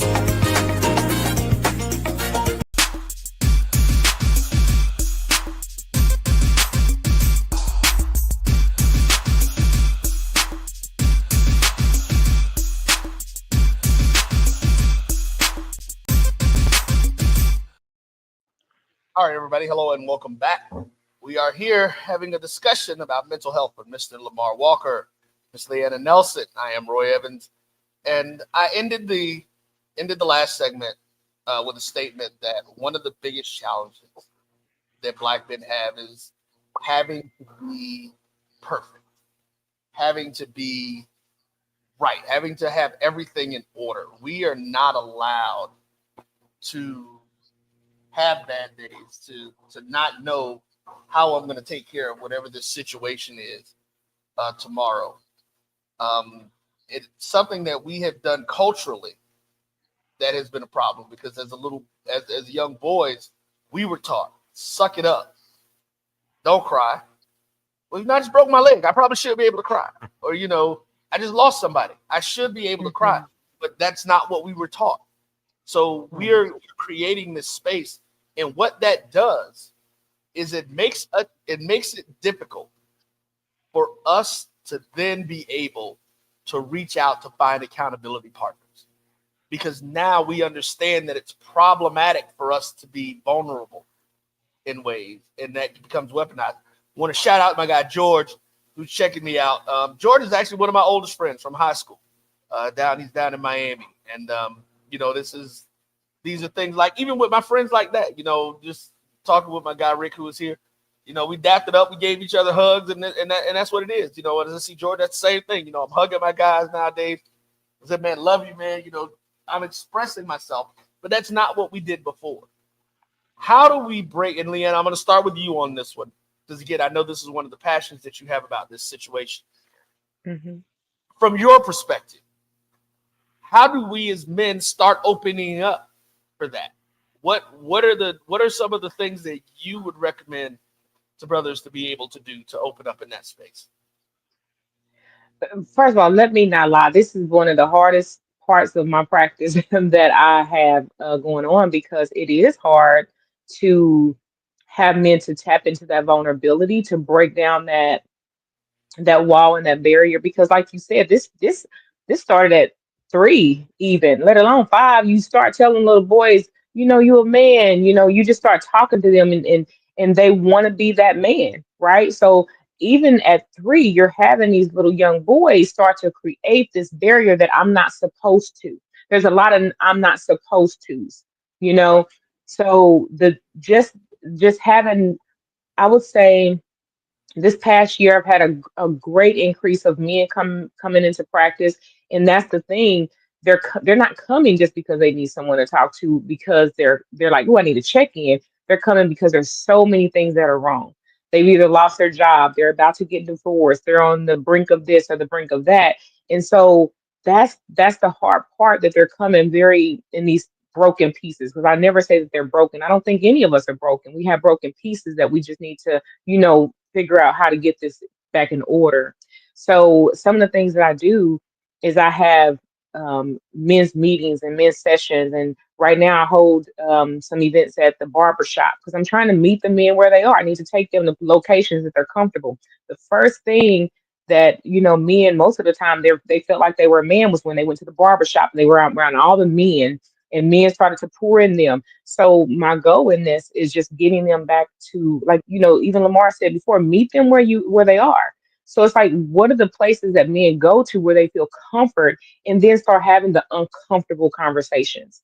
So that's the thing that I'm always suggesting. Go to those places that you do find comfort, and then let's start having uncomfortable conversations, and think about, do you want your sons and the young men coming up under you to deal with all these things that you've had to deal with? And it's interesting, the comments that come out. So I'm starting to see men soften up in this space, but that's a scary thing, right? Because you talking to a black woman, I don't know how it is to be a black man, but even using certain words, I have to be very mindful, because I don't want a man to feel he's soft, right? He has to make sure that he's a man, and he's hard and seen as this massive man, but yet we all have and we all share the same emotions. It's about how to tap into those emotions, but yet still know that you are safe in that space. So that just being able to give you guys the opportunity to have space to talk.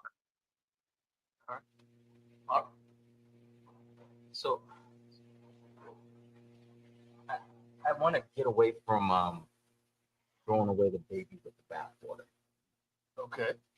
So I think the problem with some of the things we were told in the past is there wasn't a lot of clarification. Mhm. There was a lot of the when and the why and how often and how frequent. Like, there was not enough information.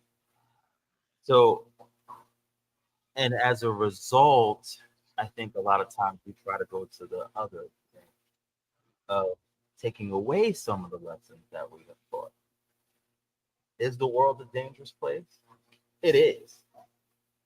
Can I just fall out in tears when things are going rough? I can't. Does that mean that I can never cry? No. It's okay to cry. It's okay to be sad. But there are some valuable lessons that we did receive as men Mhm. to make sure that we can be to maneuver, quick, to manage and get through this world. Do we always have to be perfect? No. But do we need to work and strive for some level of perfection? Yes. We got to go get it. We can't. So there's a couple extremes. Like, so some people feel like, I something's gonna happen and I'm just gonna be okay and things are gonna be okay for me. And then the other extreme is that, hey, I gotta go get it, and everything that I do is up to me to do it. Mhm. So the lesson we didn't realize is that it's in the middle. Some things are out of my control and some things are in my control. So yeah, I mean, we can be vulnerable, but we do need to know when to be. We Mhm. can cry, but we need to know when to cry. So there's lessons that weren't complete. So there wasn't a full picture of what it is that we need to know. Yeah. And you put that way, because as I think about it, you're right. We were the things that we were told, and then I think I'm a little bit older. How old are you? 45. I ain't that much older than you. So okay. So but again, coming up in the 70s and then the 80s, we were just told we were just told if something go wrong, you just suck it up and keep moving.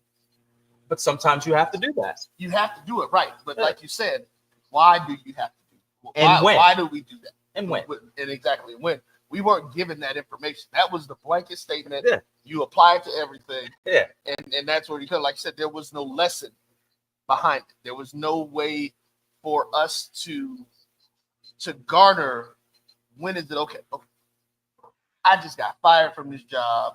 I know it was because this white dude don't like me. Yeah. Today is not the time, probably, for me to jump on something, cuss somebody out. No. Probably, it's probably not the day for that one. That's probably not when you're supposed to do that. But the day, my daughter just left. Something happens to my daughter with someone. I mean, I'm not advocating violence to a certain extent. One of the family, that's how I was going to deal with it. But, like you said, their reaction, because now I'm in protective mode. Yes. And I have something to happen to her, right? Yeah. That's a responsibility that I've got to take. Yes. So you got to know that. But again, we were not given that instruction. We were not given the when do you do something or the why would we do it here and why would we not do it here. But we're also many of us don't have good pictures or models for things as well. You're right. In the 80s, there was after that there was an influx of single parent families. So not seeing a man regularly and how a man interacts and engages with a female or even just the general public often, that was a deficit for us. And even women not having a male in the house and seeing that and understanding what that looks like and seeing that interaction. So there's a lot of deficits. So we're trying to figure out what it looks like. So, I'm going to say something, and Leon, I know you probably got something to say that, because here's the other deficit. Even if the male figures were around, because my parents were divorced, and irony for me, I didn't find out that my parents were divorced before I turned 1 until I was in my 20s. I always thought my parents had gotten divorced when I was about 5 or 6, because I was so used to my father being around and my mother being, they were there. They made it a point to never argue about the rearing of me and stuff, but seeing things. But what do I remember about my dad? My dad went to work. He came home. My dad came home. Yeah. Then he helped pay bills at the grandma in the house. That's what he did his stuff. Yeah. My dad did tell me, like, you always take care of the women in the family first. Do what you got to do for them. Suck it up and do some of that.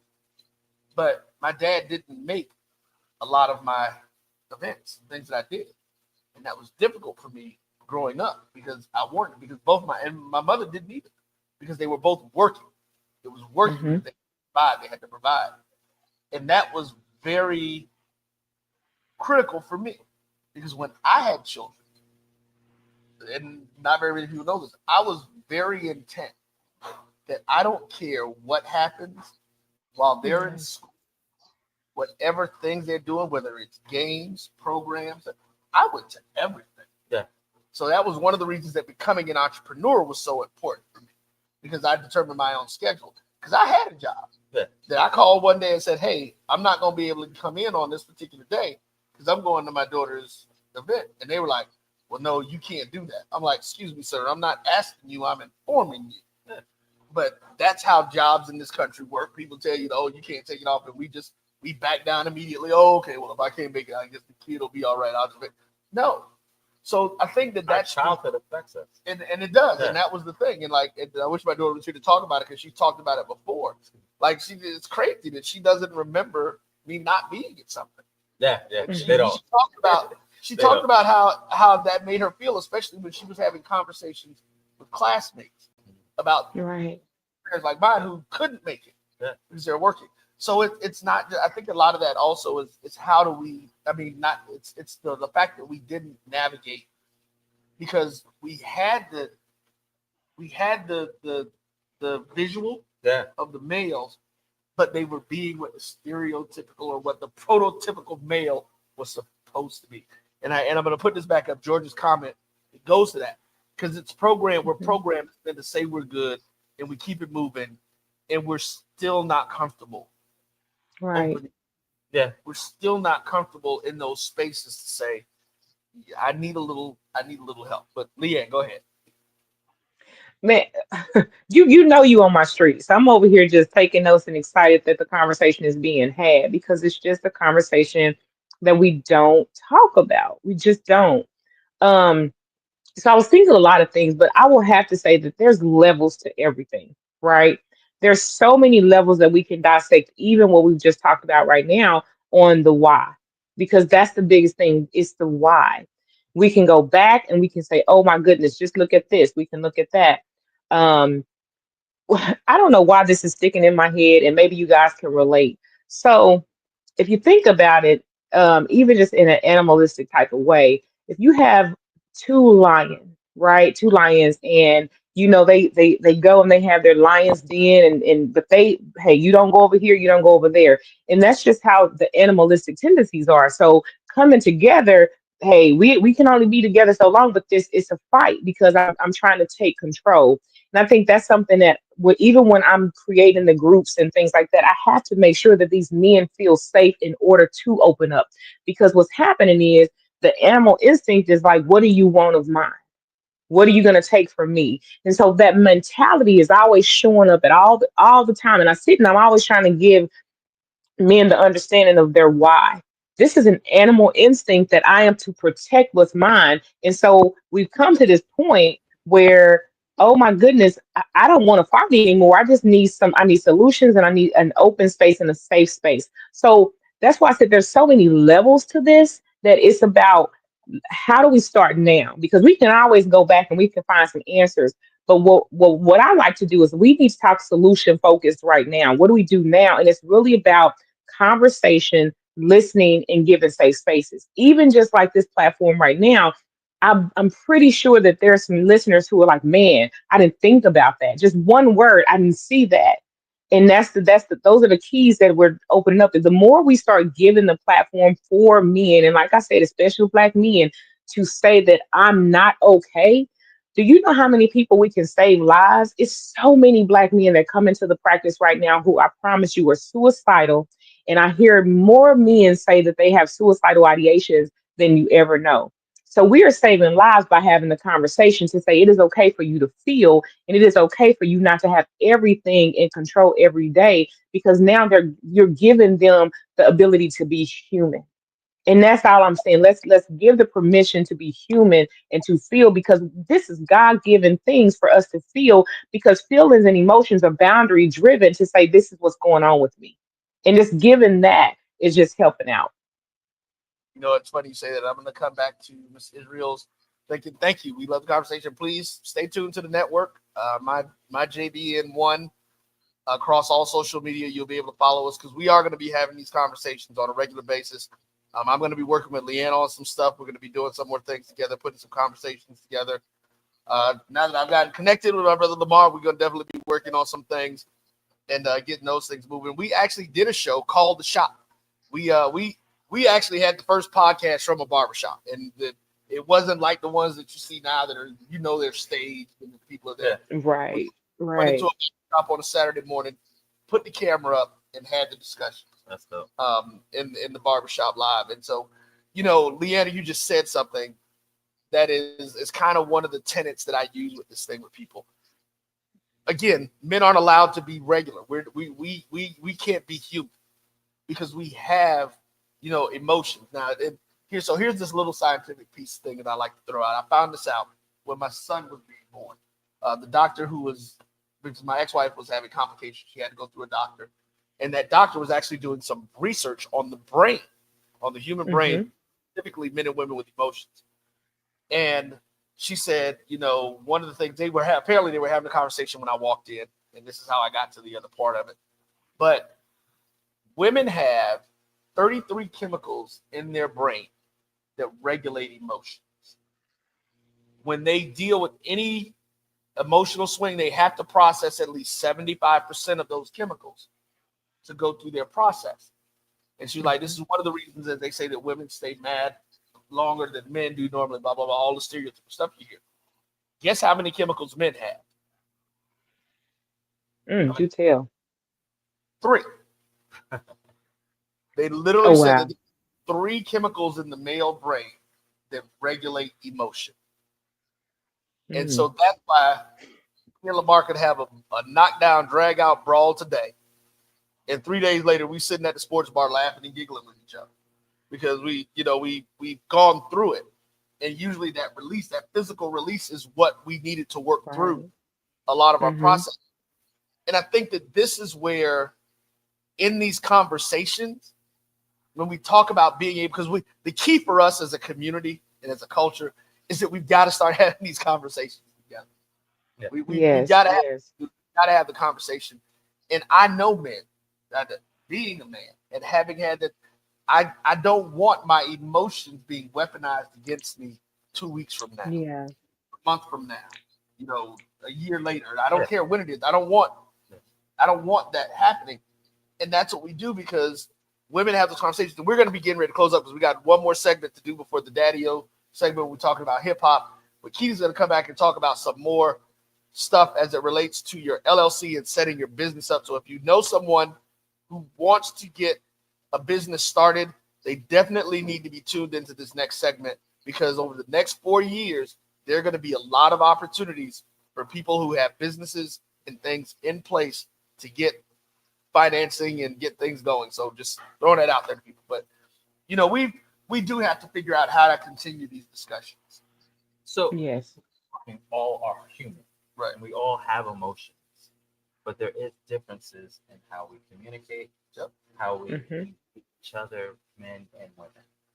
Um, there are some things, some patterns as men that we have picked up, we have learned or whatever. Yep. But those aren't customary patterns. Those aren't things that we've had before or we need to continue up. I like to tell a lot of fellas, yes, it's a war out there. But when you come home, you should be able to put down your sword. That's right. You should be able to put down your sword. You should put down your shield. You should be able to allow yourself to be vulnerable because that's your safe space. But there is a lot going on now between the genders, this gender wars and all these other things and nonsense that's going on that doesn't allow us to sit down and talk about the similarities and the differences and respect them openly and honestly. So yeah, I look forward to more conversations. Definitely. And let's do this, Leanne. Go ahead. I'm going to let you give some final comments. And what I need to do is make sure that I put your information, put both of you guys' information in here, so that folks know how to contact you. Because I'm assuming you both do virtual sessions. Yes. Yes. Yeah. Yes. Yes. So I'm going to go ahead and get it kind of, but go ahead while you're doing that. And go ahead and send me your stuff, and I'll make sure I get it up on the screen so that folks can get to it. But go ahead, Leanne. Okay. Well, and let me definitely say this. I'm only licensed in North Carolina and Missouri at this current time. So even though I do virtual sessions, I can't. Yeah, so I can't go over those state lines. So right now, that's where I'm at. So what I will say just to in this segment, I just want to say again, thank you for having me on. Thank you for giving this conversation some a segue just to talk about it.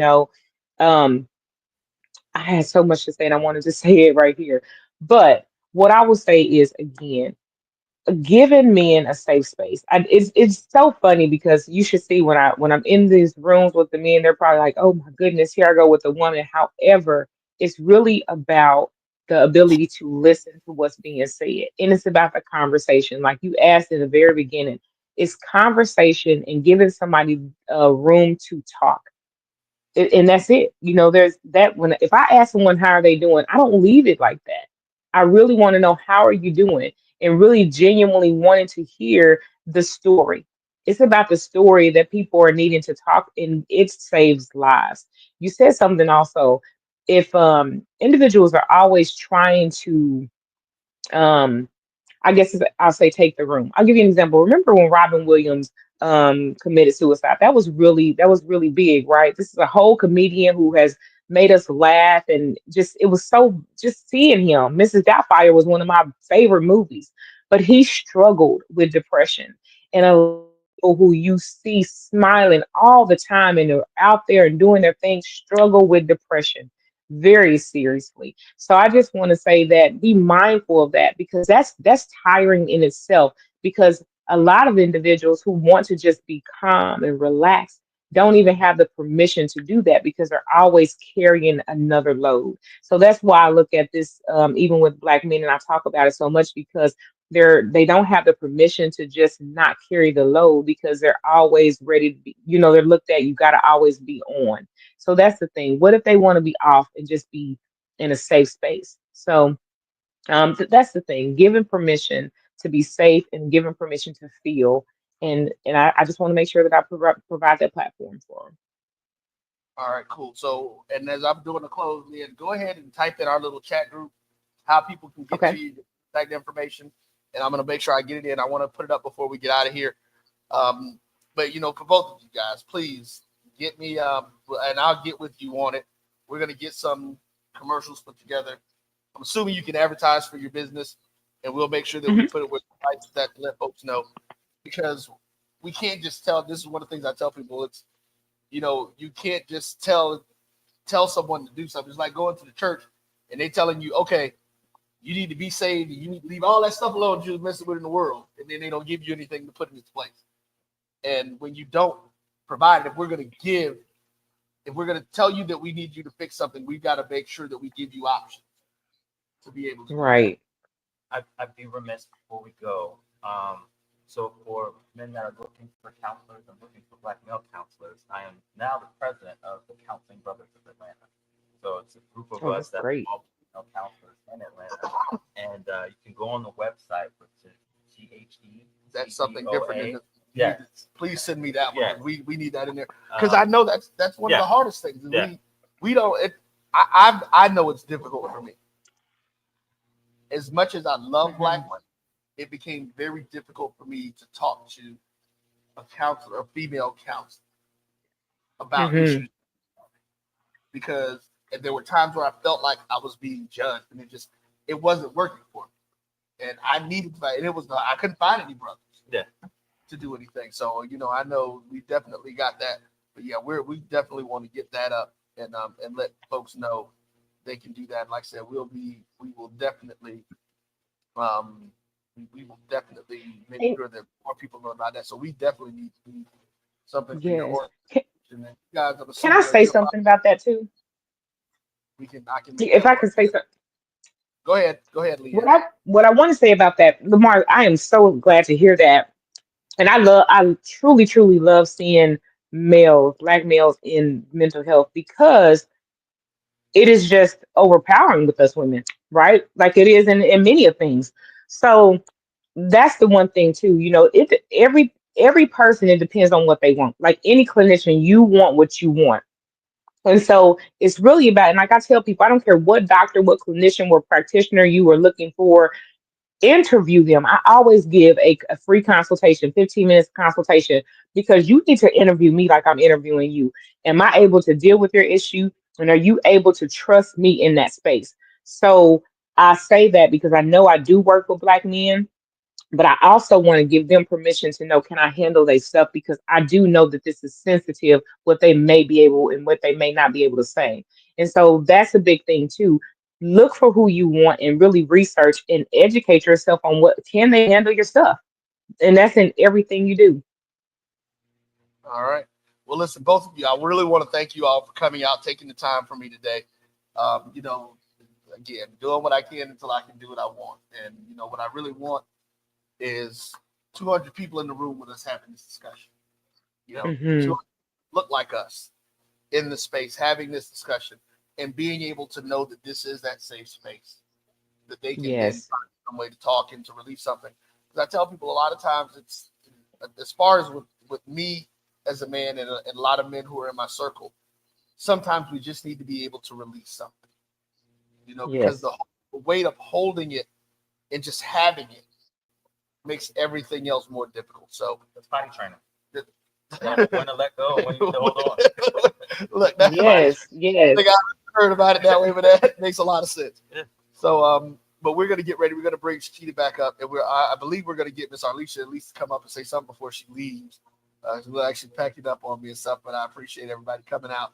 So we're going to run this interview as we set up for the next one. This was our talk with some of the folks from the Army at the Celebration Bowl. But Leanna, again, thank you. Lamar, thank you. Thank you. Stay tuned, folks. Thank Again, make sure you. you follow us, and we'll be getting more information out. I'm going to put this information out, and I should have done this earlier, but please go sign up with the network if you have not, so that we can keep you abreast of what's going on. myjbn.com/sign up. It'll be up when we come back. But we'll be back after this. Bye-bye.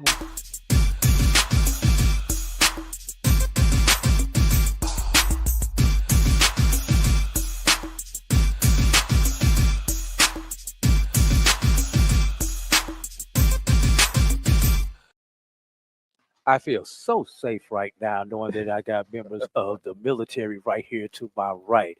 With us, we have members of the U.S. Army recruiting. You guys are a sponsor here at the Cricket Celebration Bowl. So first of all, I'm going to ask everybody to introduce themselves and their ranks.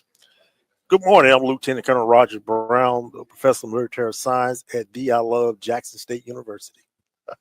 Good morning. I'm Lieutenant Colonel Antonio Pittman, Professor of Military Science at D. South Carolina State University.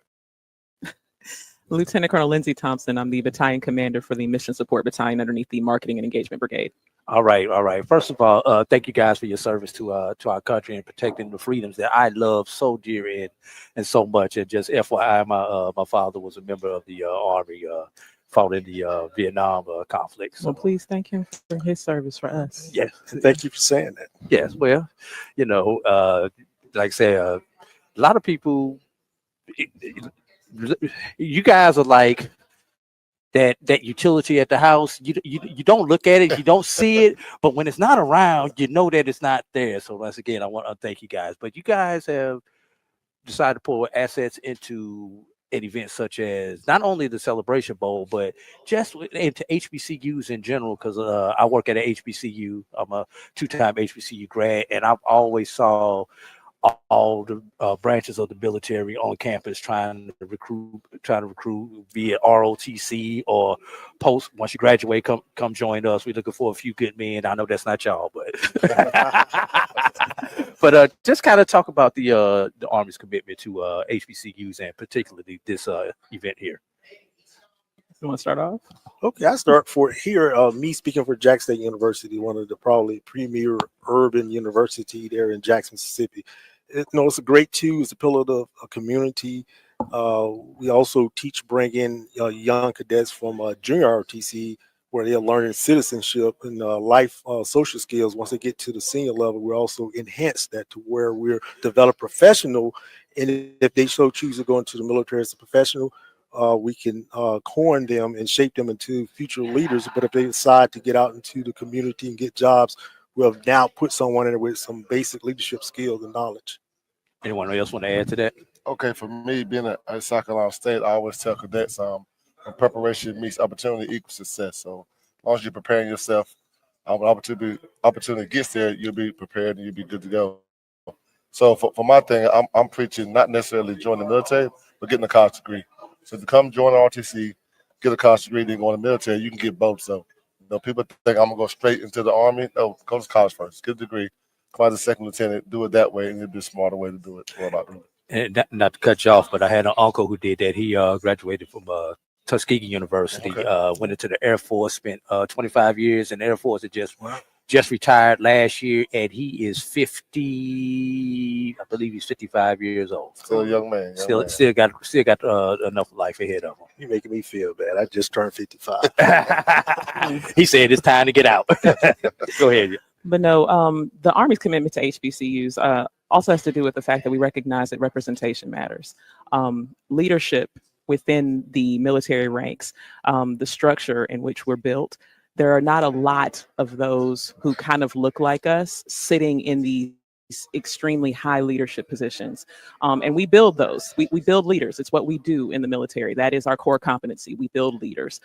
So we want to be able to see more faces and spaces that make a difference. And the HBCUs is where we can get a foundation for those juniors that we can bring in and turn into our nation's future leaders. So what will you guys be doing here over the next couple of days at the Celebration Bowl here in downtown Atlanta? So for for the PMS, myself, we're here.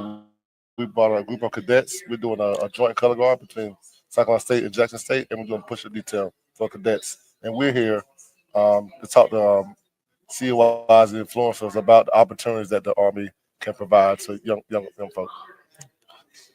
And also to add, we also have opportunity, but we really engage some of the young high school during the band of the year.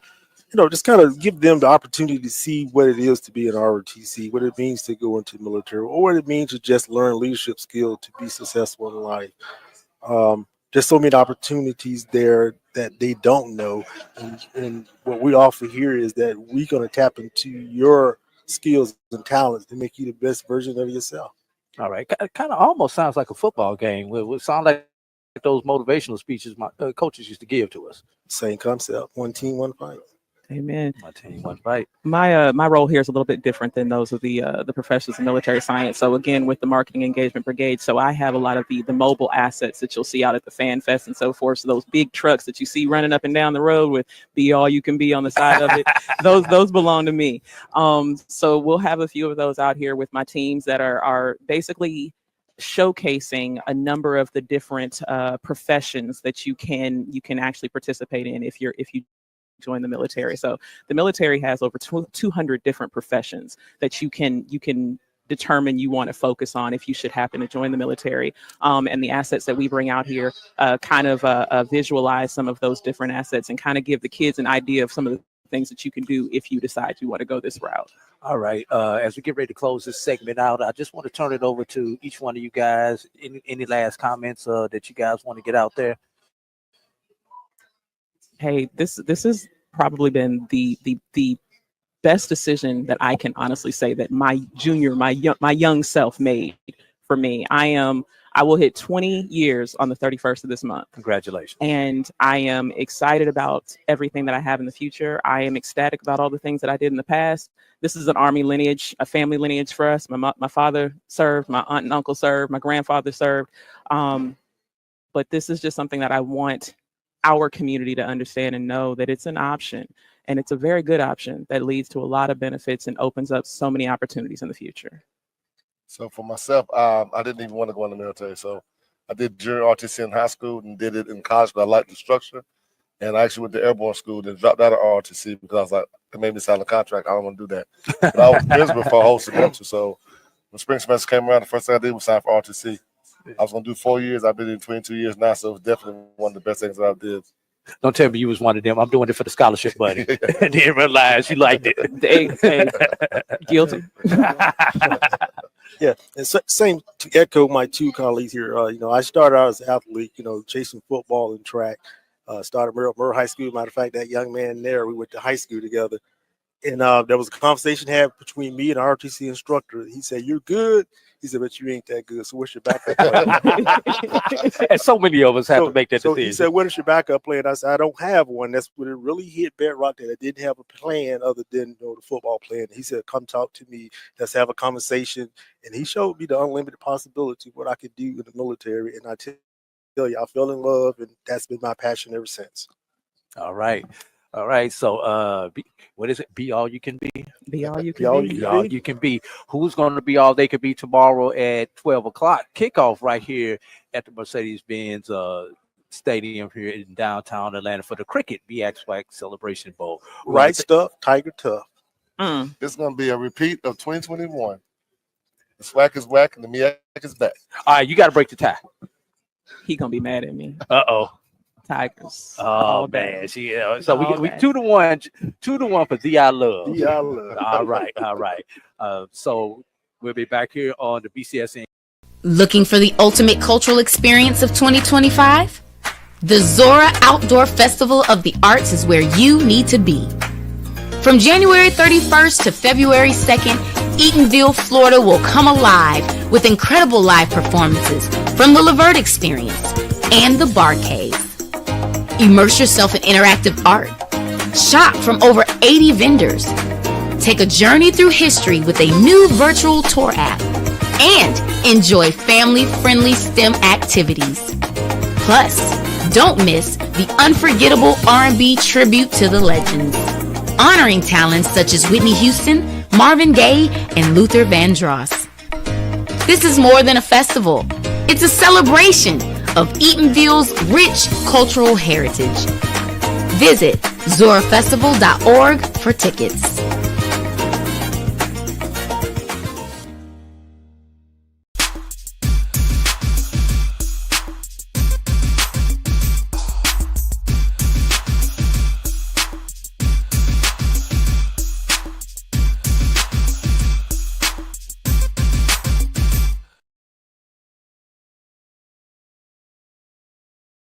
And send it back to me. Keep doing Send it this to me too. with the microphone muted.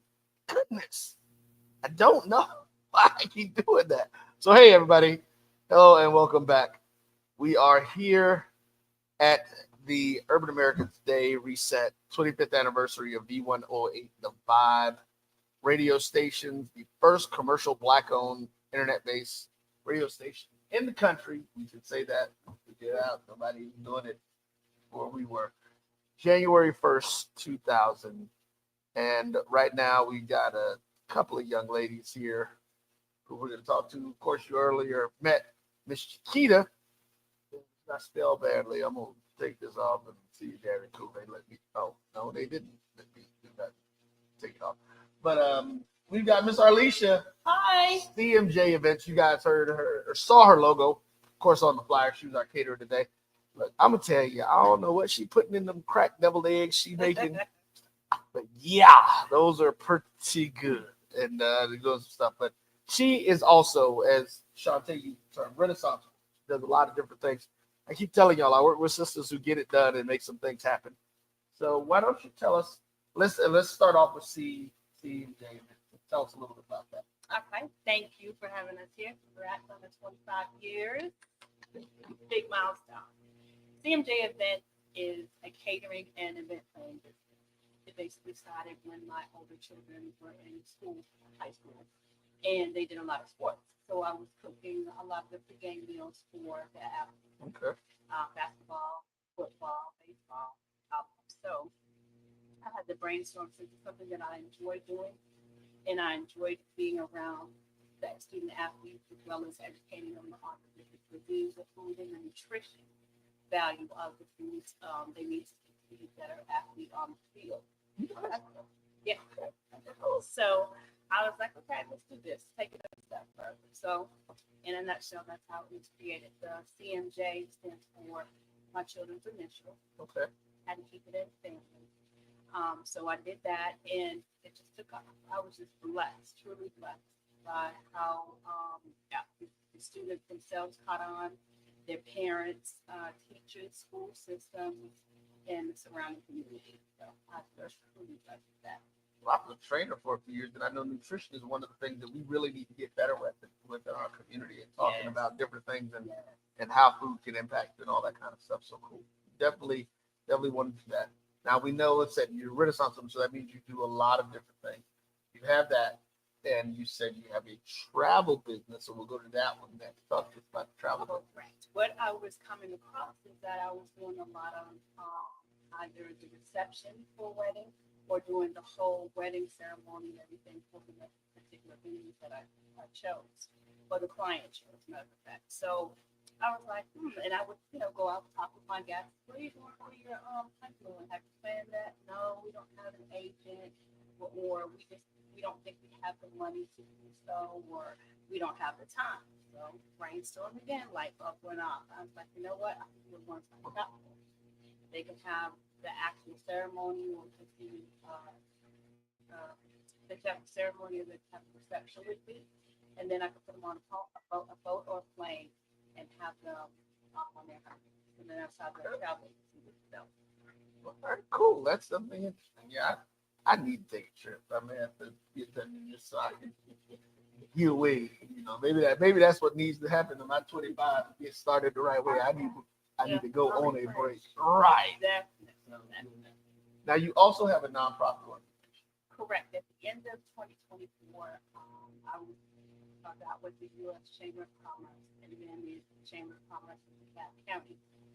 What I had been doing is, a lot of our students unfortunately don't eat meals outside of being at school. So during the summer months, we would take food to them to their apartment buildings, or we have particular students that we would sponsor for meals for the summer. So I got with teacher Miss Felicia Bragal at Arabia High School. When we got to talking, and she guided me in the direction of, hey, let's go ahead and make it where CMJ Events can have a nonprofit so that they can use the community as a whole as well as the students.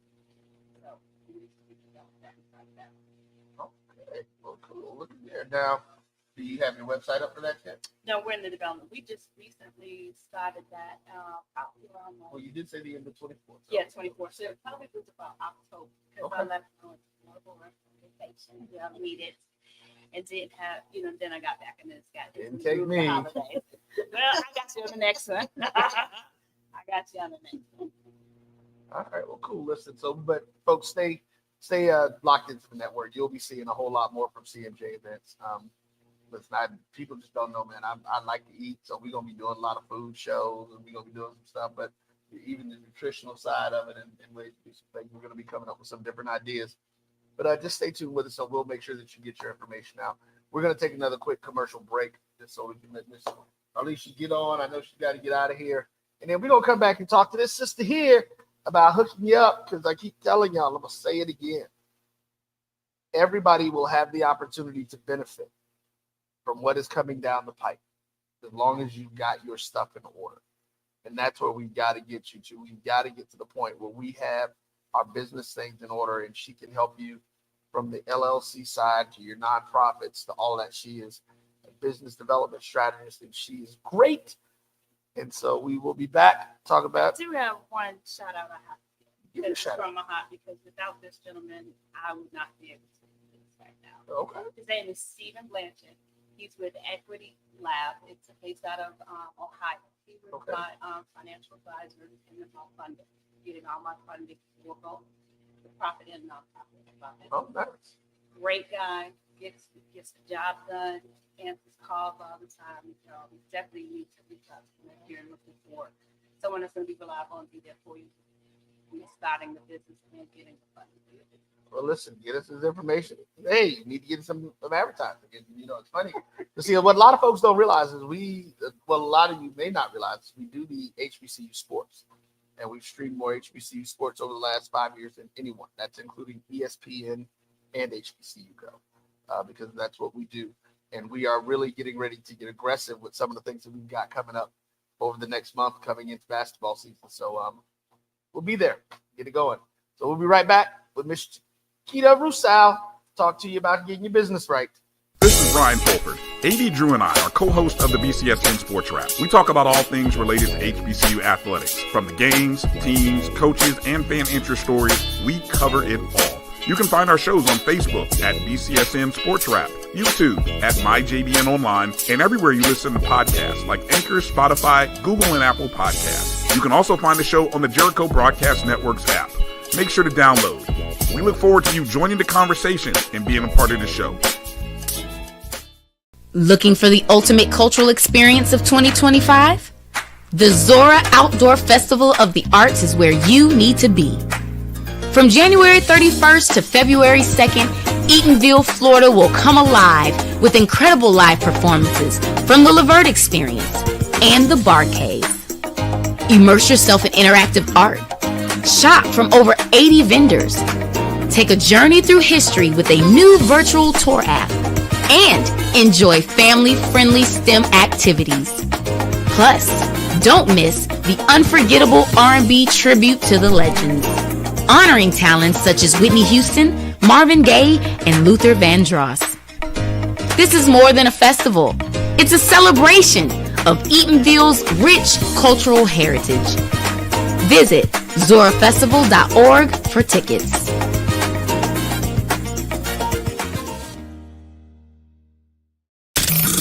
The human voice has always connected audiences with experiences. Major brands all across America have trusted Cover's voice time and time again. Conversational, powerhouse, intelligent, and sincere. That's the voice you need for your creative marketing process. KEAVERSVOICE.com. Kever's Voice, Kever's Voice, keversvoice.com. Always on, all the time. Hey y'all, it's your girl Sonia from She Say Sports. Make sure to check us out every Friday morning at 9 a.m. on Black College Sports Network, YouTube, and Linktree. And please don't forget to subscribe to our YouTube page.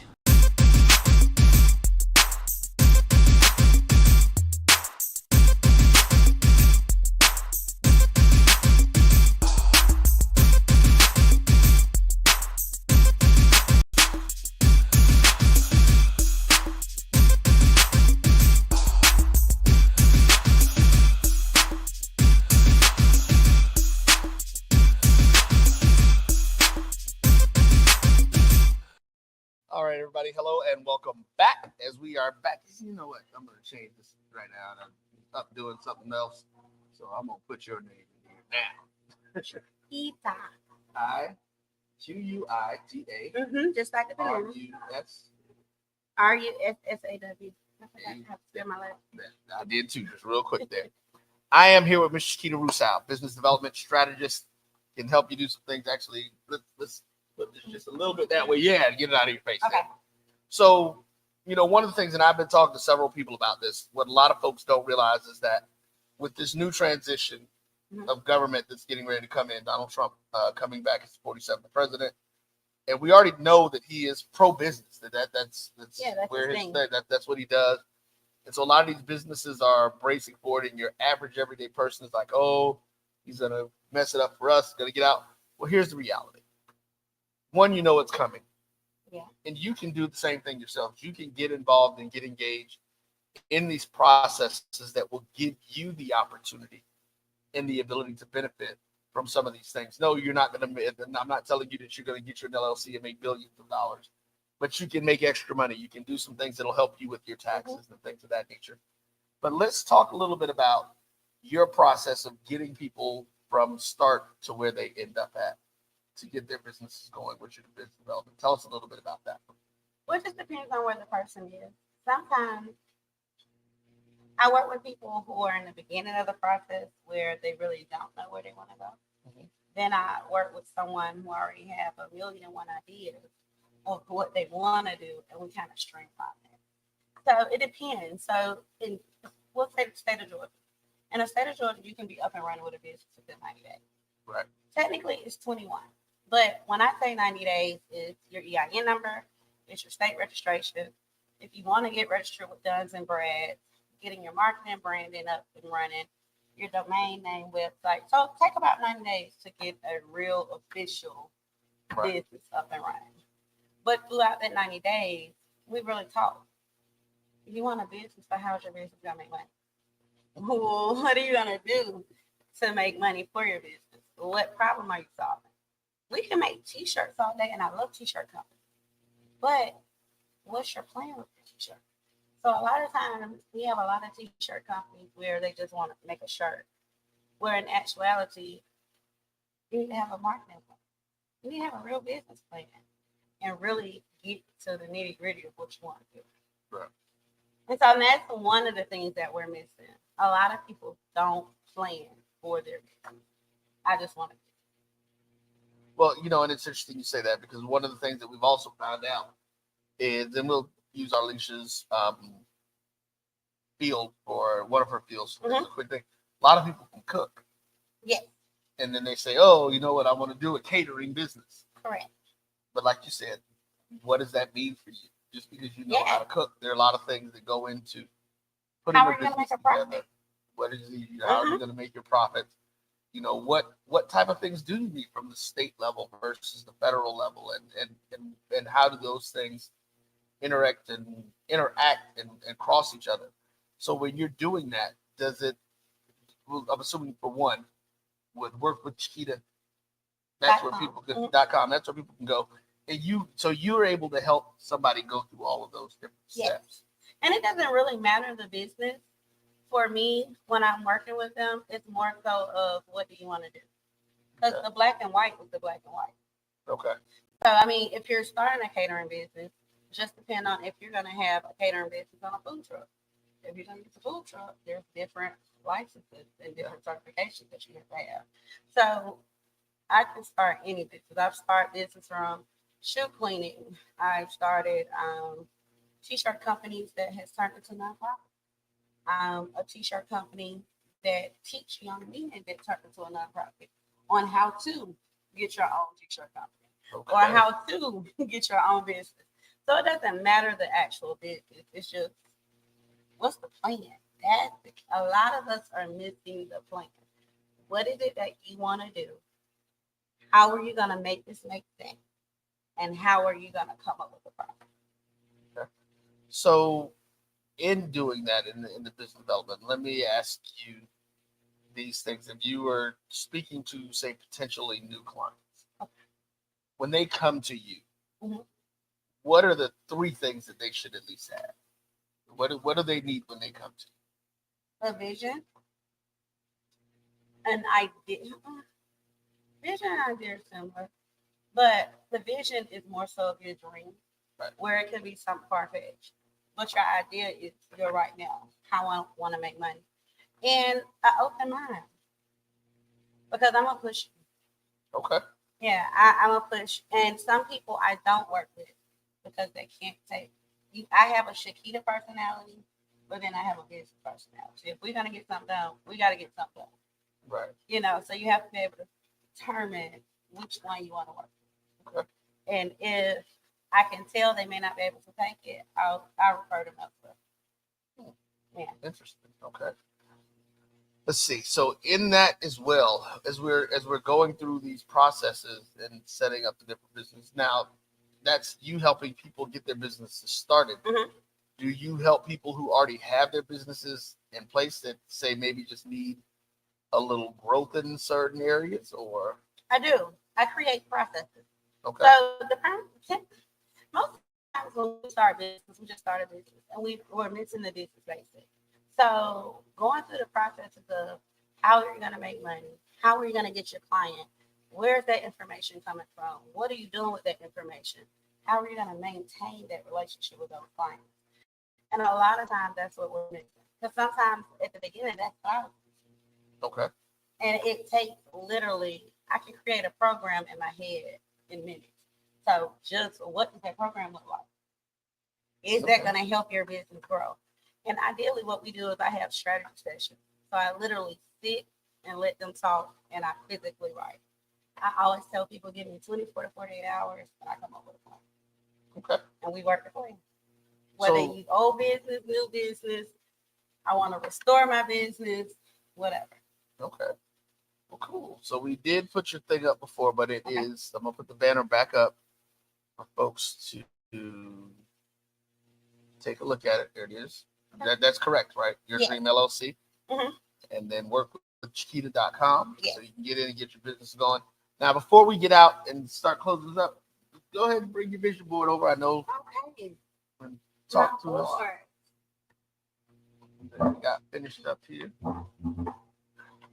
I was telling him earlier, I had already pre-did my board before I got here. I prepared it, so I wouldn't have to do much. But the crazy part is, I overwork for my phone. So my son literally had nothing. It only had one thing. Okay. Shout out to my brand mentor. He was the only thing that I had for Brand Accelerator. But I overwork for my clients. So I overwork for everybody that I do. So I just wanted to make sure on my vision board, this one is my business vision board. Okay. So I do a business vision board every year. But for my personal, I do it in 5 years to give myself the time. Business, I want to make money. So I want to make sure whatever I need to do, just like it says right here, just keep going. Go. So I don't stop whatsoever. I did take a week vacation, but I'm back up and running as you see on the 1st. One of the main things that I wanted to implement on my business side, which is here, is visibility. I'm more of a word of mouth. And I'm trying to get into more of a marketable one where you can catch me online, see me on Google, and find me in different places. So that's my main goal for being visible. So it has the strategic thought, reminding me that I'm amazing, because sometimes you need to remember that. The path to power, which is smiling for the camera. Okay. I need marketing. That's why we have my brand accelerator. He's helping me with get that together. As well as then we have just my common inspiration for me, just to let me know who I am, remind me who I am. Because in the process of working your business, you're gonna lose yourself. You're gonna lose a lot of people around you. Yeah. Because like today, I'm here working. My phone has been off 50 years time today, but at the end of the day, this is something that I knew I had to do. So I just want to tell you thank you. Because you didn't know that my main theme for 2025 is to get my business visible, as well as I'm an executive director for MVP Help and Men, get them visible as well. Right. So that's my main key for both sides. So for my right side is visibility for MVP Help and Men. Okay. So that's building out our donation platform, making sure that we're profitable on Giving Tuesday, make sure that we're inspiring them through education. Because right now, our guys need it. I'm still getting DMs from parents where their kids can't get in school because of their GPA. So we make sure that if they're going to be an All-American, you got to make sure your education is together. Right. So we're making sure that we have college readiness. And we have a lot of them throughout the country. And the main places that we go is where I find the tutors. So if we're in Dallas, you're going to talk to pre-college coach. If you're here in Atlanta, you're going to talk to South Florida. So just making sure I may can't tutor your child, but I'm going to find somebody in those states that can get you up and running. Nice. Our scholarship expert, she actually helped them get their scholarships together. She's in Indiana, but she is virtual. Okay. Once you pay that one-time fee, which we're trying to get that where we're going to get that sponsor from her, they're hooked. So if they start in the 9th grade and they're going through college, even if they're going to get their PhD, they can work with her just one time. I also have information on here, of course, how to donate. We're a nonprofit. Exactly. Again, on the business development part, I am big on how can we get funded. So whether it's sponsorships, in-kind donations, whatever we have to do, whether it's you going grocery shopping and you sign up to Kroger, every penny counts, everything adds up.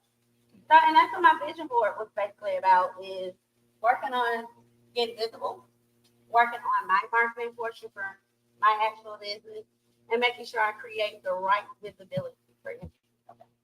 All right. Well, cool.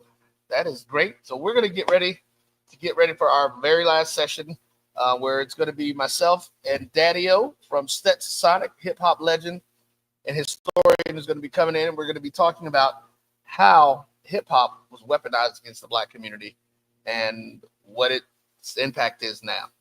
So we're going to be in having that discussion that starts at about 5 o'clock. What we're going to do now, you've been seeing the commercial for the Zora Neale Hurston Festival, which happens in Edenville, Florida. And Shantae said something to me earlier today that just blew me away. She had never heard of Edenville, Florida. Well, Edenville, Florida is the oldest Black incorporated municipality in the country. See, there you go. Yes, it is. When I lived there for like 15 years when we were headquartered out of the Orlando area. It is literally right next to Orlando, or one little town in between the two of them. So it's in that Central Florida area. But the Zora Neale Hurston Festival is one of the longest running Black cultural festivals in the country. And it will be happening from January 31st to February 2nd, that weekend, that comes into the town. And it's a great event. It goes on a lot, and a lot of things that will be happening. This is my interview with the executive director of the event, Miss N.Y. Nathiri. And she's going to be talking about that. And when we come back, it'll be me and Daddy-O getting into it. But stay tuned and enjoy. Thank you.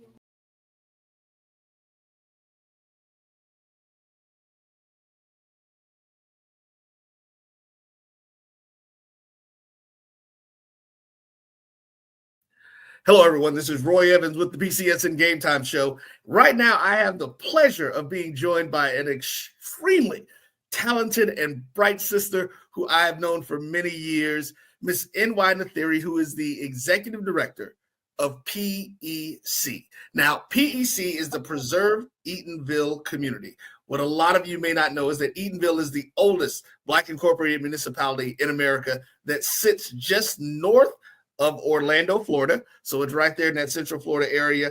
And we've got a lot of great things that are getting ready to happen. Miss Nathiri, how are you today? I am very good, and I'm so grateful to have this opportunity to talk with you and to your viewers. Well, listen, let's get right to it. Tell the folks a little bit about this event that we've got coming up in January. All right, the 36th annual Zora Festival. That's what we call it, the brand, but it's the Zora Neale Hurston Festival of the Arts and Humanities. And the 3 days that are outstanding for visitors who are traveling are Friday, Education Day, January 31 through Sunday, the Day of Reflection, February 2. This is an intergenerational powerhouse. Grandparents, great-grandparents, parents, aunts, uncles, friends, you want to come and bring your young people. It's our commitment as an organization. So children, no matter where you come from, children are free all 3 days. On Education Day, Friday, adults are free along with the children. On Saturday and Sunday, adults pay a $20 general admission ticket. If you're coming for 2 days, it's $30. Now, if you want the VIP, the extra food and that kind of thing, it is $100 per person, including the children if they sit in that area.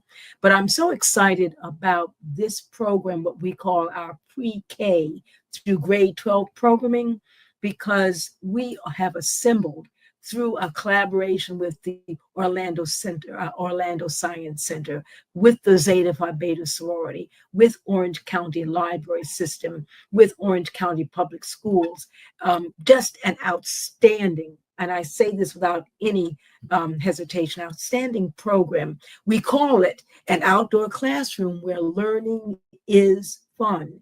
And so it's so important that we expose our young people, that we let them see not only about the heritage, absolutely about the heritage, but also the opportunities to enjoy learning about fossils, seeing about rockets, looking about how to tell time without having a watch on your arm. It's really, we have been able to amass an absolutely outstanding program, and it's really because of the collaborative partners that we have. And so it's scarf off to those collaborative partners and saying to all of you in the, as they say, in the sound of my voice and who can see my face, by all means, and I say this really as an old line educator, this program is so strong that it's worth it for you to take the day off on Friday.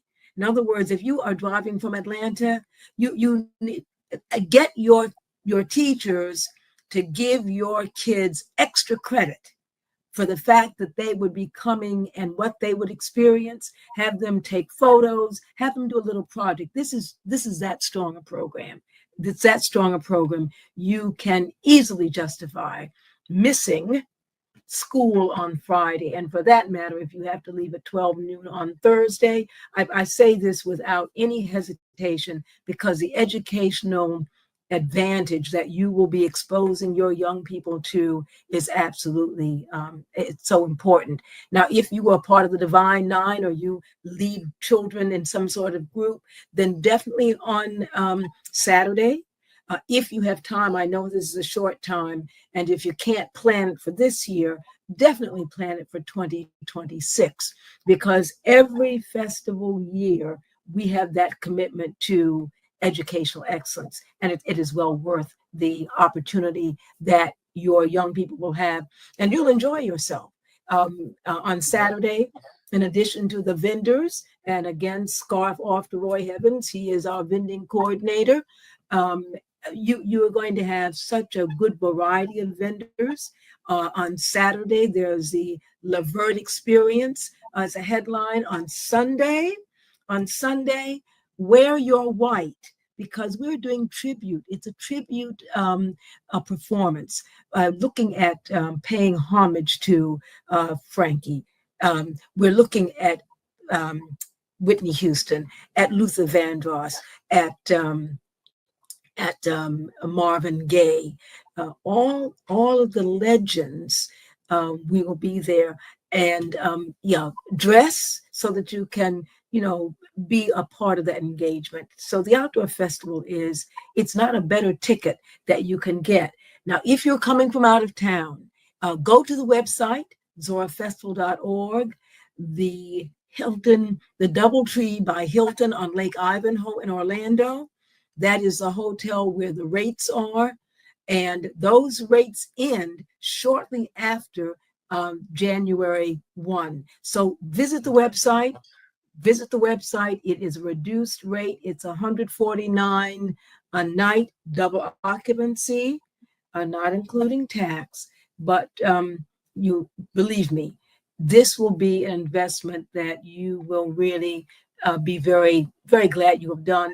And hopefully you will be a returning visitor, because each year we work very hard to make the Zora Festival just a first-class experience. Well, a lot of folks don't know. Like you said, this is the 36th year, and there have been some very amazing festivals, and we want to return to that. We know that COVID put a lot of things down, and we have to come back and rebuild them. But that's what we're planning on doing with the festival. We're going to come back, build it harder, build it better, build it bigger, so that you can get the enjoyment and also learn. There are some great things, folks, that are going to be happening this year. We have a new interactive app that you guys are going to love when it comes out. The folks with Historify, you'll be hearing a little bit from them. We'll be having a conversation with them as well about this groundbreaking technology that'll be used to let you go on a tour of Eatonville. Mr. Theory, you know, we've done a lot of this stuff, and like you said, the educational piece is something that's huge. I met when I was there earlier this year, rather, we met people who came down from Tallahassee, who came up from Miami with busloads of students, and they just loved everything that was going on. So if you educators are within that 7-hour drive, then that puts you up here to Atlanta, that you can get off on that day and come out. It will be a great educational day and giving our kids the living embodiment of our Black history. Yes. It's not just something that they'll get to see in a book. This is something that they'll be able to interact with and really enjoy as we get going. So we're going to drop a little bit more information out there. We're still looking for vendors. You can come out and get engaged and get some things going. You can go to the festival, zorafestival.org/vendors board. You can be able to click vendors up in the top right-hand side of the screen, and you can get out there, and we're going to have a lot of fun, man. It's going to be great getting things together. Ms. Theory, what in closing, if anything else, because you kind of dropped all the sauce on them for that first one. Is there anything else you'd like to say in closing? You know, I will say this, that the strength of what we do resides in the individual supporter. And so there's no doubt we are a 501c3 historic preservation, tax exempt, and because we're now in the month of December at the year end, at least those of you who are seeing it in the month of December, we are tax exempt to the full extent that the IRS allows. So when you go to that website, zorafestival.org, you're going to see a donate button. We appreciate and need, frankly, we need everyone who has the ability. In the spirit of Zora Neale Hurston, we need a little bit of money from a whole lot of people. There you go.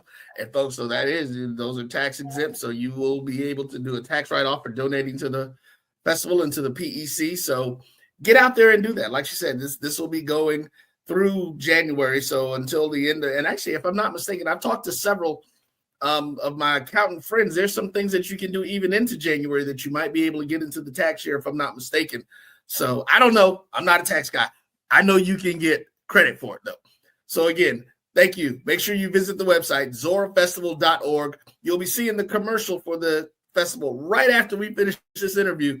So you guys just keep your dials locked. You know, we're going to be continuing to do stuff. Of course, we're going to be live broadcasting from the event to make sure that we share it with the world so that in 2026, we can get back to those years of 60 and 70,000 people, or get to that point coming through the town of Eatonville over those 3 days. Thank you again, Mr. Theory. You guys have a great day. Looking for the ultimate cultural experience of 2025? The Zora Outdoor Festival of the Arts is where you need to be. From January 31st to February 2nd, Eatonville, Florida will come alive with incredible live performances from the Levert Experience and the Bar Cave. Immerse yourself in interactive art. Shop from over 80 vendors. Take a journey through history with a new virtual tour app and enjoy family-friendly STEM activities. Plus, don't miss the unforgettable R&B tribute to the legends, honoring talents such as Whitney Houston, Marvin Gaye, and Luther Vandross. This is more than a festival. It's a celebration of Eatonville's rich cultural heritage. Visit zorafestival.org for tickets.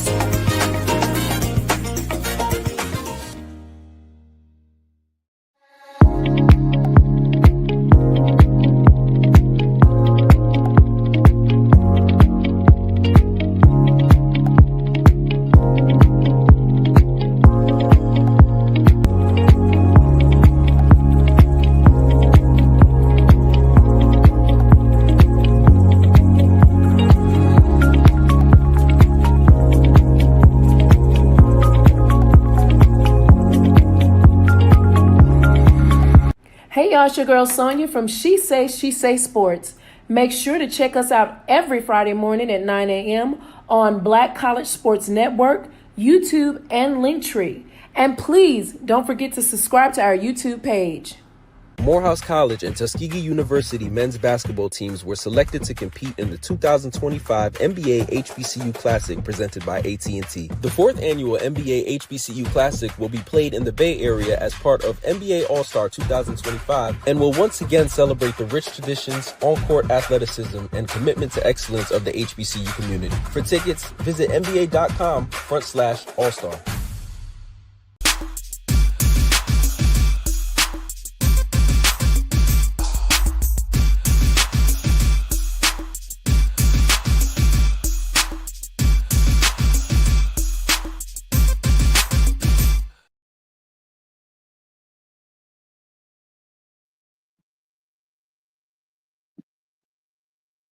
And again, for the third time, I have come back on with my microphone turned off.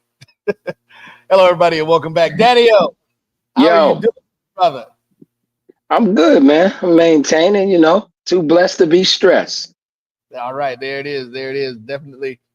And as a conclusion to the day, man, it's great for me to be sitting here with someone who I had the opportunity to meet a few years ago. But when I moved up here to Atlanta, probably about, like I said, 12 years ago, was able to get engaged and was looking at this person. I'm like, man, wait a minute, that's a Sonic.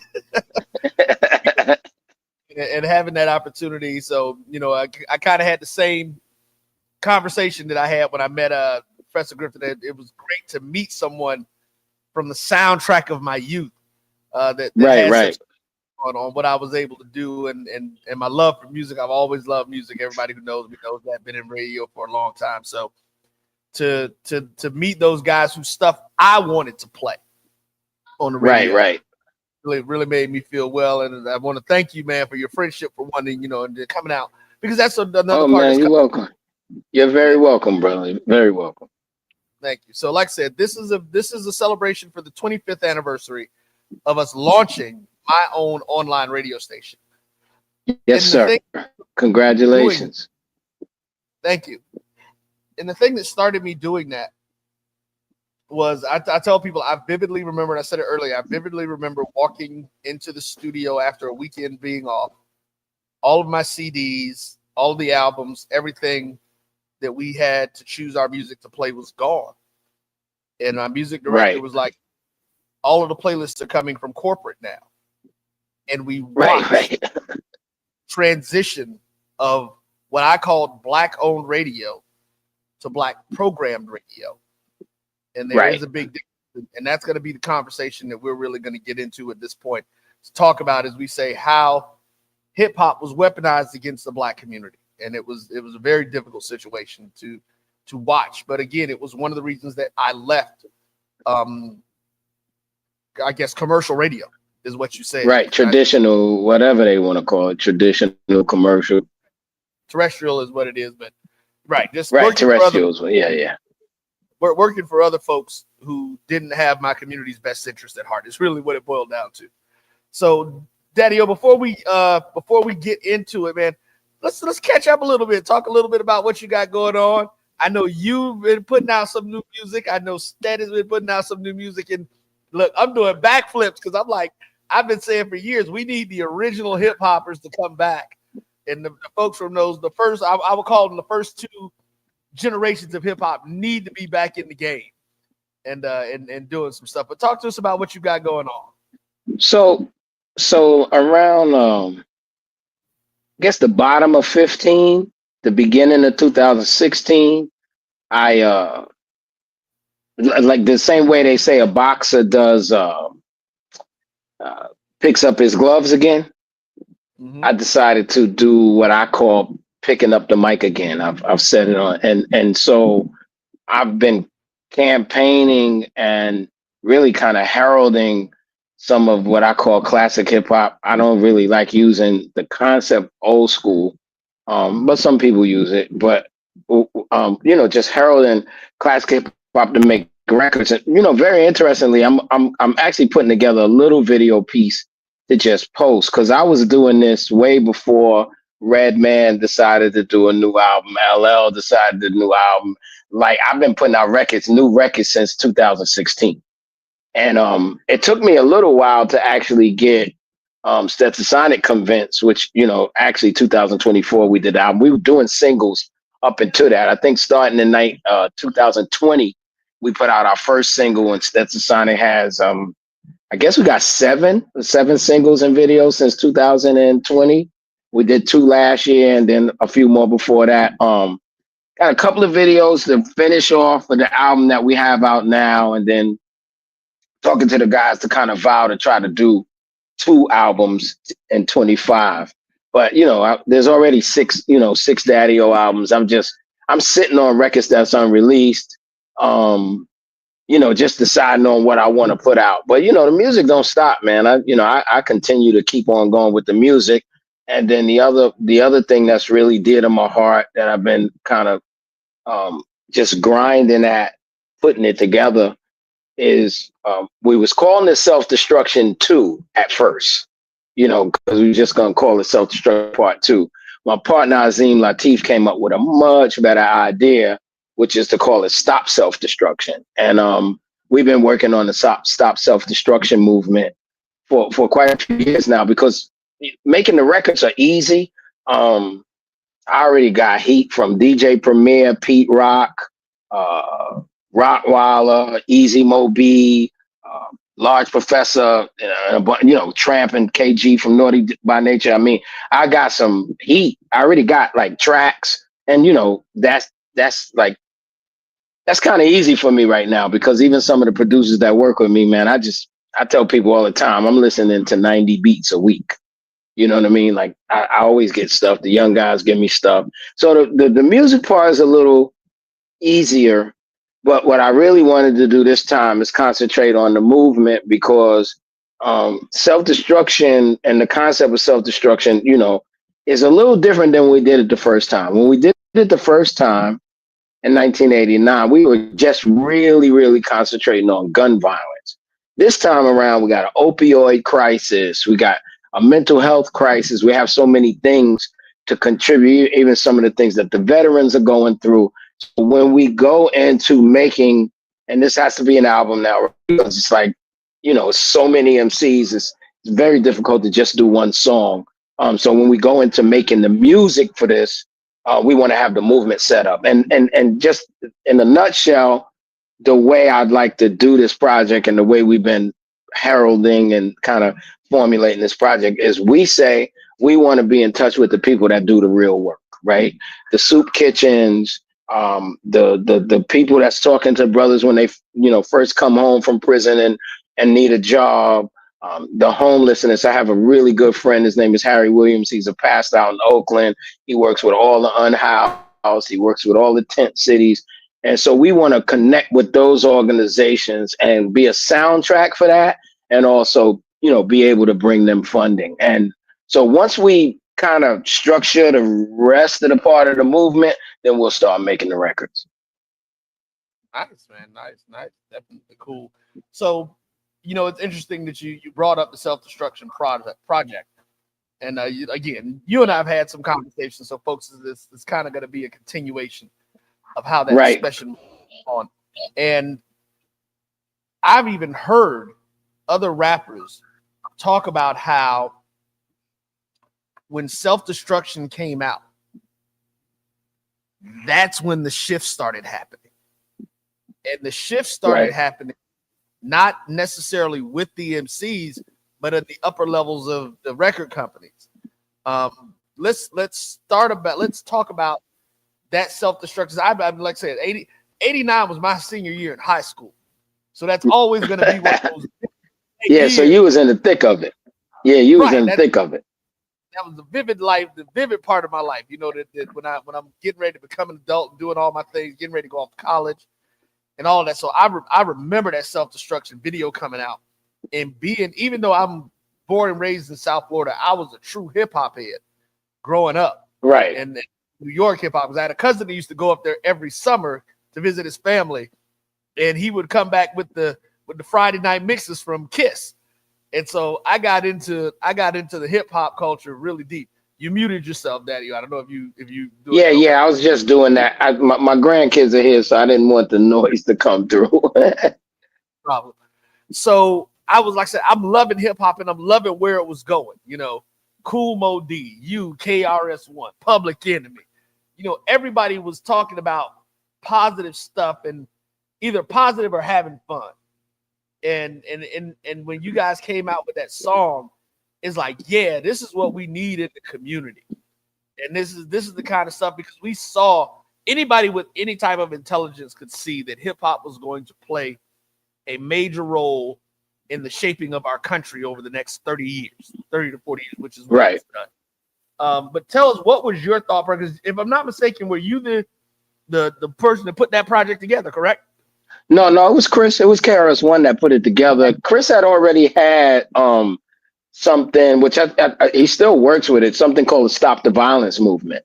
And so the ideology behind the first song was there was a big concert that happened here in New York. And when that concert went down, a brother got killed. It was a big rap concert. And a brother got killed. And so when the brother got killed, the media started kind of pointing the fingers at hip hop, saying, look at what you guys attracted, look at what you did, whatever. And so that's even why the lyrics are the way that the lyrics are. If you listen to the lyrics on Self-Destruction, you hear Chris start it off and say, today's topic, self-destruction, it really ain't the rap audience that's bugging. It's one or two brothers, ignorant suckers, talking about how, that was a select group of guys that decided to do some foolishness, and that it wasn't hip hop's, fault. Like, it wasn't like the fault of hip hop, nor were we encouraging it on that level. And so it from the Stop the Violence movement that Chris was doing, he ended up calling us all in, just asking everybody, most of us was his friends, but asking all of us if we would be involved with this project. And so that was the way that went down. I think I love what we did. It was early, right? So it was early in hip hop. It was early in rap. And I always say, rap music, I'm talking about on record, right? The recorded medium. It evolved, because in the beginning we didn't know what we were doing. I always say this. We didn't know what we were doing. You listen to the Sugar Hill album, they rapping on half of it and singing on half of it. Like, nobody knew where we were supposed to go, because we had never made records before. We were in the street, with DJ equipment and speakers and sound systems, and just going out there and rapping. That's why some of the first early rap records that came out of Harlem, Bobby Robinson's Enjoy records that signed Grandmaster Flash and the Furious 5, Funky 4+1 More, Fearless 4, I could go on. You hear those records 12, 13, 14 minutes long, because we didn't know how to make a 5-minute record, a 4-minute record, and put a hook in it and all of that. That wasn't what we were accustomed to. We were accustomed to just getting on our DJ playing beats, getting on and rapping. So it evolved into us kind of knowing how to make records. Radio does play a part here. What radio would accept, what radio wouldn't accept, and all of those particular things. So it evolved into that. And I think that a lot of the change came, and I'm just being brutally honest, a lot of the change in hip hop music, the recording medium came as hip hop expanded outside of New York. Because the New York hip hop, I started rapping in 79, but let's talk 83 up. The New York hip hop from 83 up until, let's say, 83 to 89, which is up to that self-destruction part, was so varied. It was so varied. It was so different. Special Ed was different than Dana Dane, was different than Big Daddy Kane, was different than Run DMC, was different than Stetsasonic, was different than MC Light, was different than the Audio 2. I could keep going. But I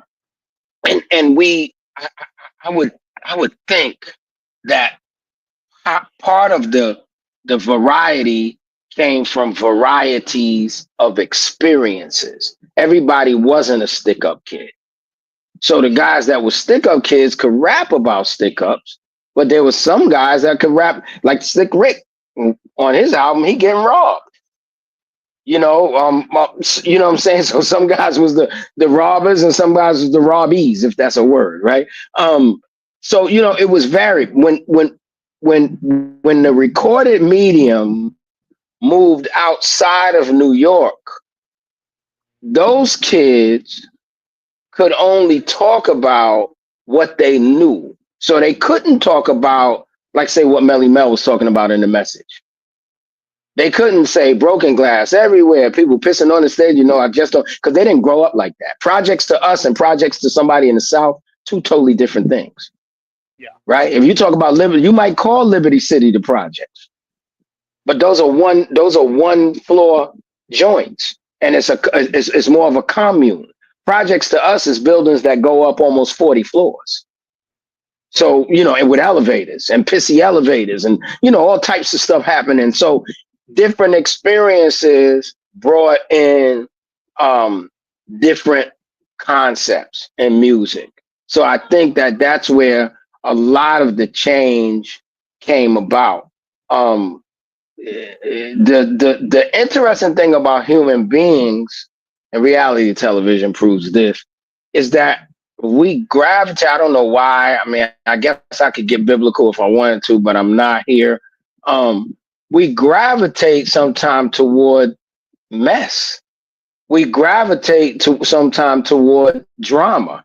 And so, yes, Coogee Rap might have been a little tougher. Yes, that first Boogie Down production album had My 9mm Goes Bang and all of those particular things. Public Enemy made a record called My Uzi Weighs a Ton. So it's not like gun talk wasn't in the rap, but the variety was there. And so the subjects were so vast that it didn't become the main subject. So, even in New York, you did have guys that was like fly guys and only talked about fly guy things and, that kind of champagne living life. But then you might have had another group of guys like Stetsasonic, for instance, that was writing stories about girls, where we had Sally, where we had Susie, where we had Faye. But when rap moved outside the recorded medium, when it moved outside of New York, it got different. And I think the other thing to mention that I think is very important is a lot of the cultural aspect of what we call hip hop almost got destroyed when we went in the booth. Because we knew before we went in the booth that the graffiti writers was part of us. The DJ was part of us. As a matter of fact, the DJ was so much a part of us that the groups had the DJ's name first. Grandmaster Flash and the Furious Five. I mean, it was like the guys was with the DJ. Even moving into Philadelphia, it was DJ Jazzy Jeff and the Fresh Prince. It wasn't Fresh Prince by himself.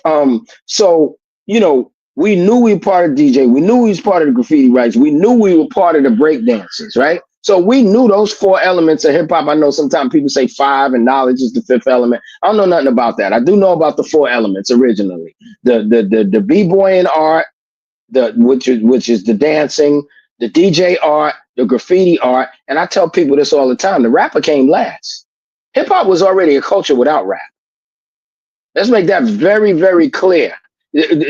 Rap is the last thing to come on the board for hip hop. Cats was already tagging trains, DJs was already playing records, and guys was already breakdancing before anybody picked up a mic. The rap came last. And so it's interesting that rap in its art form later on, like 80s, like, from that time, I'm talking about like 83 on down, started being called hip hop, because hip hop is more than that. And so I think that one of the things that happened with I guess you could call it evolution of the music part, is that the culture left. Right? So do we count the 2 Live Crew as rap and hip hop? We do, but you never seen breakdances with Luke. Right. You hardly know who the DJ was in most cases. Yeah. Right? And you never seen graffiti writers with them. So the culture took. Go ahead. Yeah, I was saying, it's interesting you bring that up, because again, I'm from South Florida. So where we break dancers, we did have dancers, and the dancers were a part of everything that Luke and them did. Now we did not have the artists. We didn't. That was one of the things we definitely did not have. And you're right. And I didn't. I don't think I ever thought about that transition from where the DJ was the main thing to where the rapper becoming the main thing. Main thing, yeah. Yeah. The rapper was never the main thing. People came out to see DJs and in the beginning because DJs had systems. They had sets. And that was a lot of people say we borrowed from the Jamaicans. Maybe we did. But because the Jamaicans have the sound clashes, that's exactly what used to happen in the Bronx and Brooklyn and Queens, that people would come out with their sets and play against each other. But it was a lot of that competition was going on. When it left New York and became the recorded medium, now we're dealing with a different aspect of it, because now we're talking records. And so once we started talking records, everything changed, because people would now begin to talk about their experiences, which was not Bronx experiences, which was not Brooklyn experiences, which was not Manhattan experiences, which was not Queens experiences. These are South Florida experiences. These are Houston experiences. These are Cleveland experiences. This is LA's experience. So it became to be different. And cats, I believe in the beginning that cats were just talking about what they knew to talk about. And because New York wasn't really that, and to this day still wasn't really that much of a strip club mecca, but down south they was getting it in. And so of course those guys was going to talk about that kind of stuff. Maybe they doing Bloods and Crips in New York now, but when we were making records, wasn't no Bloods or Crips in New York at all. Either. But when we used to go to the West Coast, I remember our first tours with Ice-T and them, they used to tell us, don't wear all blue and don't wear all red. And if you can avoid it, Daddy, you don't wear red or blue. You said so what they would say, don't wear all blue, don't wear all red, and if you can avoid it, Daddy-o, just don't wear red or blue. Wow. Because they were Bloods and Crip territory. So it was a no-brainer that if a rapper ended up out of LA, out of Watts, out of Compton, he was either a gang in the gang or he was at least affiliated, because his neighborhood was either a Crip neighborhood or a Blood neighborhood. So a lot of that was probably gonna bleed out on record. And sad to say, but true, once that began to bleed out on record, you know, it's just it's an interesting it's an interesting kind of I forgot what they call it when people do experiments, but it's you know, it's an interesting reaction, like the way it happens, because now prior to any other time, you never heard a guy talking about this kind of stuff, because the guys that you used to hear rapping was New Yorkers. So you never heard Heavy D talk about that stuff. You never heard Big Daddy Kane talk about that kind of stuff. Never heard Special Ed talk about that kind of stuff. And yeah, I think maybe someone like yourself that love music might have been into all of it. A lot of the people in regions outside of New York wasn't into all of the rap from New York, because all of the rap from New York didn't reflect their experiences. Yeah, you're right. You're right. Yeah. So we had to literally have. Go ahead. I'm sorry. No. I'm sorry, I jumped in. But you're absolutely right, because I remember when the gangster rap first started coming out of the West Coast in LA, and down south were really trying to hear it, because just like you guys, we didn't have, and I guess because gangs, when we think of gangs, especially from out that way, we're thinking about the young kids in the communities doing that. We didn't have, and a lot of people find it hard to believe, we didn't have a lot of gangs in Miami. No, that's what, not at all. Yeah, we knew nothing about Bloods and Crips and not at all. Like, nah, we're not dealing with that, you know. No, down south was so dance oriented that when we did our In Full Gear album, if you look, Luke is one of the producers on this record that we have called Miami Bass. And that whole record is talking about how we went to Miami and Miami had the bass. You know, we went to Miami and there was a whole different 808 experience down there. You know what I mean? Much different than what Planet Rock was doing or any of the stuff that we were doing. And they was all about having fun. They was all about, you know, the dancing and having fun and, you know, that kind of stuff. It was not, you know, none of even Atlanta, none of that stuff was tied up into violence, because the neighborhoods was violent enough. You had to be strong to come from Dade County. You had to be strong to come from Lib City, all that. So they was almost like the New Yorkers, like, why am I talking about that on record when I go home, I'm gonna see it anyway. You know what I mean? So they wasn't really thinking about making records about violence. Now the West Coast, that was different, because, you know, and like Chicago, some of those neighborhoods with the GDs and stuff, vice lords, this is the way these kids grew up. So they was gonna end up talking about it. But like I said, kind of coming full circle to what I said earlier, something about the human condition is attracted to that. And for some weird reason, and some of it could be record company influence, that kind of subject matter ended up rising to the top. And I think, my opinion, it's just a daddy-oism. This is my mouth, and my mama used to say this. My mouth ain't no prayer book, right? So you know, you can take it with a grain of salt, however. But what I think happened is the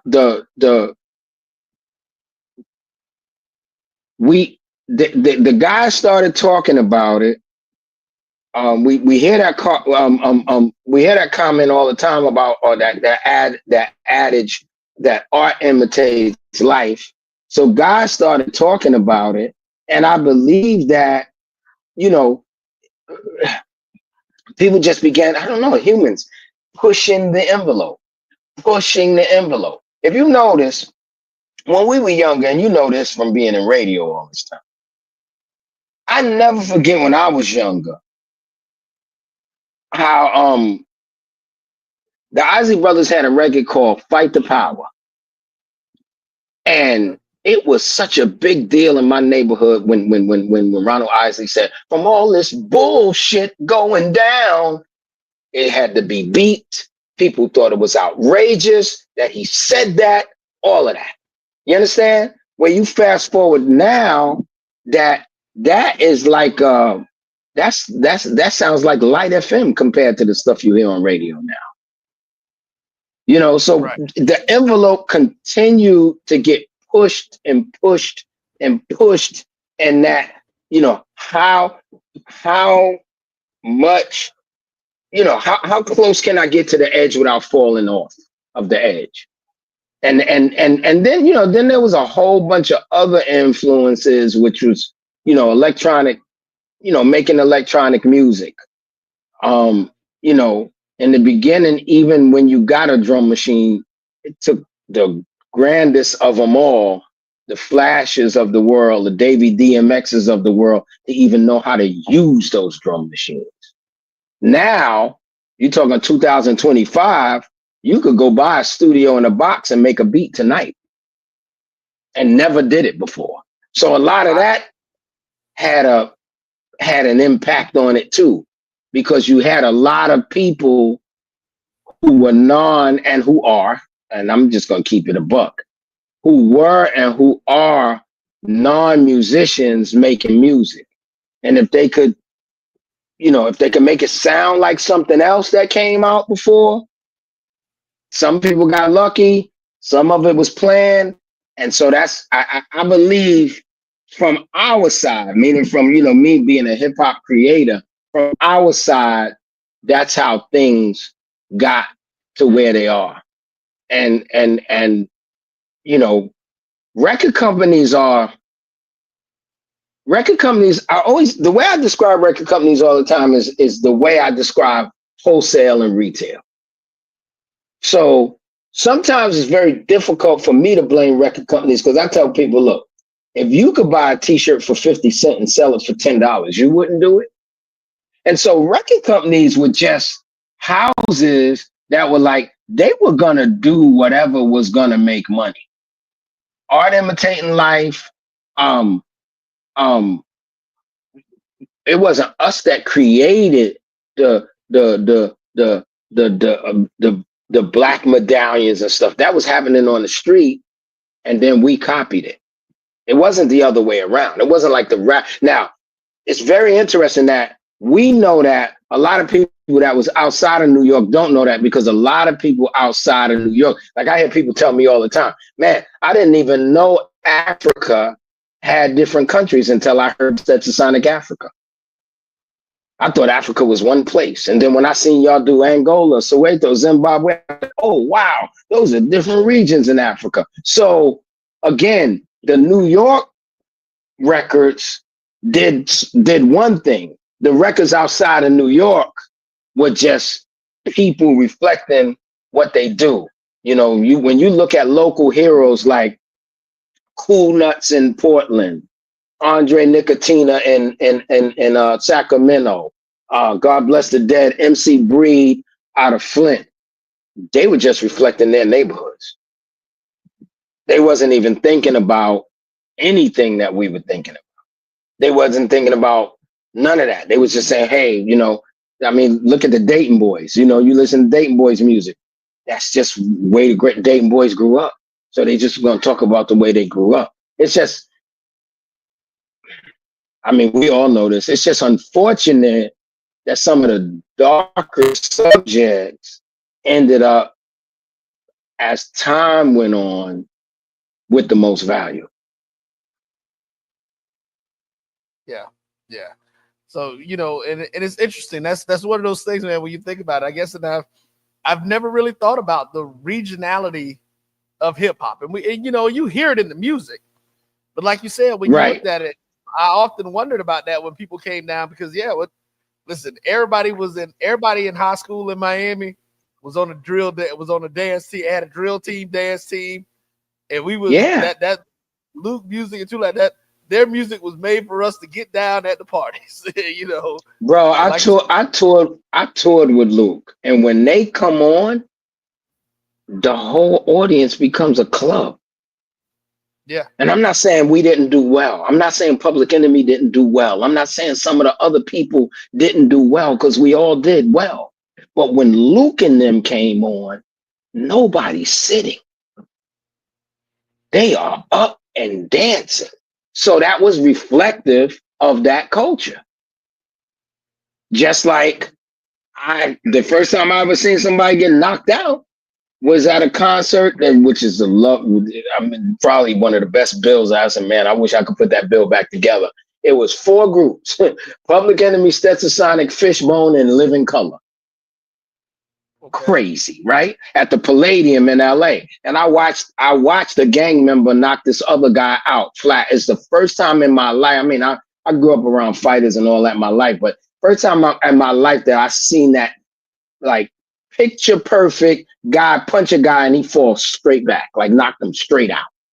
Right. And that's because the gangs had that kind of beef and they was in that building and all of that kind of stuff. So, it's a different cultural aspect. Again, a lot of times I blame us. And when I say us, I mean hip hoppers more of my stature than anybody younger than me.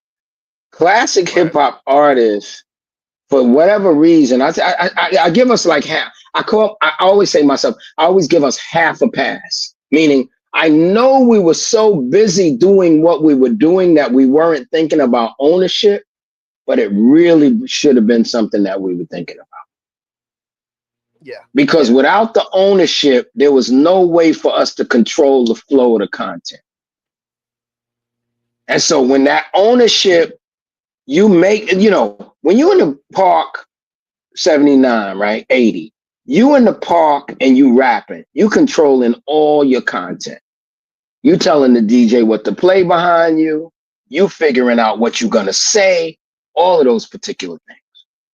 You fast forward to like that 83, 84, when everybody's starting to get signed, you're not in control of, you making the content, but you're not in control of the content. Tommy Boy is, Sleeping Bag is, Profile is.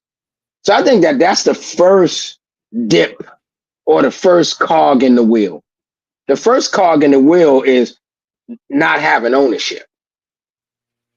And because we made the music, we almost had a false ownership. We felt like we were doing everything that we wanted to do. And as artists, I mean, they can't make records. So, meaning the record companies, they can't make records. So, of course, they got to accept what we bring in. Now, granted, I think that the filter for what that was a little more solid. I'm going to just use that word. A little more solid because, remember, in the beginning of making these rap records, it was us against the world. Right. We're competing with the Whitneys, the Luthers, all of them are making records. The Baby Faces, all of them are the ones on the radio. And all of them, a lot of them, no disrespect, but I'm calling a spade, was saying that rap wasn't even music. That we was a fad and we was going away. I mean, that's the beginning of my video talking about, we are fad and we going away. So it's us against the world. So the filter was to be able to have something that was good enough because it had to play right alongside of those R&B records. We didn't have our own. We had the nighttime radio stations, but to make it, quote unquote, you had to be played in the daytime, and to be played in the daytime, you had to make a record. The length had to be right, so we no longer could make these 12-minute, 15-minute records. We had to have a hook, and it had to be good. I mean, I hate to say that, but it's true. It had to be good. I don't know if that's, and I don't bash the new music, but I just don't know if that's true right now, that it just definitely has to be good. No, it doesn't. Listen, at this point, and this is one of the things that I think has been a problem coming up, and honestly, not just hip hop. I think it's predominantly hip hop, but just right. And when I say music, I'm talking about urban music, and like you said, being on the radio, what they playing on the radio it's the hook. Yeah. If the beat is rhythmic enough and your hook can catch attention, that's all you need. The rest of it can be 9 times out of 10 is straight trash. And you'd be like, Yeah, kids, I mean, they're like, I don't even listen to the song. I'm just listening to the music. yeah. The interesting thing about something you said earlier, it really is golden here. And that was you talking about your transition to be independent and why. Your why is what I'm talking about here. Your why. Because prior to that, Roy could be a program director and pick records. That's right. Okay. And honestly, he's not gonna like everything.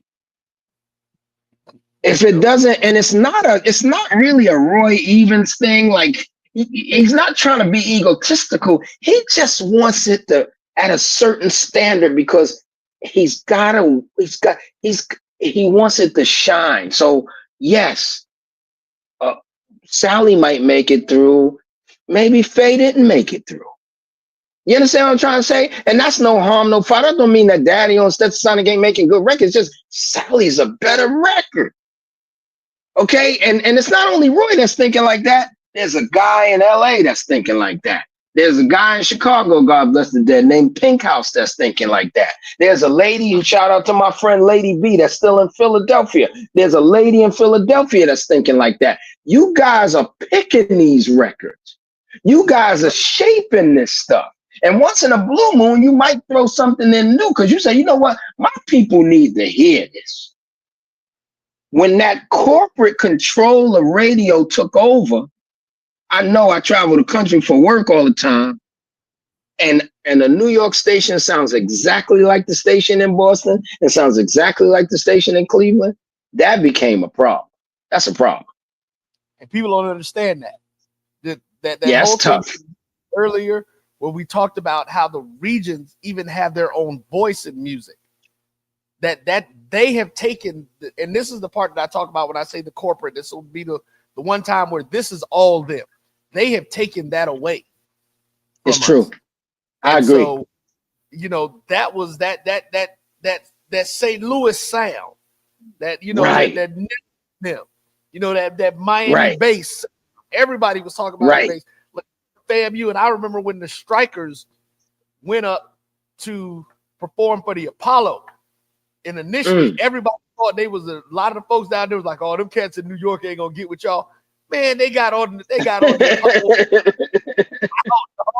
I mean, everybody was like, "Yo, that's it." But it was it was seeing us, and it's funny. And again, to tie it into other pieces of culture, it's just like you talked about Africa.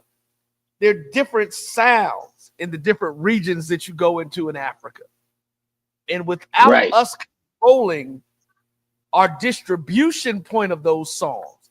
Because see, this is what I used to tell people. And so when I was, like I said, when I was at radio, it's funny. I used to, I'm a writer, and you know, I did my comic book thing.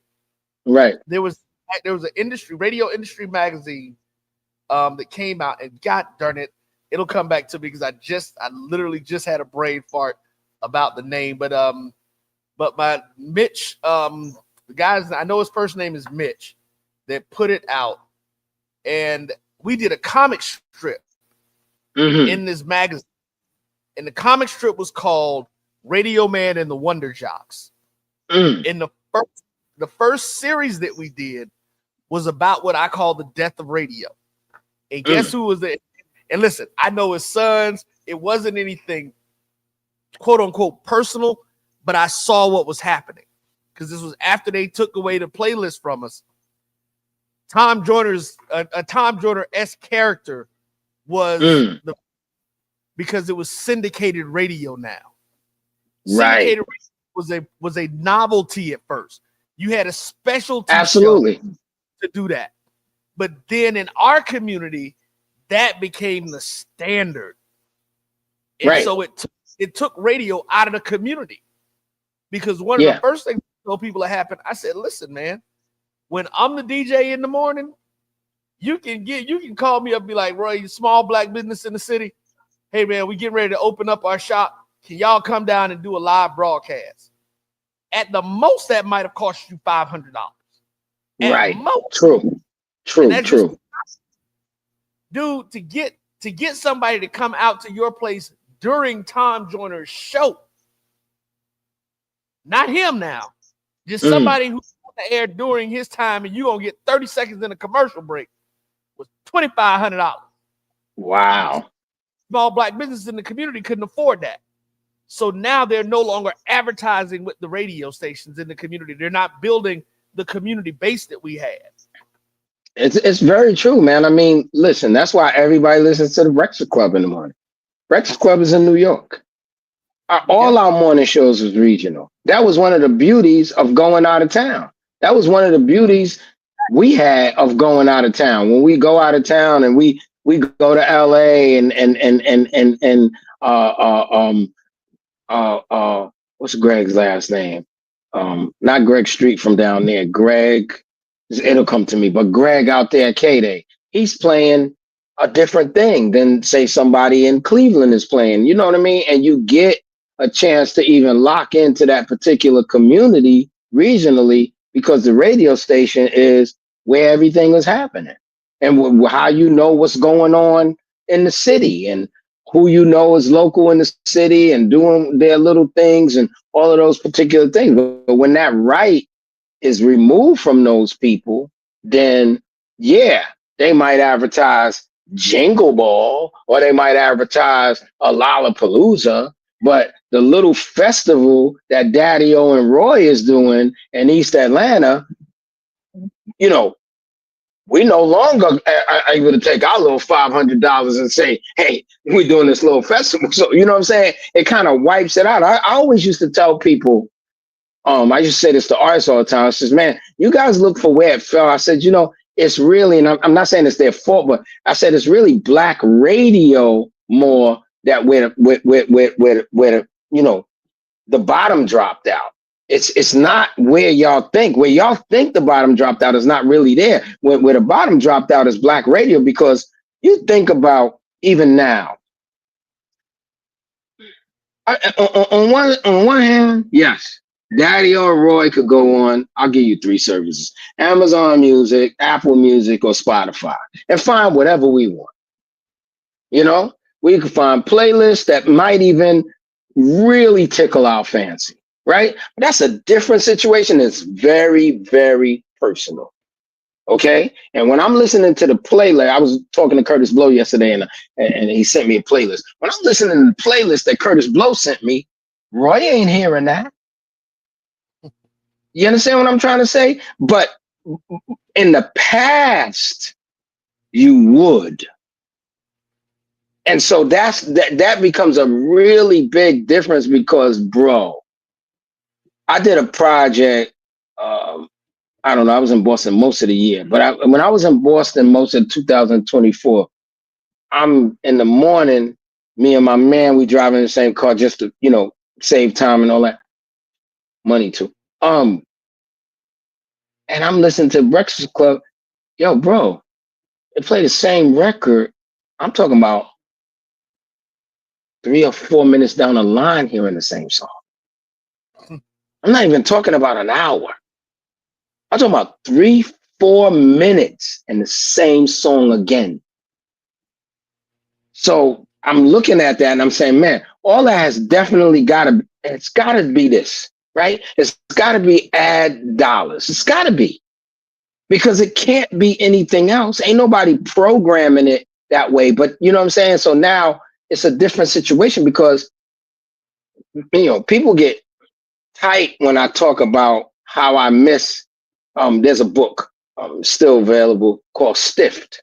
And it's, you know, one of the books that I used to tell all the people that was coming into me. I used to tell them, this business of music, read that. And I used to tell them to read Stiffed. And it talked about Joe Isgro and all the Italian gangsters that was in the music business back in the day. But with them, we have variety. Because they was not going to allow that monopoly. They were strong-arming anybody that tried to have a monopoly. It had to be, the love had to be spread. It had to be spread. But now, you know, you know, payola was one thing back then. Now everything is legal payola. All you do is buy the ad. That's right. and you could get whatever you want.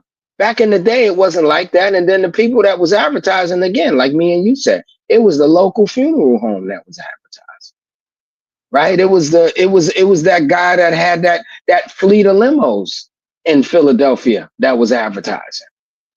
So it had nothing to do with the music at all. The things that were being advertised was not coming because Warner is paying money for advertising dollars or because Sony is paying money for advertising dollars. So that's just I don't know, it's a weird conundrum. The hard part about having this conversation is where the answers come from, because I really don't have a lot of answers. So here's the other piece to this from the radio side that a lot of folks don't realize and don't understand it happened.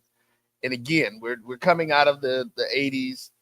We're in the mid 90s, and the federal government changes the FCC rules. 94 is when it happened. This is when we started losing black radio stations in 95. That started disappearing. And what Congress did is, because it was all about, that was one of the crazy things about radio. It was created, and they had laws to make it fair so that every group was represented by your community, because that's what it was. Your antenna was in your community. So it needed to be able to service the demographic of people in that community. Had to have so the larger demographic had to have certain radio stations. So major radio companies were not allowed to have more than 2 FM stations, I believe it was. Wow. And they couldn't have more than one television station in a market. And I think they could have up to 3 AMs if they wanted to. When that law changed, they then started buying out the larger companies started buying out your smaller black-owned radio stations. And there was no way that these black stations could compete with billion-dollar corporations when it came to resources as it related to the artists. Because these artists, remember, and it's funny because Daddy talked about that, the artists didn't a lot of time make their money off of records. They made their money off of touring and things of that nature. So when they did that, and you can now tell, if you're the local radio station, I'm the local radio station in Miami, and I'm gonna use, just because he's here, I'm gonna use them as Sonic. If my local station says, you know what, I want to bring Sonic down here, I'm gonna call Daddy-O and them up. We got this $5,000 that we invested in, but that's all we, for us, that $5,000 is everything. And that's what we can give. Is like, we can pay y'all this, give you a cut of this, and blah, blah, blah. Whereas once Clear Channel came into the marketplace and could now buy the other urban station. Right. I'll be like, I got $100,000 for y'all to come down to Miami. Right. We can't be mad at them for taking that $100,000 because they're not going to make that us regardless. Yeah, exactly. So, and that's what happened, and that's how black radio stations got pushed out.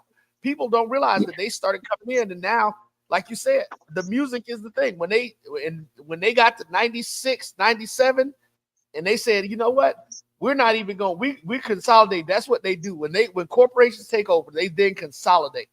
They get rid of DJs. They take them off, because before you had to pay me as the DJ 5 days a week. I'm coming in, I'm doing my shift. If I'm a regular Monday through Friday DJ, that's 5 days a week. Now you don't necessarily need the DJ because the DJ is no longer picking that music. He's not dealing with the local people and all that kind of stuff. We're sending the music from the corporate office. So really, that's where the term monkey came from in the radio industry. Because you can have a monkey in the buttons to say, okay, sure, time to do this, time to do that. And so, and that's where a lot of people don't know that came out of that deregulation of the FCC that changed how corporate stations could own radio stations. And so, and so all of that, I think all of that combines or kind of adds on to like what we're even listening to right now. And, to on topic that that ideology of the weaponization of hip hop.